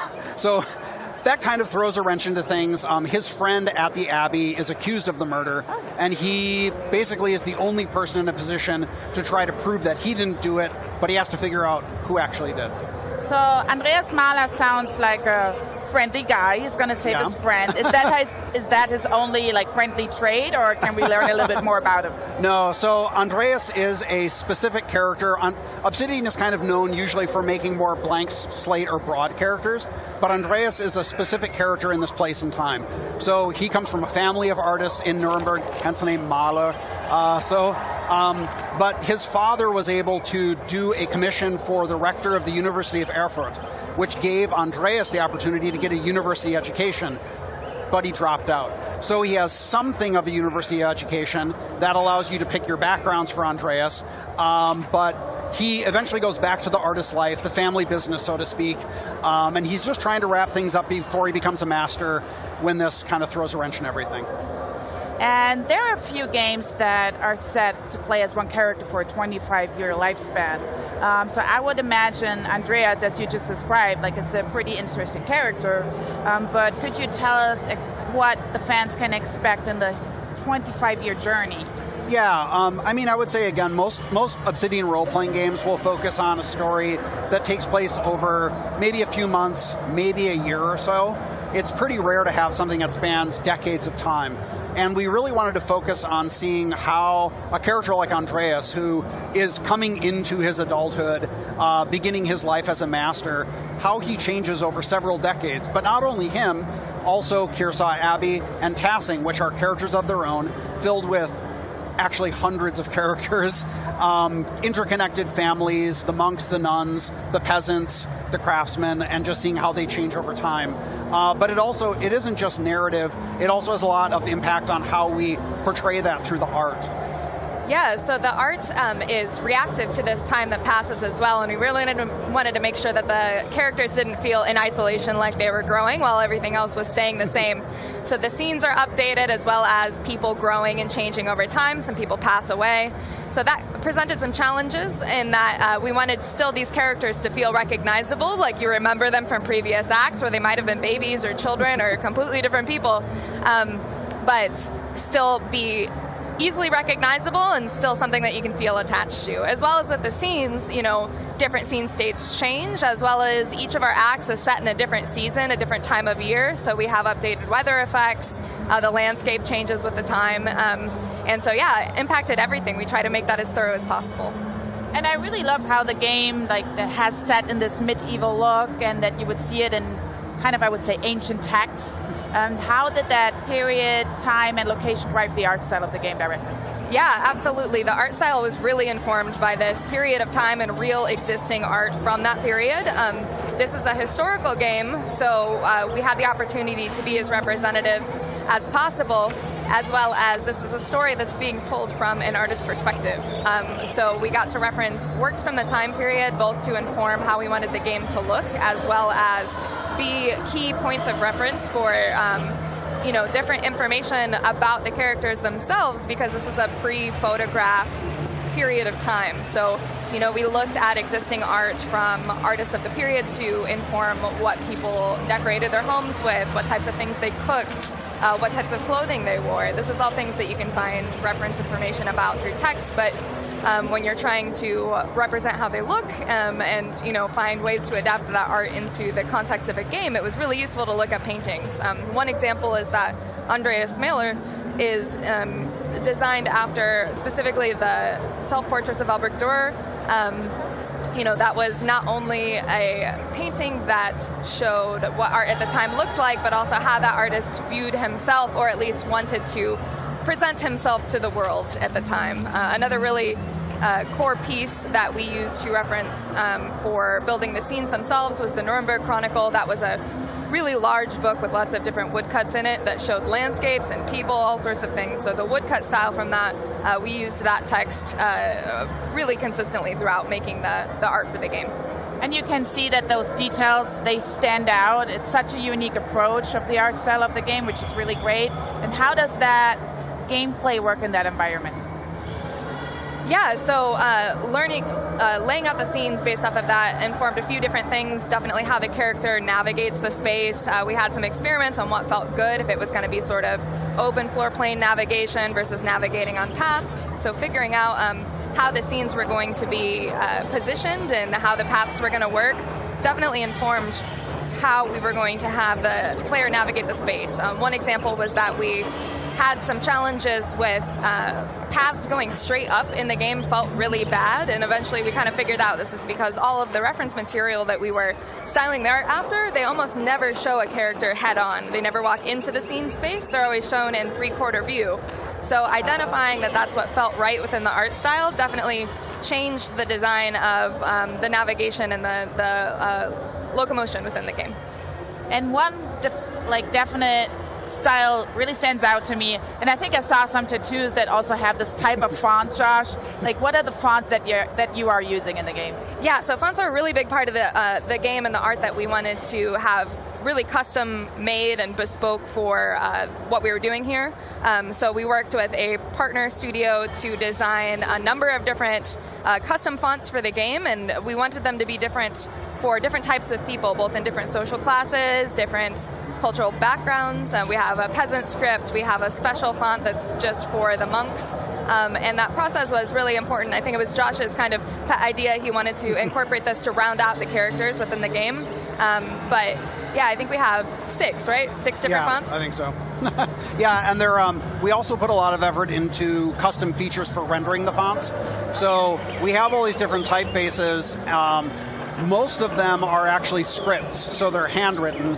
And the way that we convey that, we stroke mask every single character. So every stroke of the letter comes in one at a time. And the way it comes in initially as very dark glossy ink with a highlight, and it quickly fades and goes into the page and dries, and it bleeds around the edges. Additionally, people make mistakes, and they actually will make mistakes in real time, and you'll see them scratched out and redrawn. Also, even things like we use different special colors. This is found in a lot of illuminated manuscripts, for example. The word God you'll see a piece of dialogue written out, but God will be written last in red ink, which was the way that they would do it. And then finally, another feature is that our one printed typeface, because this is the birth of print in this era, that typeface is actually pressed in.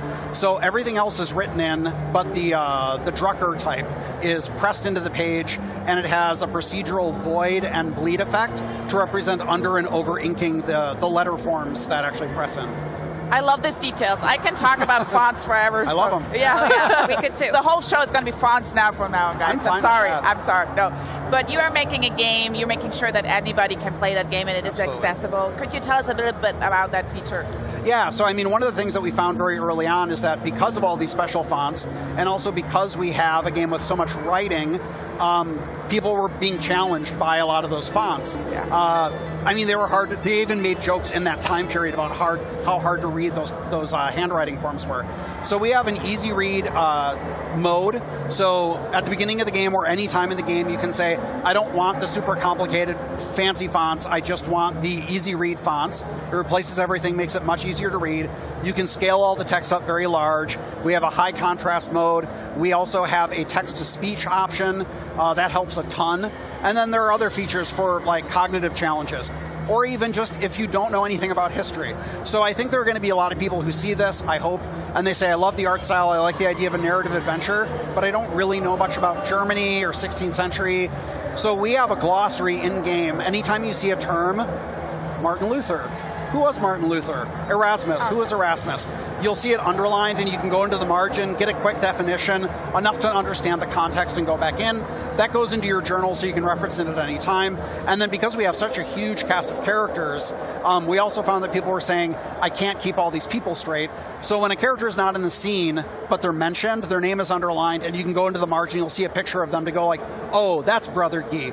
Oh, that's Mother Cecilia. Now I remember. So we have all these features in there to make it easier for people who might be challenged by some of these things. I love that. That's like the doorway of approachability that you're opening right there. And thank you so much for thinking of that from the start in your game. So super excited to see those features as well. And when you decided to create this game and have it set in the 16th century, I must think you do a lot of research. I know you said you studied German history, but do you work with experts? How did that go, that process? Yeah, I contacted a number of people either that I knew because I did go to university for history, or people that I had read about. So Christopher de Hamel was a consultant for us for illuminated manuscripts.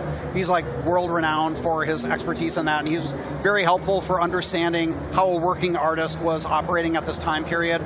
Dr. Edmund Kern focuses, well, on a lot of stuff, but what we used him for was his expertise in sort of Austria and the Holy Roman Empire, social structure and legal issues at the time, and then Dr. Winston Black, who specializes in medieval and early modern medicine. So we drew upon all of them to help give a lot more layers of authenticity to how we represented the time period. Amazing. So I'm going to expect a lot of details in there. I'm going to learn a lot. I feel like I'm going to learn a lot. So even though this is a very different type of game than the Obsidian is known for creating, are there any elements that you would say that continue the hallmarks of the Obsidian titles? Yeah, I mean, we wanted to make something that was different and more approachable and sort of narrative focused, but we also wanted to give players some choice about how they define Andreas. One of the things that's nice about saying that Andreas went to university is that you can choose what he studied, or really what he was interested in. So, you can say, I was a Latinist, I specialized in grammar. So he knows Latin, he knows things about the Roman Republic, and that can come in handy in his investigations. Tasking is actually built on Roman ruins. We're in Cologne. This is a common thing in this region. He can also choose to say he studied the occult, because some people don't realize that in this time period, books on magic were largely circulated among the clergy who were in university settings. So this gives you the opportunity to unlock these aspects of his educational background or is how he lives his life. For example, did you live as a hedonist where you just indulge every pleasure? Or are you a businessman who focuses specifically on making connections and making money? All of these things open up choices in conversation and how you can go through the mystery. But then also it's very important that you feel like you can shape the story. This is a personal story and the story of a community, but you need to be able to influence that. You need to ultimately decide who you think is actually guilty of these crimes. And that's a very ambiguous thing. We leave that open to you, and it's up to you to sort of see the consequences of it. So it's more than just a mystery in general, it's like really an open environment, right? Yeah, exactly. You know, the reason why we don't call this like a detective game, even though there are elements to it, is it's a narrative adventure, but you are investigating a murder. But we want you to feel like there is ambiguity here. You're not a detective. There is no forensic science. So you are investigating a number of people who have motives, and it's up to you to really present the evidence that you feel is maybe the most compelling, but you don't have to. You could also just turn in the person that you don't want to be around anymore, the person you don't like as much, or it could be the person you think the community will miss the least. But the thing is, because you're going to be returning to this community over many, many years, if you get someone punished for a crime, the people who are close to them are going to remember that and they're going to hold it against you. Maybe other people are glad that you did that and they'll be totally fine with it. But that's part of the appeal, I think, of an Obsidian game, is that the story is more about living with consequences rather than a right or a wrong answer. I can't wait, because that means also for streamers, when they stream the game, it can turn out into different choices. I think there's a lot to explore. Yeah. So what was the development like of the process and the reality? Yeah, so, I mean, I've always wanted to make a historical game, but this particular type of game I didn't really conceive of until about the time that Microsoft acquired Obsidian. I thought that a small narrative game, historical with a small team, would be a great fit for Game Pass. So I pitched my boss, Fergus Urquhart. I said, I'm going to make this game with a small team. And then I went to Hannah and I said, I have this idea for this game and I have an idea for an art style. It's kind of blending these two eras because it's a transitional time, but I don't really know how that worked. So...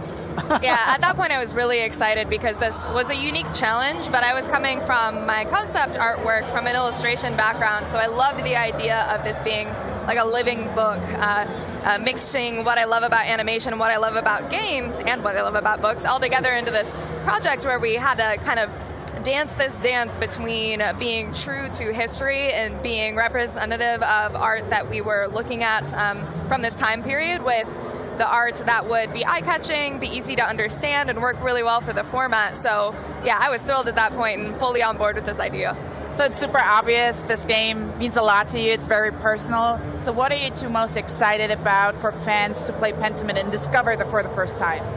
Yeah, one of the things that I'm most excited about is this game has been kind of difficult to clock for people to figure out like what the genre is and what it's all about, and I think that's really interesting. Like, I think that intrigue is exciting, and we have this potential to bring a bunch of different types of people to the table, people that either might not think that they already enjoy history or the idea of a historic game, or people that love history and maybe don't game at all. I think we have this potential to kind of have people learn something new in this context and maybe expand what they already know that they like. And for me, that's something that's really exciting about this project and games in particular. We're at this point now where there's so many games, so games that can do something new and a little bit unexpected or just kind of confuse people in a good way. I love that. How about you? Yeah, I think, this story is a really personal story for Andreas and the people in this community. And we've put a lot of effort into all these like really funny and cute and tender moments that I found are, even in this format, which is a very unconventional art style and it's all presented through text, has been really emotionally impactful for a lot of people that have played it. And so I'm really excited to see how it resonates with people, because I just think it's a very cool story, and it's also, it feels like a very personal story, not only for Andreas, but also the choices that the player makes. And there's a lot of really cool reactivity that I'm excited for people to see. Well, people can actually see it here at Gamescom for the very first time, and we're already a couple days in. Today is the first consumer day. What are the reaction of the fans? It's been really great. I mean, I think that when we announced the game, like Hannah said, some people were kind of like, this looks cool. I don't really know what it is. I'll check it out later. And so we had, but some people were really thrilled just by the subject matter and the art. So we had a lot of people coming in and playing it who were immediately like, yeah, I love this. But the other thing that I thought was cool is, even though this is a niche game, seeing people come in who admitted they were kind of skeptical or just kind of like, I don't know what this is. Yeah. They played through the whole demo and they walked out and they're like, I'm hooked. I want to find out more about this story. I love it. I love the presentation. And yeah, it's really exciting just seeing people play it and have a really positive response. So last but not least, when can we get our hands on this game? We're going to be able to play it on November 15th of this year. So my broadcast is almost finished. I'm going to go and play Pentiment right after that. I'm super excited to play. Thank you both so much for being here. I really appreciate it. Thank you for having us. We really appreciate it. Yeah, it's been a pleasure. So before we hear from the folks from the newly announced Under the Wave, let's look at a totally turbulent new collab featuring your favorite dodge brawlers and the heroes in a half shell. Dodgeball and Turtles, that's a level of like 90s cool childhood me could only ever dream about.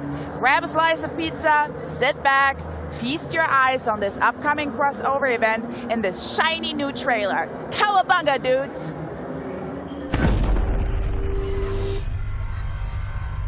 People of Knockout City, you've been lied to. We've been forced to live beneath your feet. It is time you saw the truth. We will live in the shadows no more. Go, go, go! It's time for us to step into the light. The Mutant Mutiny begins now. You're up, Ratfink. I smell a rat. Hey, that's me. I'm gonna bite their heads off.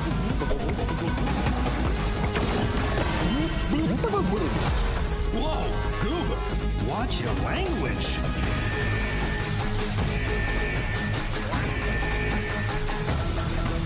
We can't do this alone. This is a call to all mutants everywhere. We need your help.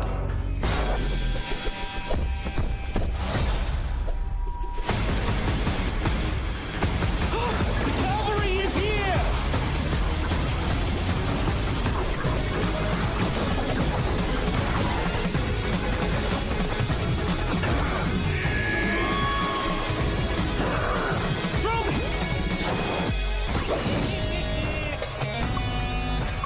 We're here for truth. We're here for justice.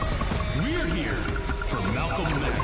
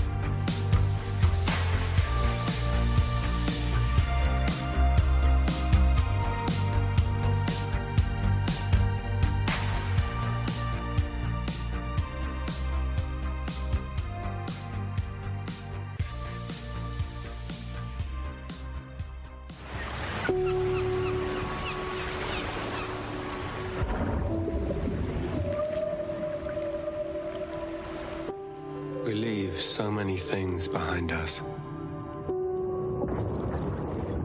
Objects, memories, mistakes.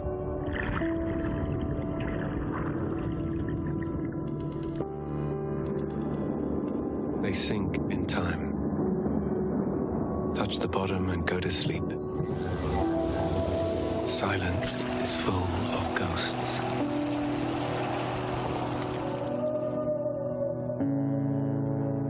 And here, voices can only come from the deep. Deep under the waves.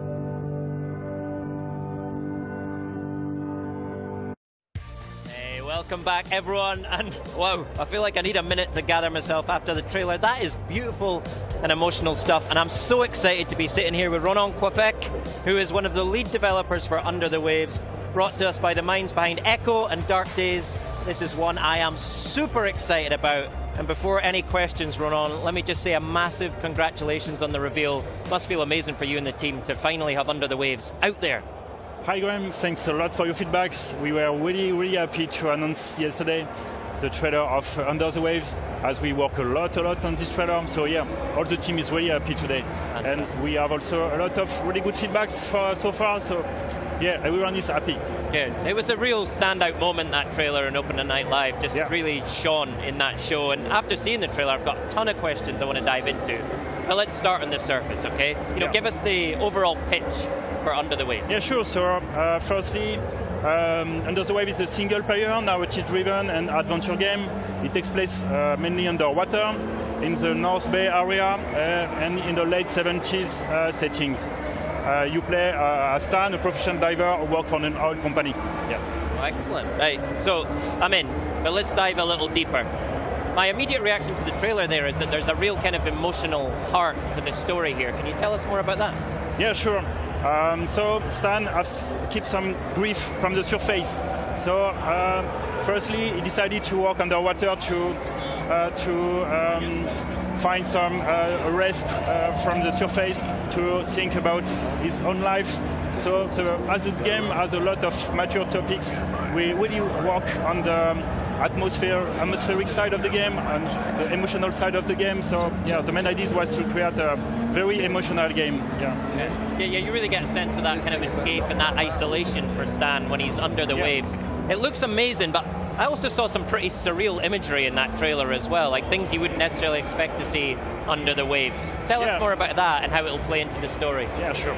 So Stan have a lot of grief from the surface and also a lot of memories to hide from the surface. And you know, as a diver, you sometimes have some disease like narcos. And one day on a routine mission, Stan will be confronted to a first strange event. So at this moment, it will be already the beginning of a journey of Stan underwater. And as Stan will move on those kind of memories coming back from his past, all the game will fall into some sci-fi things and yeah, a lot of eerie things also. Yeah. It looks fascinating. Now, I've got to tell you, Ronan, this is really resonating with me because, you know, I grew up in Aberdeen, Scotland, right on the North Sea. That North Sea setting is really talking to me. My dad worked in oil, in drilling. What was it that drew you personally to that North Sea setting? Yeah, it's funny because my father was a sailor, so I live mainly around the sea also. And yeah, for me it was a really great inspiration for me to talk about because yeah, I see a lot of things, for example, about pollution into the ocean. So we decided to set up the game in the North Sea because all the North Sea is quite polluted. You have a lot of oil company, you have a lot of pollution from the Second War. So we really would like to create strong messages about ecological things, etc. We decided to set up the game here and confront Stan to that kind of things. Yeah. Awesome. And it's kind of a world we never see, right? Under the waves, literally.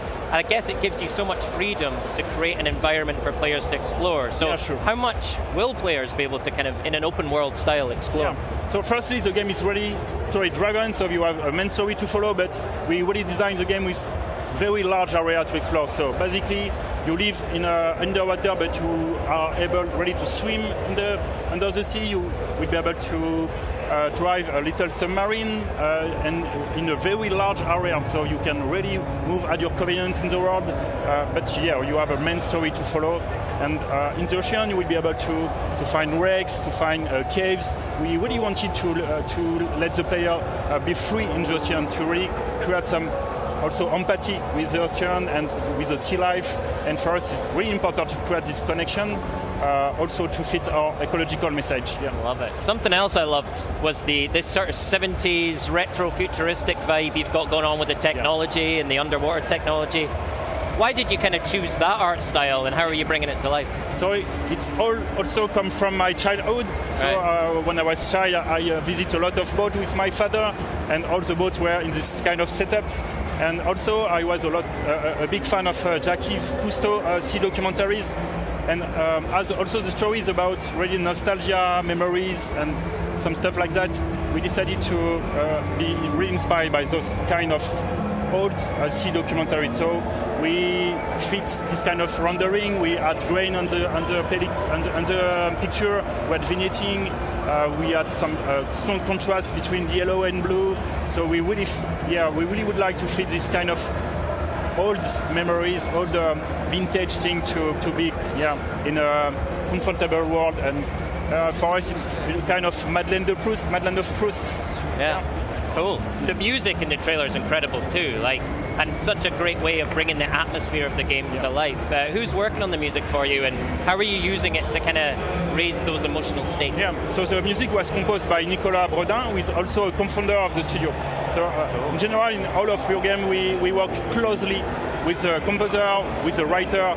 So the idea was really to work on emotional music to follow the stand stories to the game. So we work with old synthetism. We work a lot on sound design too. And the idea was really to be minimalistic and emotional in the music, and with also vibes from 70s. So with all the old synths, etc. And our main reference were Sigur Rós or Radiohead, very nostalgic music too. Yeah. Cool. I really get the sense that there's a lot of personal connection to this game with you. But tell me more about the rest of the team. How is the process of creating Under the Waves been for you? Sure. We are quite an indie team. We are a dozen of people, very talented people for all the team, and we come from a AAA company.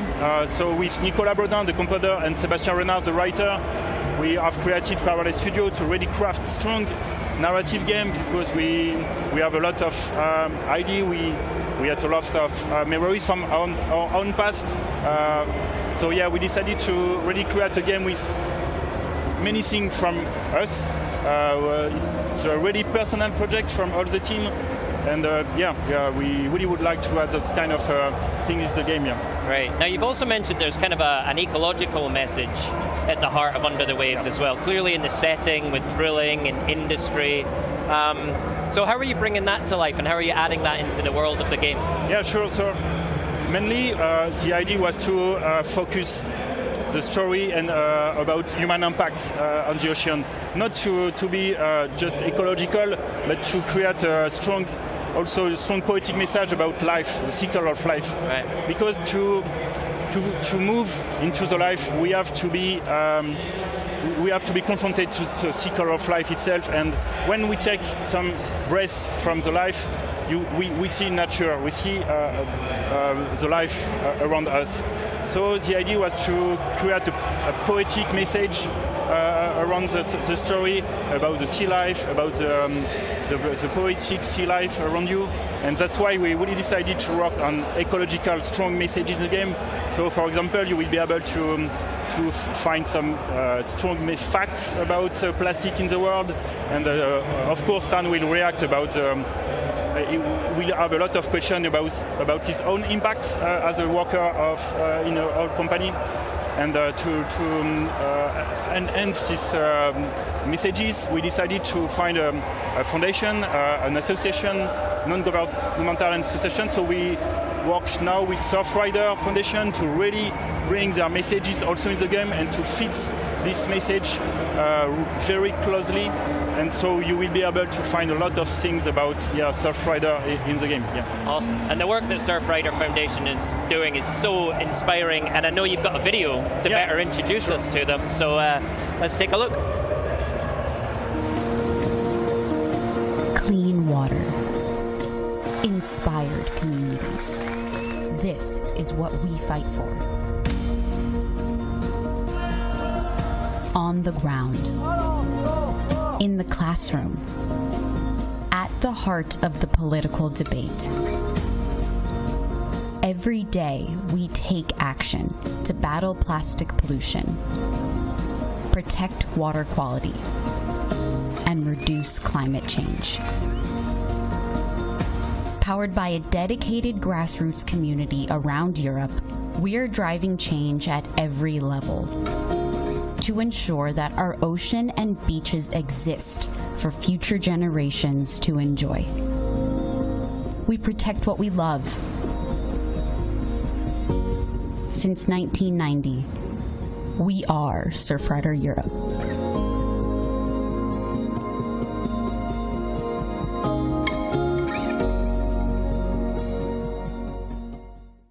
Hello everyone, I'm Remy from Surfrider Foundation Europe. All of us at Surfrider are very excited to announce that we are collaborating with Parallel Studio and Quantic Dream to amplify our actions of protecting the ocean and its users by bringing our messages to their upcoming game, Under the Waves. As gamers ourselves, we really enjoy seeing how video games can carry meaningful messages. It's crucial for us to raise awareness of the richness of the ocean and its vulnerability. We are very pleased to do that in a whole new way, thanks to Parallel Studio and Quantic Dream. Under the Waves message is about the beauty of the ocean and the necessity to protect it. We strongly believe in it at Surfrider, and we look forward to telling you more about this collaboration soon. So stay tuned to surfrider.eu for more information on our mission, and underthewavegame.com for more information on the collaboration. Incredible stuff there, and such an important organization to support. So Ronan, tell us how Surfrider is working really closely with you on the actual development of the game. Yeah, sure. We done a lot of brainstorming, so we take a lot of facts from Surfrider, for example, quantity of plastic in the ocean, etc. So we decided to really add those messages and facts in the world, so the player will be able to scan the area and find some information. We'll be able to find a more complicated, more precise facts through your logbook. And we have also done a really strong work on the backstory of the game. So one of the main characters is directly linked to the Surfrider.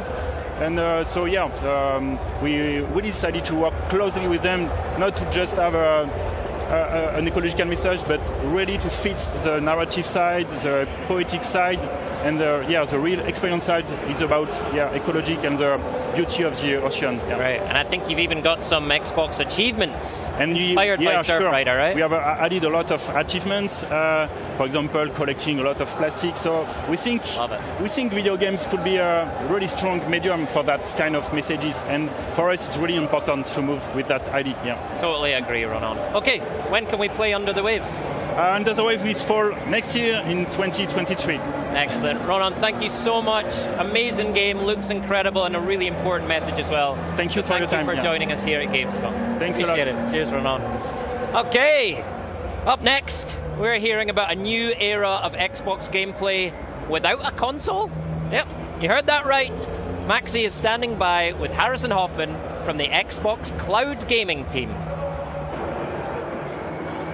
Throughout the show, we have been highlighting great games that you can get your hands on later this year into the next. But for this segment, we're going to change it up a little bit and welcome Harrison Hoffman, who will walk you through the future of Xbox gaming without having to have an Xbox console. Now, I know I just said what I just said, but could you explain to us what that really means?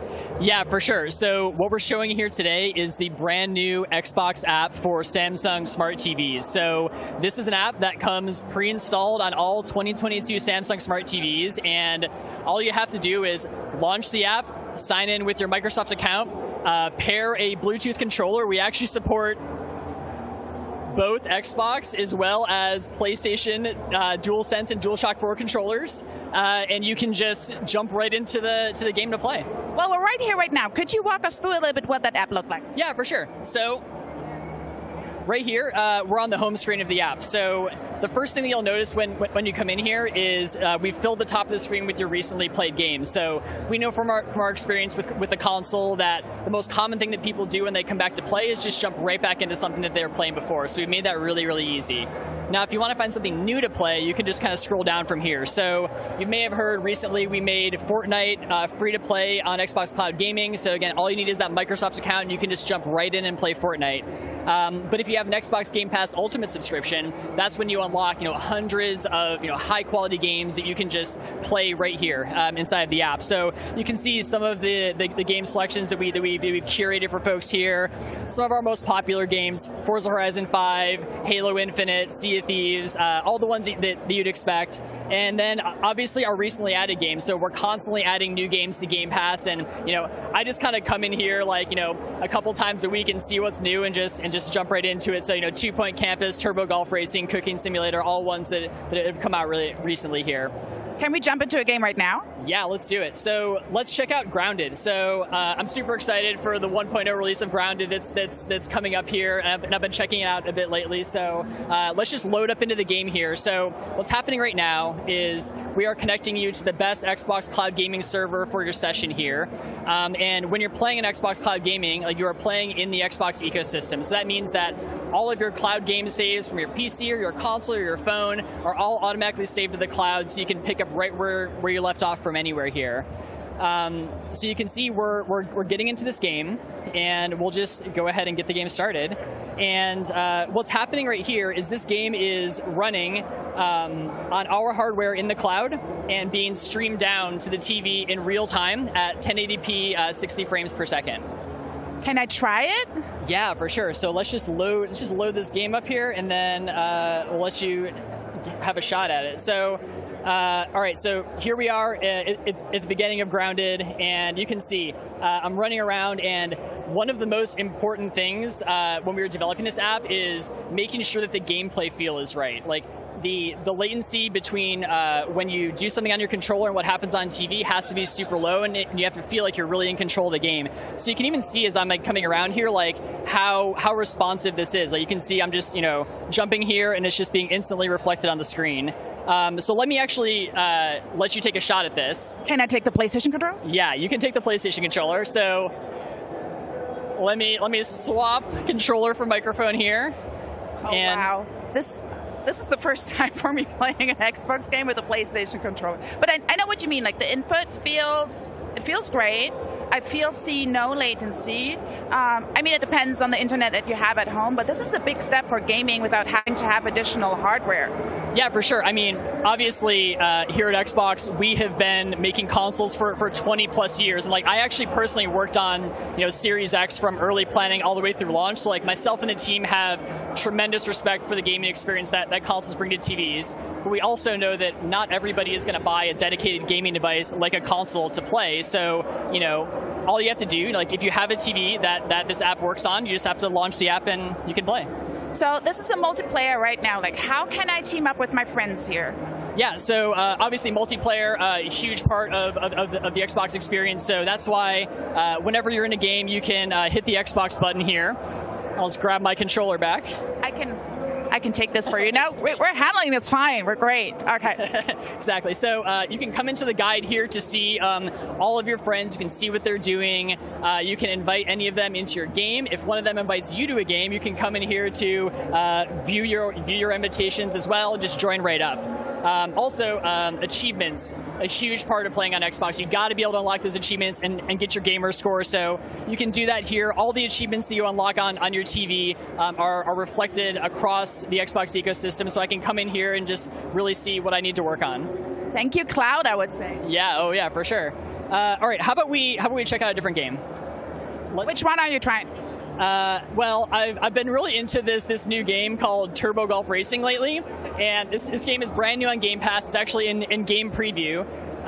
So let's just hop right into this. And this is one of those games that, when I saw it come up on the recently added list, I don't have to download it. I don't have to update this game, so it's just super simple for me to just go and try it out. And it turns out that I really like it, and it's super fun. So are you go for yourself then?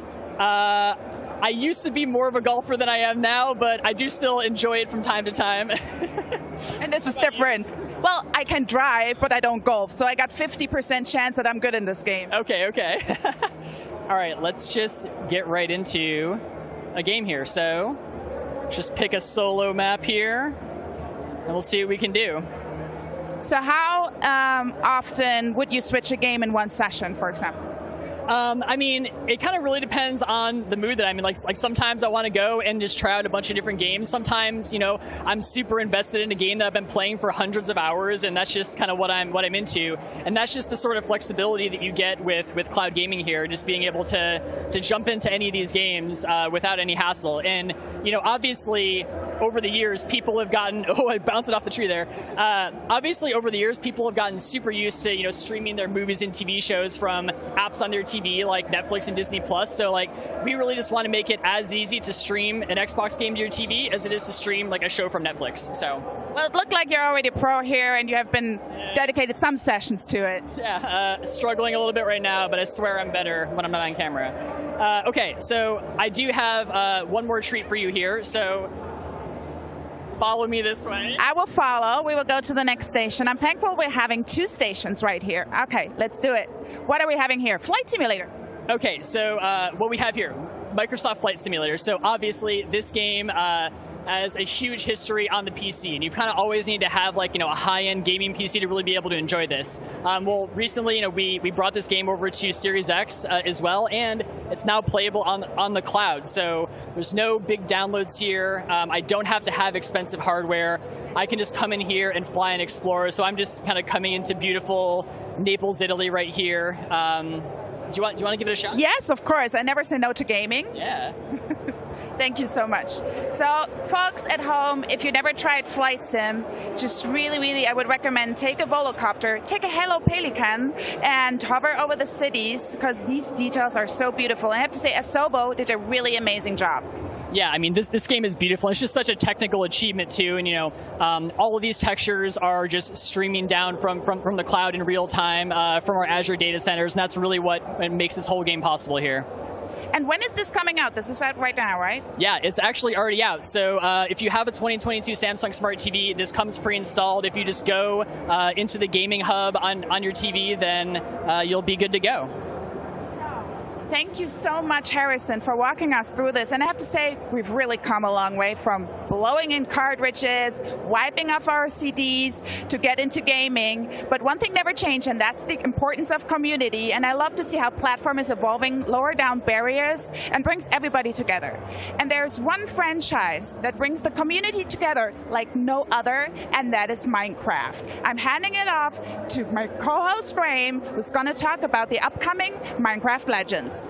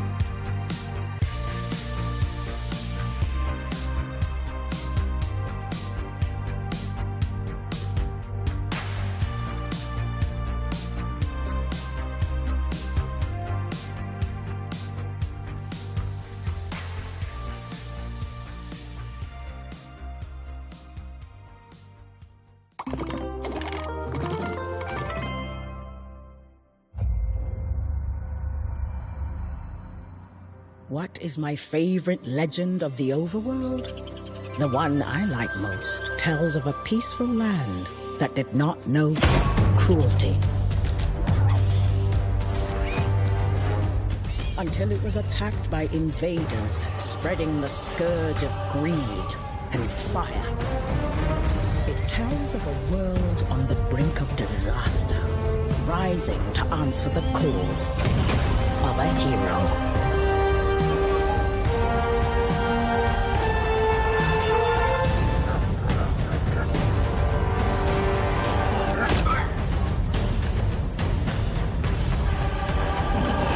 It tells of struggles and sacrifices.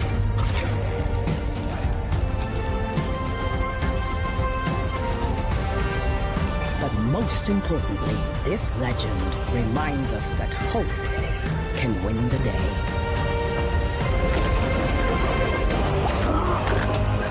And that when fiery foes seem never-ending, that is when the world needs legends the most.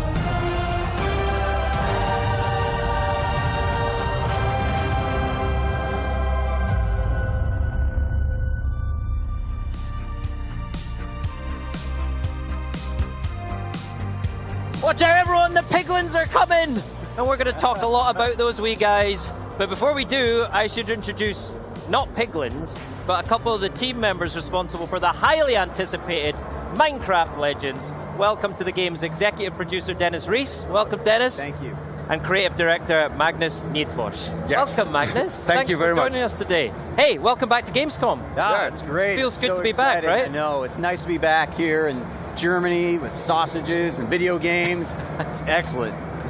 All the good things at once. Those are a few of my favorite things. Yeah, sausages exactly. and video games. Right, so you announced Minecraft Legends at our Xbox Showcase back in June, right? So give us a reminder of what we should expect from Legends. Well, Legends is an action strategy game based in the Minecraft universe that really encourages you to go out and explore the world and use all of these resources that you gather to help defend the overworld, which is being invaded by these horrible piglins. And yeah, it's a lot of fun. I think players are really going to enjoy getting out and playing the game. Yeah, well, it's a new game that we're developing at Mojang. We're doing it together with Blackbird Interactive. It is a little bit of a different game because the easiest way to describe it is action and strategy. So it's a kind of a unique combination of gameplay. Nice. So it's not the same Minecraft that we're used to, but clearly still set in the Minecraft universe, still got all the things we know and love about Minecraft. But it must be so exciting to take that universe in a different direction, right? So why did you choose to do that with Minecraft Legends? Well, with Minecraft, we really like to, at Mojang, we really like to create games that we love to play. And we're really passionate about strategy games. And years ago, people are sitting around talking about how they could bring a strategy game into the Minecraft universe.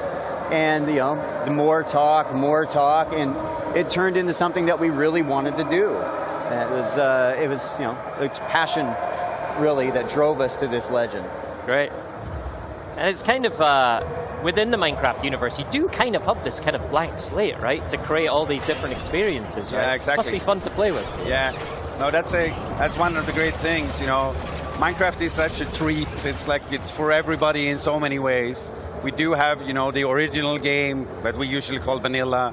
We have done Minecraft Legend. No, sorry, we're doing that now. We have done Minecraft Dungeons. Yeah. And now we want to bring yet another game to broaden the experiences that player can experience within the Minecraft universe. So. Great. So once the idea or the sort of seed for Minecraft Legends developed, how did you build the team around it? Who did you bring together to work on the game? Well, we knew that when we started to go out and build this, there were a couple of problems we had to solve. Number one, Mojang isn't a strategy game developer.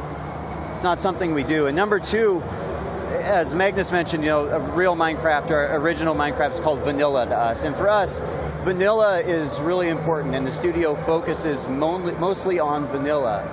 So we had to go find a partner, one who knew how to build strategy games, and and one who really had a passion for Minecraft. And so we started looking around, and we uncovered Blackbird Interactive. Okay. They were known for making this strategy game called Deserts of Karak. And they were a pretty newly formed company at the time, but their experience ran deep with strategy games. And the more we looked at them, the more we realized how passionate they were also about the Minecraft universe. We really thought they could be a great partner for us. And so that's when we started moving forward. Right. And when we started to work with them, you said they were already passionate, but they were also eager to learn what's the secret behind making a Minecraft game. So it's been super interesting to work on them, like their creative team, just tossing ideas around. And could it be this? No. Could it be this? Yeah, great idea. And we are kind of just throwing ideas back and forth, what's good for Minecraft and what's not good for Minecraft. Right. Yeah. It must be great to bring new people, new ideas into that kind of Minecraft melting pot. That must be a ton of fun, right? Oh, so much fun. And actually, the team started very small. Just a few of us kind of getting going. And then once we had a good idea as to how we wanted to progress, it slowly got larger and larger. And then, new people with a lot of new experience came on board. And I remember Magnus, actually. Magnus came on, 2-3 years ago? And when he came on, his experience with open world games completely changed how we wanted to think about Legends.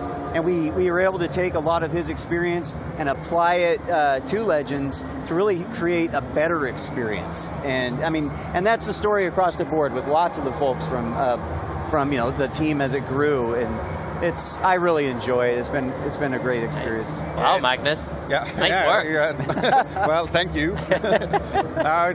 It's a pleasure to work with them, and the whole team is fantastic to work with. And as Dennis said, I came aboard a couple of years ago, but I also saw the energy that already existed there. Like everybody was so excited, and it was great for me to learn a new environment and a new type of games. I come a little bit from a different background. Yes, I made open world games, so I can bring that experience.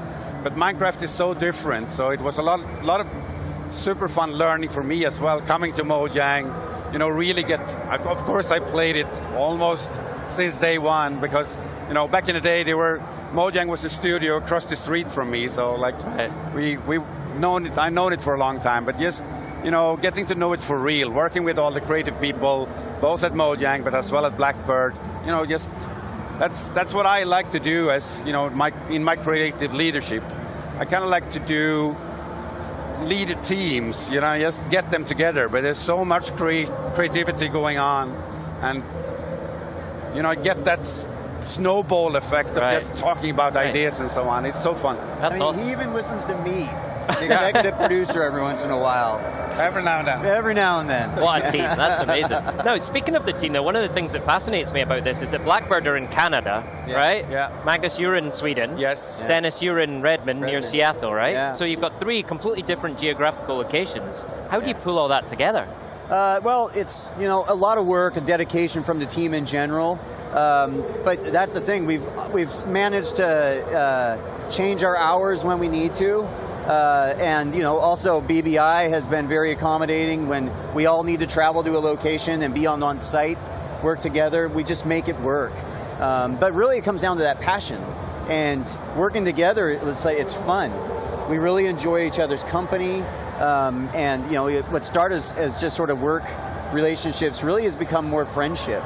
And so you're willing to endure some of that time zone change so that you can, enjoy spending time. I stare at Magnus on his screen so much. Yeah, you're crazy. You kind of I don't know when you go up. It's often before I normally go to bed, so I don't know. But but you're up pretty late too, so it's we just make it work. Yeah, exactly. But making games is always a bit of a challenge. It's not easy to make these kind of games, but I think it's an all that struggle that you, as Dennis said, you make friends in real life and so on, and just get along together and have a good time. Struggles makes people come together in a good way. Yeah, absolutely. So, you talked about Minecraft Legends as an action strategy game, right? Why did you choose that genre? And tell us what that means from a gameplay sense. Well, So what we wanted to make sure that when we choose any games within the Minecraft universe, that they're unique and different. And really, you can look at Legends, for example. We did that where we wanted to bring a dungeon crawler experience into the Minecraft universe. And so in doing so, we wanted to make it feel very Minecraft. And that's what we did with the strategy game here with Legends, is we really wanted to make sure that we are authentic to what Minecraft was as we bring it into, a strategy experience into the universe. And, that's a big piece. What Danny said, in the beginning, it was an idea that, hey, we should have a strategy game within the Minecraft universe, and that would be cool. But another aspect of Minecraft is that we always have a hero character. So the hero character is there, and that's not common in strategy games. You usually control a strategy game by a mouse pointer or something like that. Right. So bringing that hero, like letting the player feel like they're part of the game world, is super important in all our games. So that kind of founded, hey, how can we combine these two types of game where you're one part hero-centric, but one part controlling armies and so on. That's really been really interesting. And when we kind of started to realize that, hey, this is quite new. And as a game maker, when you find something you feel, this isn't, like there's not 10 games like that out there, then you feel like you're something on to something special. So actually it was, the thing that brought me really into this project was kind of my first day. 2 of the team members just sat down directly, described the game to me, and I kind of like almost in that day felt like, wow, we have something great here, because I haven't heard anything like this before. And then we just kept rolling with that action strategy idea. Okay. So. This might sound like a silly question, but right, action strategy. Where do you find the balance, right? Because action is quite immediate, it's quite visceral. Strategy is a little bit more step back, assess the situation. So where's the balance in Legends? It's hard to balance games always, but I would say it's hard to draw a pie chart of you spend 73% in strategy mode and this percentage in another mode and so on. But it's like, I'm surprised how well it actually fits together now, because they go into each other and they complement each other in a really good way. One thing that we wanted to do from the beginning is to make a strategy game that works well on console. Right. That's hard with the traditional, it's actually strange to think about it, but the pace of a strategy game is often higher than an action game, because you're so quick of scrolling around, maneuvering around with your cursor and so on, click, click, click, and you do very, very many actions in a very, very short time in a strategy game normally. So having a hero at the center that can't be there, actually, surprisingly enough, brings down the tempo of a strategy game, which is very well suited to make it play well on consoles by a controller. So just adding those two types, it was kind of a surprise. I wish I could be smart and sit there and say, yeah, we thought about that from the beginning. But sometimes you need to be honest and say, that's something that we discovered as we prototyped and developed the game. A wonderful discovery. Yeah, exactly. And that's one of the things I find really interesting about this is, you made the point, you're not controlling a cursor, you're actually controlling a character. You have to deliberately traverse the environment and, physically move within the game, right? So how do you handle that within the game design, like actually getting around the world? Well, it was actually really great because it's easy to navigate as you go about and run through the world. You are on a horse within Minecraft. That's possible in vanilla, but here you're always on your horse. Right. So you're able to navigate all types of terrain quickly, get to where you need to, execute your commands, and then also there's other areas in the game that as you're running through the world, you'll uncover new elements. Like, for example, we have Speed Wheat, which gives you an instant speed rush, or actually mushrooms within the world, which allows you to jump extra high, and then you can use those abilities to access other areas of the world in quick or strategic ways. Oh, and given that you've gone in a slightly different direction here, a different genre, what inspirations did you pull from within, other things you've done within Minecraft as well, but then maybe some external influence as well, other games? Yeah, well, for me, I really look not to external games to make this reference, but more internal. Minecraft Dungeons taught so much to the art organization onto how to bring a new game that is not your traditional Minecraft experience, a dungeon crawler, to the players. And like I personally think we learned so much just from that game alone that we're applying to Legends to make sure that we can bring another game in the right way. I would definitely say that's a great reference. Yeah. Well, inspiration on the creative side, obviously, as you mentioned, Minecraft in general, like all our games, we want to stay true to, creative people are so fluffy and it's hard to tell, but that Minecraft feel, it's like hard to describe in another way. Otherwise, but you know it immediately. Exactly, we know it immediately. But other than that, I don't want to point out the special game because, as we have been talking, it's kind of a unique combination. It's not like any other game out there. It's rare. But of course, there was a few games like this in the 90s, in the early 2000s. Not very many, but technology now makes it possible to push that even further. We can have more troops and so on. So I can't say there's a one game or several games, but just play a lot of games and enjoy them, and you will draw inspiration from so many things. One thing as a creative, I think it's unusual to hear that people, but I like to think about you should draw inspiration from things that you don't think is that good either. Mm-hmm. So when you play games that you feel like, I'm missing something here. What can I do to make this a better game as well? So it's kind of strange to be inspired by bad things, but that's actually true for myself. Yeah, that's a super constructive way to be inspired, right? Yeah. It's building on something. Yeah. That's awesome. So when you think about the player you're aiming for, is it more of the sort of classic Minecraft player, or is it more of the classic strategy fan? Yes, it's all of the above. Yeah, that's one thing, is that we really wanted to create an experience that if you're not a strategy game player, that you can enjoy. Right. And if you are a strategy game player, then we'll give you a great experience that you can enjoy as well. And I think that we're really nailing it. Like it's coming along. I was not a traditional hardcore strategy game player, but I found myself really, really enjoying what we're creating to the point where I've started experimenting. So I'm playing some other games now, and it's kind of broadened my exposure to the genre. And so I have a feeling there's going to be a lot of other players, similar to me. Right. Yeah. It has been important to get as a broad target audience as possible. But I think, again, with Minecraft, it's possible because we are already reaching out reaching so many players and so on. So obviously, all the players who knows Minecraft now get a new way of enjoying Minecraft.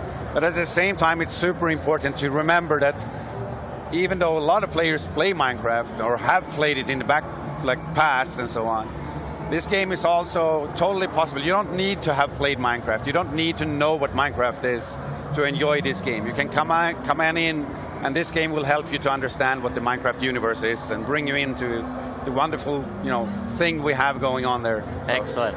I want to talk more about the hero. We touched on the hero earlier. Yeah. I just find it really fascinating. Like, how did you center the experience and this idea of action strategy around that hero character?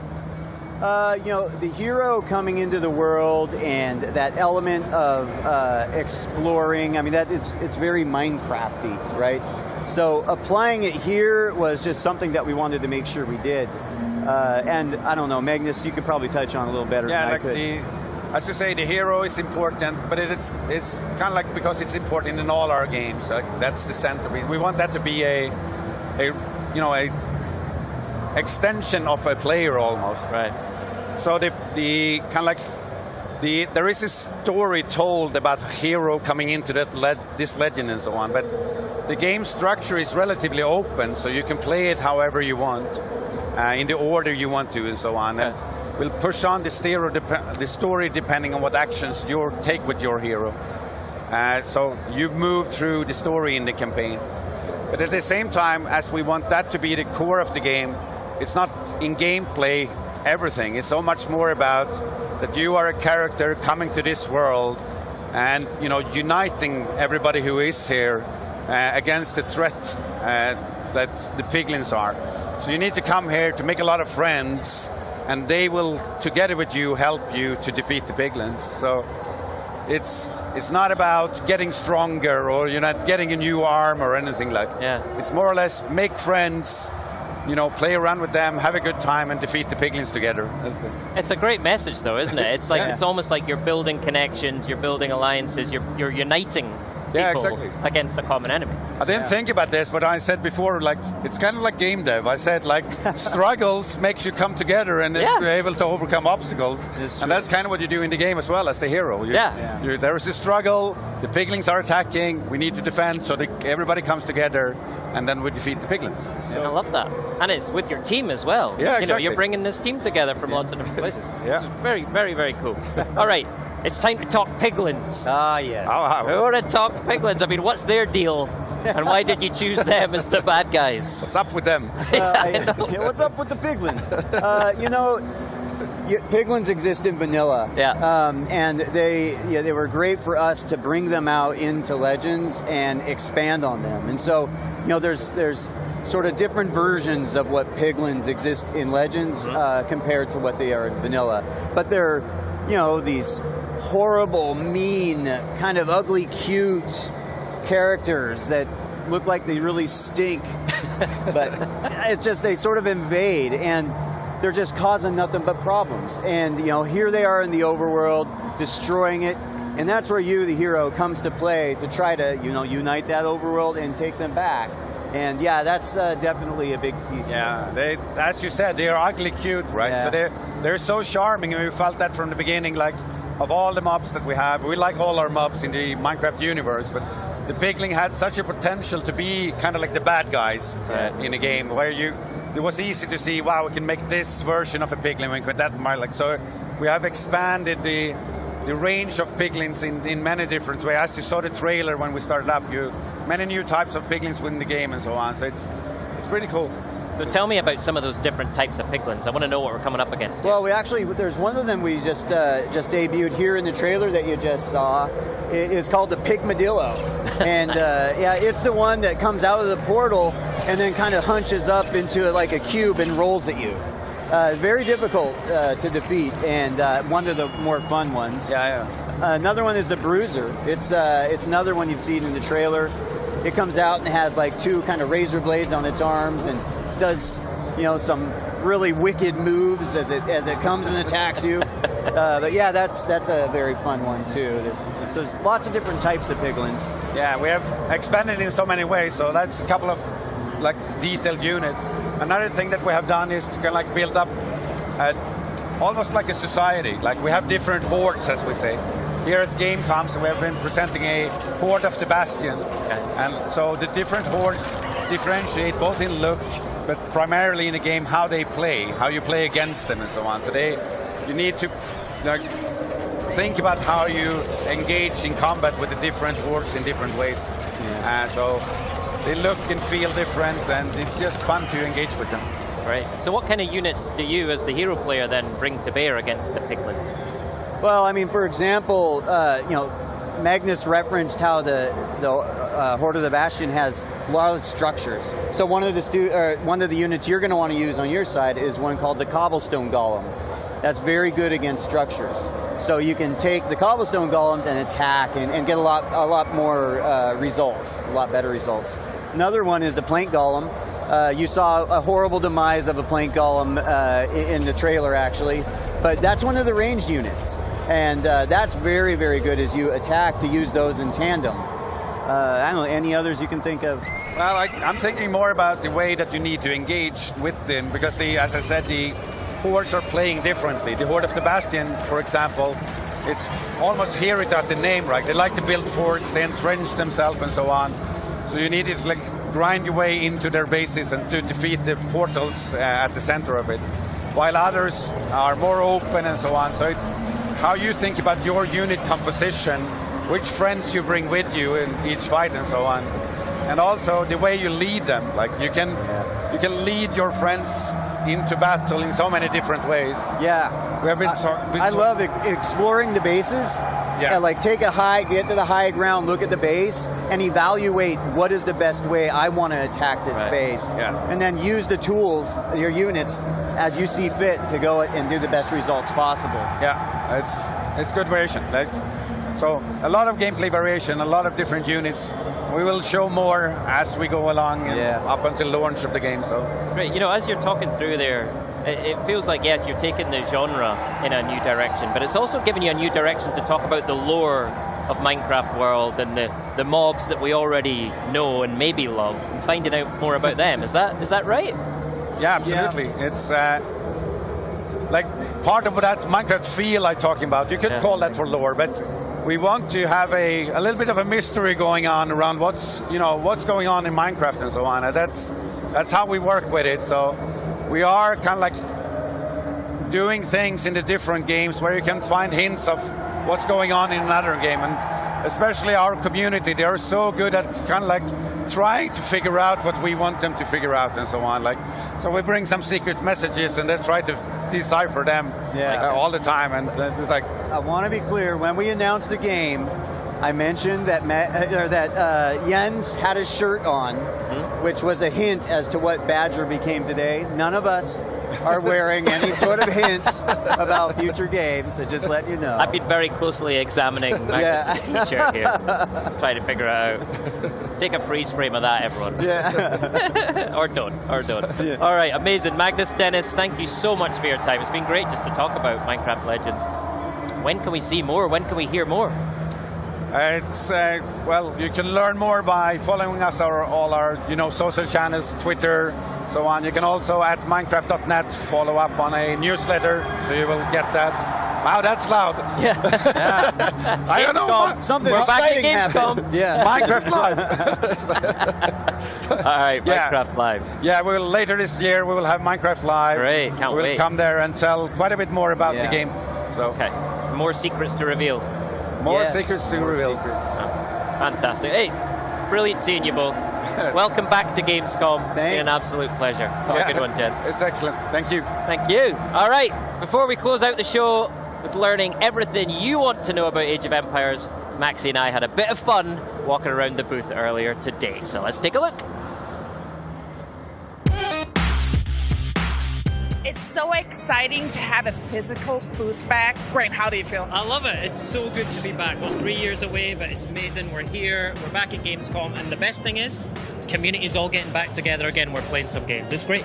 And we want to show you that booth. So let's start here. What do we have right here? Well, yeah, I mean, lots have changed in the last 3 years, but Sea of Thieves is still here. Season 7 just released. So much good new stuff in there. And of course, you can play it on the show floor here at our booth. But there's more as well, right? There is more, and we're going to check it out right now. Let's take a look.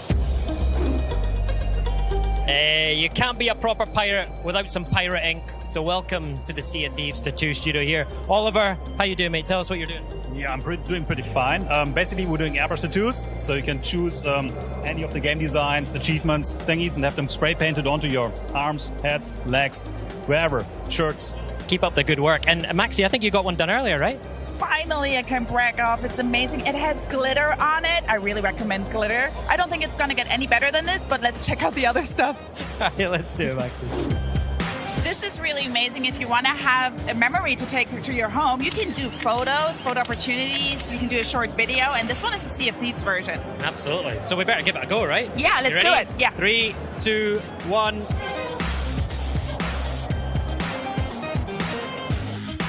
So this is a trigger warning. If you have arachnophobia, close your eyes right now. Absolutely. There's no danger dumplings here, folks. Say hello to the grounded broodmother. These guys don't look too scared, do they? Oh, it's totally fine. It's totally fine. So Grounded 1.0 is going to come out in full campaign mode with the first boss encounter, the Broodmother, on the 27th of September. On Xbox Game Pass, right? Yeah, that's correct. Oh my God, it just touched me. Graham! Come on, let's get out of here. Let's go. I like it. Now, one of the most exciting games on the booth, especially for the German crowd, is Pentiment, right, Maxi? Yeah, especially for me because the region is set in Bavaria, and Bavaria is my home state. I live in Munich, and it's Obsidian medieval narrative game, and you play Andreas Mahler over a 25-year lifespan and just solve mysteries. Great. But listen, there's even more to play. Let's take a look. You see? Told you there was more to play. It is. I see you suck at parking, like the Frontier, Planet of Lana, Incolinati. Amazing. It's great, isn't it? And in the 18-plus area over the back, we've got a Plague Tale Requiem, We've got Benedict Fox, and then of course the game that everyone's talking about, Lies of P, and that's coming day one to Game Pass, right? But that's not it. We even got more to play, so if you're here, super excited, and let's go on with the stream. It's great to be back, everyone. We'll see you soon.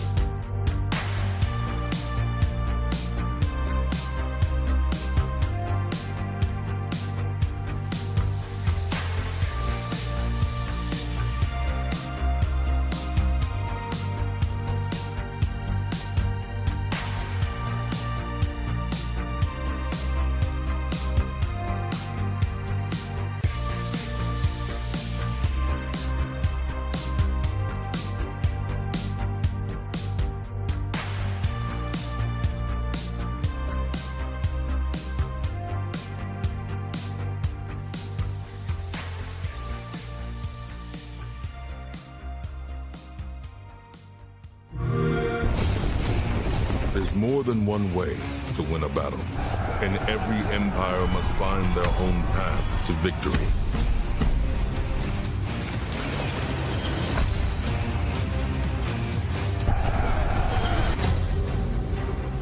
Whether you strike from afar or ambush up close, the Malians will use wit and strategy to outmaneuver their opponents and gain the advantage on the battlefield.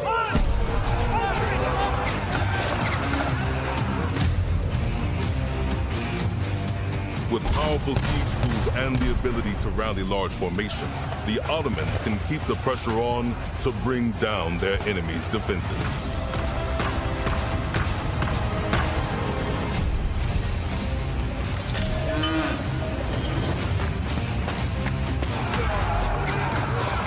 When the drums of war beat, how will you emerge victorious? History is in the making, and your place in it has just begun.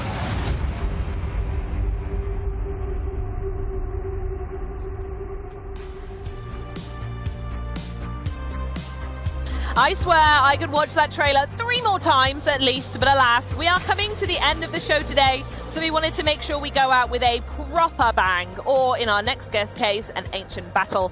And what better way to do that than to talk Ancient Conquest with Bert Beekman, studio head from Forgotten Empires. Hello and welcome, Bert. Hey Charlie, good to be back at Gamescom after all these years with Age of Empires. Absolutely, yeah. And I tell you what, before we dive into anything, I do want to ask you how good it feels to be back with the German fans, because I know how much Age really resonates with them. It is amazing. Yeah. Like, there's such a massive fan base here in Germany. Like, just walking around all the halls with your Age of Empires shirt, people are just stopping you like, wait, Age, where can I play Age? Where can I find Age? And they have stories to tell as well. Like, hey, I played this for years. I played it as a kid. I'm still playing it. It's amazing. It's such an amazing franchise. And I have got to say, we did do Xbox Fan Fest last night, and I was over in the corner playing it for 90 minutes instead of talking to anyone. And I don't regret a second. It feels at home when I'm playing Age, you know? It's just so lovely and warm. A perfect good use of your time, yes. Yeah, that's what I think. Right, exactly. Okay, let's dive into it and start talking about it from there. So in the trailer we just saw, we saw that there are 2 new civilizations on the way joining Age of Empires 4, and they are the Ottomans and the Malians. So we're going to talk about both of them, but I want to kick things off with the Ottomans. So what have you got to tell us about them? Loads. So let's start with the history, because in the end, everything in Age of Empires is grounded in history, right? Absolutely, yep. So we're looking at the Ottoman Empire, what was all happening in Anatolia in the Middle Ages. Yep. If you think about that, it was an empire that lasted a very long time. It was very based on military, very militaristic, very organized, a lot of military science going on, very regimented army that really controlled a massive area in the Middle East for a very, very long time. Okay. And then the question was, how do we turn that into a game? Yep. How do we turn that into Age of Empires? And it was really like, okay, we have all this military piece. Yeah. That sounds like something we can translate. And I actually want to dive straight into the gameplay. Okay. So, for example, the Ottomans, they have the military school. Okay, yep. It's a brand new building. They can build it in the Dark Age. Straight from the beginning? Straight from the beginning. Okay, I don't know what this building does yet, but that sounds like a game changer that it's immediate. Okay. It's actually a game changer. Absolutely, absolutely. So you build a military school, and it automatically trains a unit that you select. Like, you have all toggles for all the units in the Ottoman roster. Wow. And you can select which one you want to create for free. I feel like there's a but coming, though, right? There is a but coming. There is a but coming. Yes. The training goes very, very slowly. Okay, but I suppose the sacrifice of a slow training is free armies. You still get a free army. And especially for those folks who want to go for combat victories, if you're not draining your resources, you can just build this massive empire of minis to go beat everyone up. Exactly. Yeah. So it's and that's also kind of how the Ottomans play out. Okay. Like, you jump into the game as the Ottomans, and it's really all about the military and the military conquest and winning through very military means. That's how you win as the Ottomans. Yes. What's also nice about the Ottomans is, like, the first time I played it, like a pretty advanced version already, it's like you feel straight at home. Like, you have played other Age of Empires 4 civilizations, and they're all quite different from each other. Yeah. But you get the hang of it quite quickly. Yeah. So it really resembles the rest. You feel at home, and So there's not a steep learning curve on it? Not too much, no. Oh, Not too okay. much. So can you tell us any more about any of the military units or any of the buildings that come with the Ottomans? So we had the military school, right? And Yes, they can trade all the units, and they have quite a few unique units as well. First, they have the Janissary. A bit of a fan favorite. Like the Janissary was in Age of Empires 2, was in Age of Empires 3. It was always like the way that the Ottomans got their gunpowder earlier than any other civilization in the game. Tactical advantage, yeah. Oh, yes. Yep. And it's the same here in Age of Empires 4. So we're continuing this tradition. Yep. They can build a Janissary. It's a hand cannoneer that they create in the Castle Age, so before anyone else. So yeah, you can rush to your guns. Yeah, they really do. They definitely have that combat edge, right? Oh yes, amazing, they do. Amazing. So what I want to know though is if I was to go over that booth over there, or when I play it when it comes out, what's the strategy behind them? Is it literally just to build an empire constantly, or is there a pace to it? Like, how would you recommend fans approach it? There's one completely novel thing that the Ottomans have, and it's the Imperial Council. Oh, okay. And that will play a big part into your strategies and how you kind of play the Ottoman civilization. The Imperial Council is kind of, as you build your empire, no matter how, like researching technologies, going to the next age, training units, you kind of gain experience, I say experience points, you get viziers that look at your empire and say like, this has my approval. I shall grant my services to you. Yeah. And those viziers can then say, okay, I'm going to give you tactical advantages. Like, hey, I'm going to make sure that you can conscript some Janissaries from the town centers, and you can use those to your advantage in your next attack. Oh, okay. So it's really like you have to pick, like, do I go for something more military, go something more economical, something more building up? Yeah. A lot of options there. And I know you guys like to do something a bit zany, so is there anything a bit different about the Ottomans? Any other characters we want to talk about? There is definitely one unit that is a bit different from everything else. I hope you're going to say what I think you are. We have the Mechter coming up, and apologies for my Turkish accent there, but it is it's a cavalry unit. Yeah. But he doesn't fight, but he makes sure that people around him fight. So it's a drummer cavalry, and depending on the beats he's drumming, he kind of has an aura around him to improve nearby units. Okay, so if he's doing like metal music or drum and bass, everyone's getting a different vibe and going for it, yeah? Yes, exactly. Like, I don't know, with rock music you go faster, with metal music you get a bit angry, I'm not sure. I think so, it'd be like an attack buff, wouldn't it? If you put like some Slipknot drums on or something like that. There we go. Very angry Janissaries next to you, but yes. Very, very good. Okay, wonderful. So we're going to jump from them now to the Malians. Do they have any little drummer boys? But if not, what do they have going for them? They have a lot going for them. Okay. I kind of want to start in the history again. So 100%. This is a game about history. Let's always start there. It is in history, yes. So when we look at the Malians, the Malian Empire actually was a massive empire in Western Africa. The most famous Malian ever was Mansa Musa.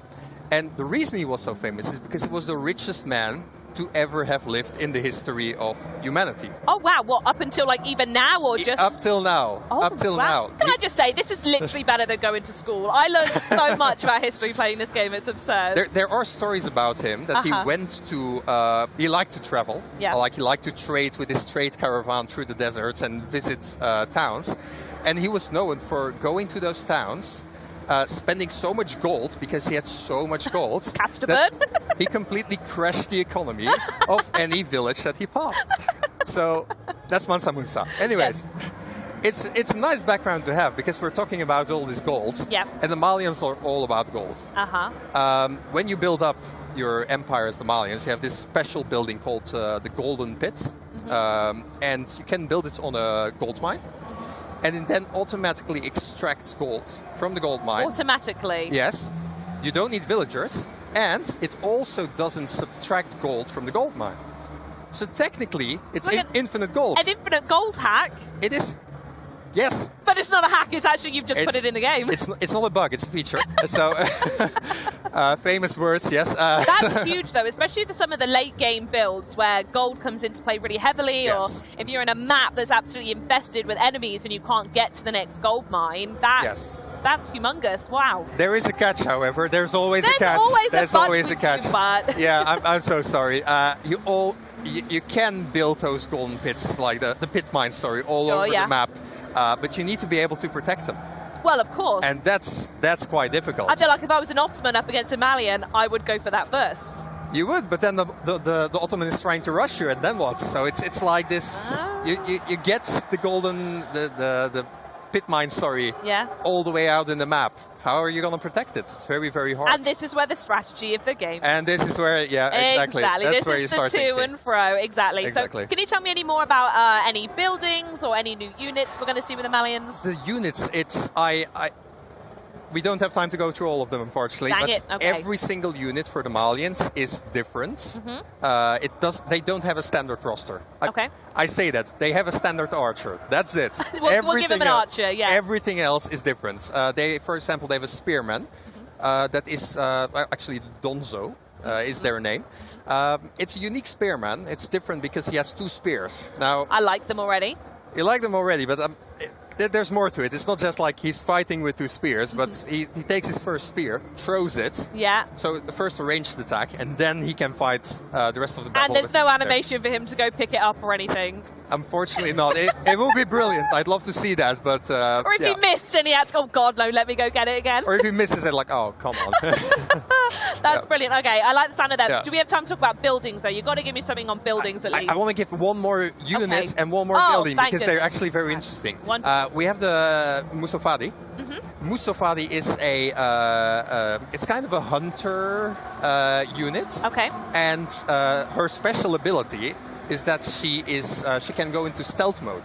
Oh, interesting. All right. So it's kind of this man-at-arm unit that can go into stealth mode, sneak around the map, everywhere, and then just like surprise attack. Are we talking like Fog of War stealth, or when they're in forest units it's stealth, or? So yeah, Age of Empires 4 indeed has a stealth forest, but this unit, she can go into stealth anywhere on the map. Anywhere, yes. Okay. As soon as she attacks, of course, she reveals herself. So well, yeah. Yeah, it's not like ghosts poking you or anything. You're not fighting ghosts. No. Then they reveal themselves. Yeah. But yeah, that's kind of the story behind the hunter woman. Actually, Musofadi is Malian for power woman. So we have a very cool love tidbit. them yeah, a there lot. we go. Yes, okay. And you say that they're aligned with a building in game as well. Yes, indeed. Yeah? So they're hunters. That's kind of their background. And you can also, one of the landmarks that you can build is the Hunter Fortress. And every infantry unit that is kind of around this fortress also goes into stealth mode. So I don't even know what to say about that. Is that something that you found in your historical textbooks? Is that people would disappear around it? What was the logic behind adding that?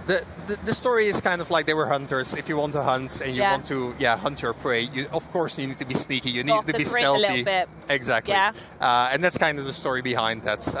It's very interesting to play with. Yeah, no, I can imagine. I'm thinking about, this is me imagining me playing the game now. If you were to go and attack that base, you'd see this stealth fortress and you would have no idea what was waiting for you. Absolutely no idea. You have to test the limits of how many people you could hide in that radius to go, there, get them. Yep. Amazing. So we spoke a little bit, well actually I'd say we spoke quite a lot about the Malians and Ottomans. Sounds like there's more to come. But they're new to Age of Empires. But the list is pretty long of how many civilizations there are now, right? Yes, we're now with 10 civilizations. Yep. So we had 8 civilizations that launched last year. We had the English, the French, the Mongols, Chinese, many more in Europe and Asia. And now we're expanding to Africa with the Malians and the Middle East with the Ottomans. You're probably going to say these dudes are the new ones, but I'm curious, do you have any personal favorites or any civilizations you think you played the most? I really, really loved playtesting the Malians. Okay. And because there's one more that I really, really loved about playing them. I built this whole empire, right? With all my trade routes, my gold mines, my little mining towns. Yeah. And at the end of the game, okay, I won against AI. I'm not bragging. But a win is a win, my friend. A win is a win. I looked at my empire at the end of the game and I was like, this looks good. This actually looks like a big Malian empire. And it felt so good that you've built something. Yeah. You destroyed something, of course. Yeah. But like the victory felt even better. Yeah, to, no, to just I think see it. aesthetic goes a very long way. It goes I so would love far. for you to start grading us on the aesthetic. 'Cause I'm very purposeful when I build about where I put everything. So I'm like, oh, a normal village wouldn't have a house here. I've got to do my little housing area and a little suburb and whatnot. So Exactly. I'm totally with you on that one. But I totally agree. The way that you can just build and create very realistic, authentic villages is incredible. I do want to touch a little bit, though, on the fact that it has been 10 months since Age of Empires 4 came out. How much has the game evolved since then? Relic and all their dev partners have been incredibly busy. So there have been many updates, many patches in many various ways. Like we've had features, new features coming in, like we've had color pickers for people, we had more remappable hotkeys, we've had loads of balance changes, we had new maps, new zoom levels, like yeah, loads. The list just goes on and on and on. And I'm going to take us back in time now, if there's anyone out here who didn't know, that Age of Empires was first released in 1997. Yes. And I'm curious how the developers keep building on a franchise to keep it new and fresh when the focus is on history. It's just so incredible. I mean, there's just so much world history and anything goes in Age of Empires. Like if it happens, we can probably put it in the game in some way. Yeah. And if we're just looking at the last 12 months, like we've had the release of Age of Empires 4. Yeah. We've had 2 expansions, 2 DLCs for Age of Empires 2 Definitive Edition, and 2 DLCs for Age of Empires 3 Definitive Edition. Wow. So it's... And the fact you've got definitive editions as well. It's just, people want so much Age. People want so much Age. Give me Age. There's more and more Age to come. So that's we've got that squared away. And it's... Also thinking about, like, the franchise has been going on since 1997. Yeah, 25-year anniversary, right? Exactly. But yeah. The fact that, like, this is, if anything, the best time to join Age of Empires, because there's just so much going on. So even if you're like, hey, 25 years, I've never tried it, try it now. And I will say it's a very wholesome game with a community that's deeply devoted and beloved the game so much. And I wanted to ask what it's like to work on a franchise that is not only positive. We've seen so many games just on the show today that everyone loves and is really positive, but you're with someone that's been positive for 25 years and people love it. What's that like? I mean, it's amazing. Like, just looking at my own personal history, I've been working on the game for 10 years now. I started to play the game when I was 10 years old. If you told 10-year-old me that I would be sitting here today, I wouldn't have believed it. I'm going to stop you there and say, if you told 10-year-old me I'd be sat here talking to you about it, I'd weep and I wouldn't believe it, but I'd probably ignore you and keep playing there you games. So. and that's the beauty about it. Like, the community is so large, so vibrant, so active. Yeah. It's just amazing. It really is. Yeah. Yeah, it's such a treat. So what we're going to do is going to talk a little bit now about looking ahead, new stuff like that, and how these civilizations are introduced. So you're dealing with ancient armies and deciding which ones to add to the game. And so I'd love to know a little bit more about what the process is on deciding which ones you're going to go for and how to keep it historically correct and authentic. Because I know that's something you guys really, really care about. Yeah. So let's take the Malians as an example. So first thing you do is you go to the library. And you go to the section of Western African history. You take anything you can. And you all become bookworms. Basically. You start reading. You start picking apart, like, the facts, the military battles, interesting things that happened, interesting buildings, interesting military tactics that they employed. And you just put everything together. And from that, you start to distill gameplay and think like, oh, hey, we talked about the hunter woman. We can do something with that. We can do something with that. And like that, you kind of just evolve it. You have your design. You put it in the game. And at that point, you kind of want to see, like, hey, what do I have here? Is this still a bit authentic? Is this still a bit real? And we talk a lot to experts in the field. Like, we're not going to say that we're experts in Malian history. Not at all. You're enthusiasts of Malian history, exactly. Yes. And we love what we're doing, but we need to have a pro voice in there that says, like, hey, what you're doing, is that actually still a bit accurate? Are you still representing Malian culture in the way that it was? What kind of voices answer that for you? Is it researchers, historians, universities? We get in touch with universities. We get in touch with experts. Like, there are people who specialize in weaponry of Western Africa. Well, you can talk to those people about these specific weapons. But more practically, like, for example, the languages that we have in the game. If you play as the Malians, you start in the Dark Age. They speak their ancient Malian language, but as you advance through the ages, they speak more and more modern languages. That's a dedication to authenticity that I truly respect. It is amazing. It feels good to just like feel your empire evolve as you're playing. Yeah. Yes. But again, I don't speak Malian. We need to go with... you need to go ask someone who does. Exactly. And that's kind of the balance we try to find. Yeah. Because in the end, it's still a video game, right? Yes. It is a video game. It needs to be fun. But we want to make sure that civilizations that are in the game are represented in a way that is respectful.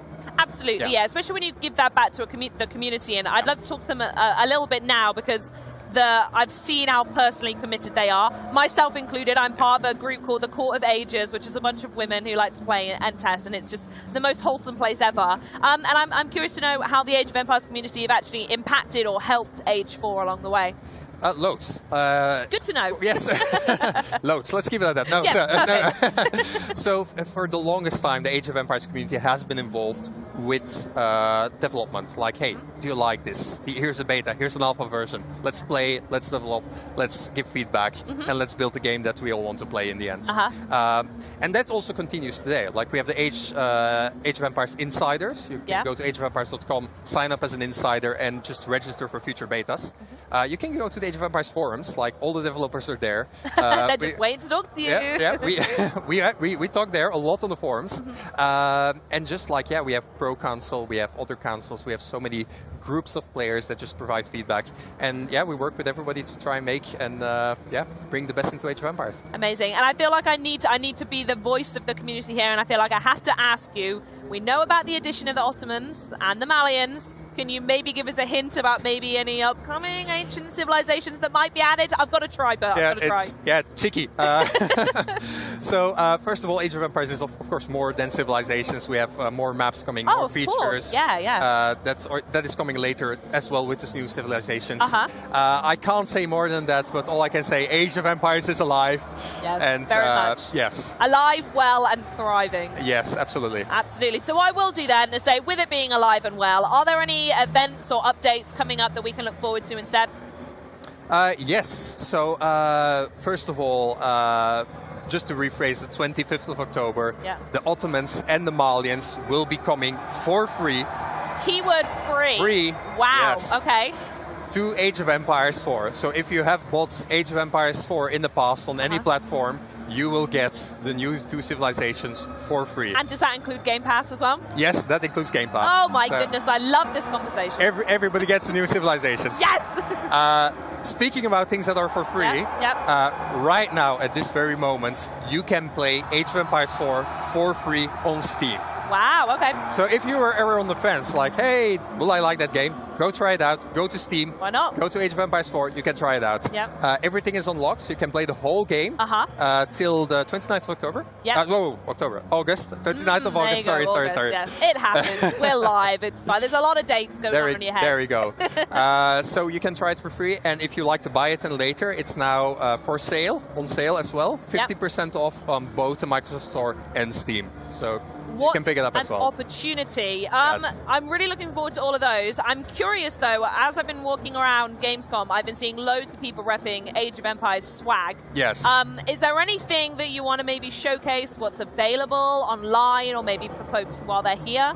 Well, we have one more announcement, and then it's probably going to be the least sexy thing that we will see in this broadcast. No, I'm sure, but it'll be great. There we go. Where's this going? So we're going to unbutton a bit, and we're going to show... Oh, yes. We are going to be celebrating 25 years of Age of Empires later this year, so the 25th October. It's been 25 years since the original 25 release. and 25, We're going to be celebrating with all the games in the franchise. Everybody's invited. And it's going to be lovely. It's going to be an online global event. There will be more announcements. So I would say as a developer, but also as a fan, like you want to tune in. You don't want to miss it. Absolutely. And you got your Twitter, at Age of Empires to find out more information, website, so on and so forth. Exactly. Just look Age of Empires on any social media. You'll be definitely kept up to date. Amazing. I'm also curious. I shared a picture on my Twitter last night. I mentioned I was at Gamescom. There's some Red Bulls around. Are you up to something with Red Bull at the moment? Yes, we are. So Red Bull Wololo Legacy is coming up. It's a big tournament where we're covering Age of Empires 1, 2, and 4. And we also will, end of October, that will culminate in the large finals in a castle here in Germany. That's pretty cool. Yes. I do have to ask, though, are we playing the game, or is it just people going whoa, whoa, whoa, and seeing who does it best? We are playing the game, but Okay. I definitely want that to be a tiebreaker or something. We need to have it in there as well, just to add some spice, you know? Yeah. I'd like to see that. I'd like to see that. So yeah, the best players in the world all gathering together in a German castle here, playing Age of Empires. For many, it's a childhood dream again. It sounds like a dream come true, honestly. And I have got to ask, the shirt it's catching the light so well right now. Yes. I do need my own version. Is there a way for folks to get their hand on that shirt? Yes, this shirt is available on the Xbox Gear Shop as well, alongside a lot of other Age of Empires t-shirts and merchandising. Perfect. So a lot to pick up there. Amazing. I know what I'm doing next. Right, well, Bert, it's been phenomenal to have you here. I've loved talking to you. And, of course, everyone else who's tuned in today, that is the end of the show. So for any segments you might have missed from today's live show, or for those who just want to relive today, I know I certainly do, you can go back and watch the full show on Twitch or YouTube and keep the conversation going using the hashtag Xbox Gamescom on social. But that is it for me. This is the end of our epic live stream here from the Xbox booth at Gamescom. This has been so much fun. But Maxie and Graham, let's close this out. All right, everyone, it has been such a pleasure being back at Gamescom with you this year, surrounded by these amazing Xbox fans and community, and of course, you, Maxie, too. It is. So now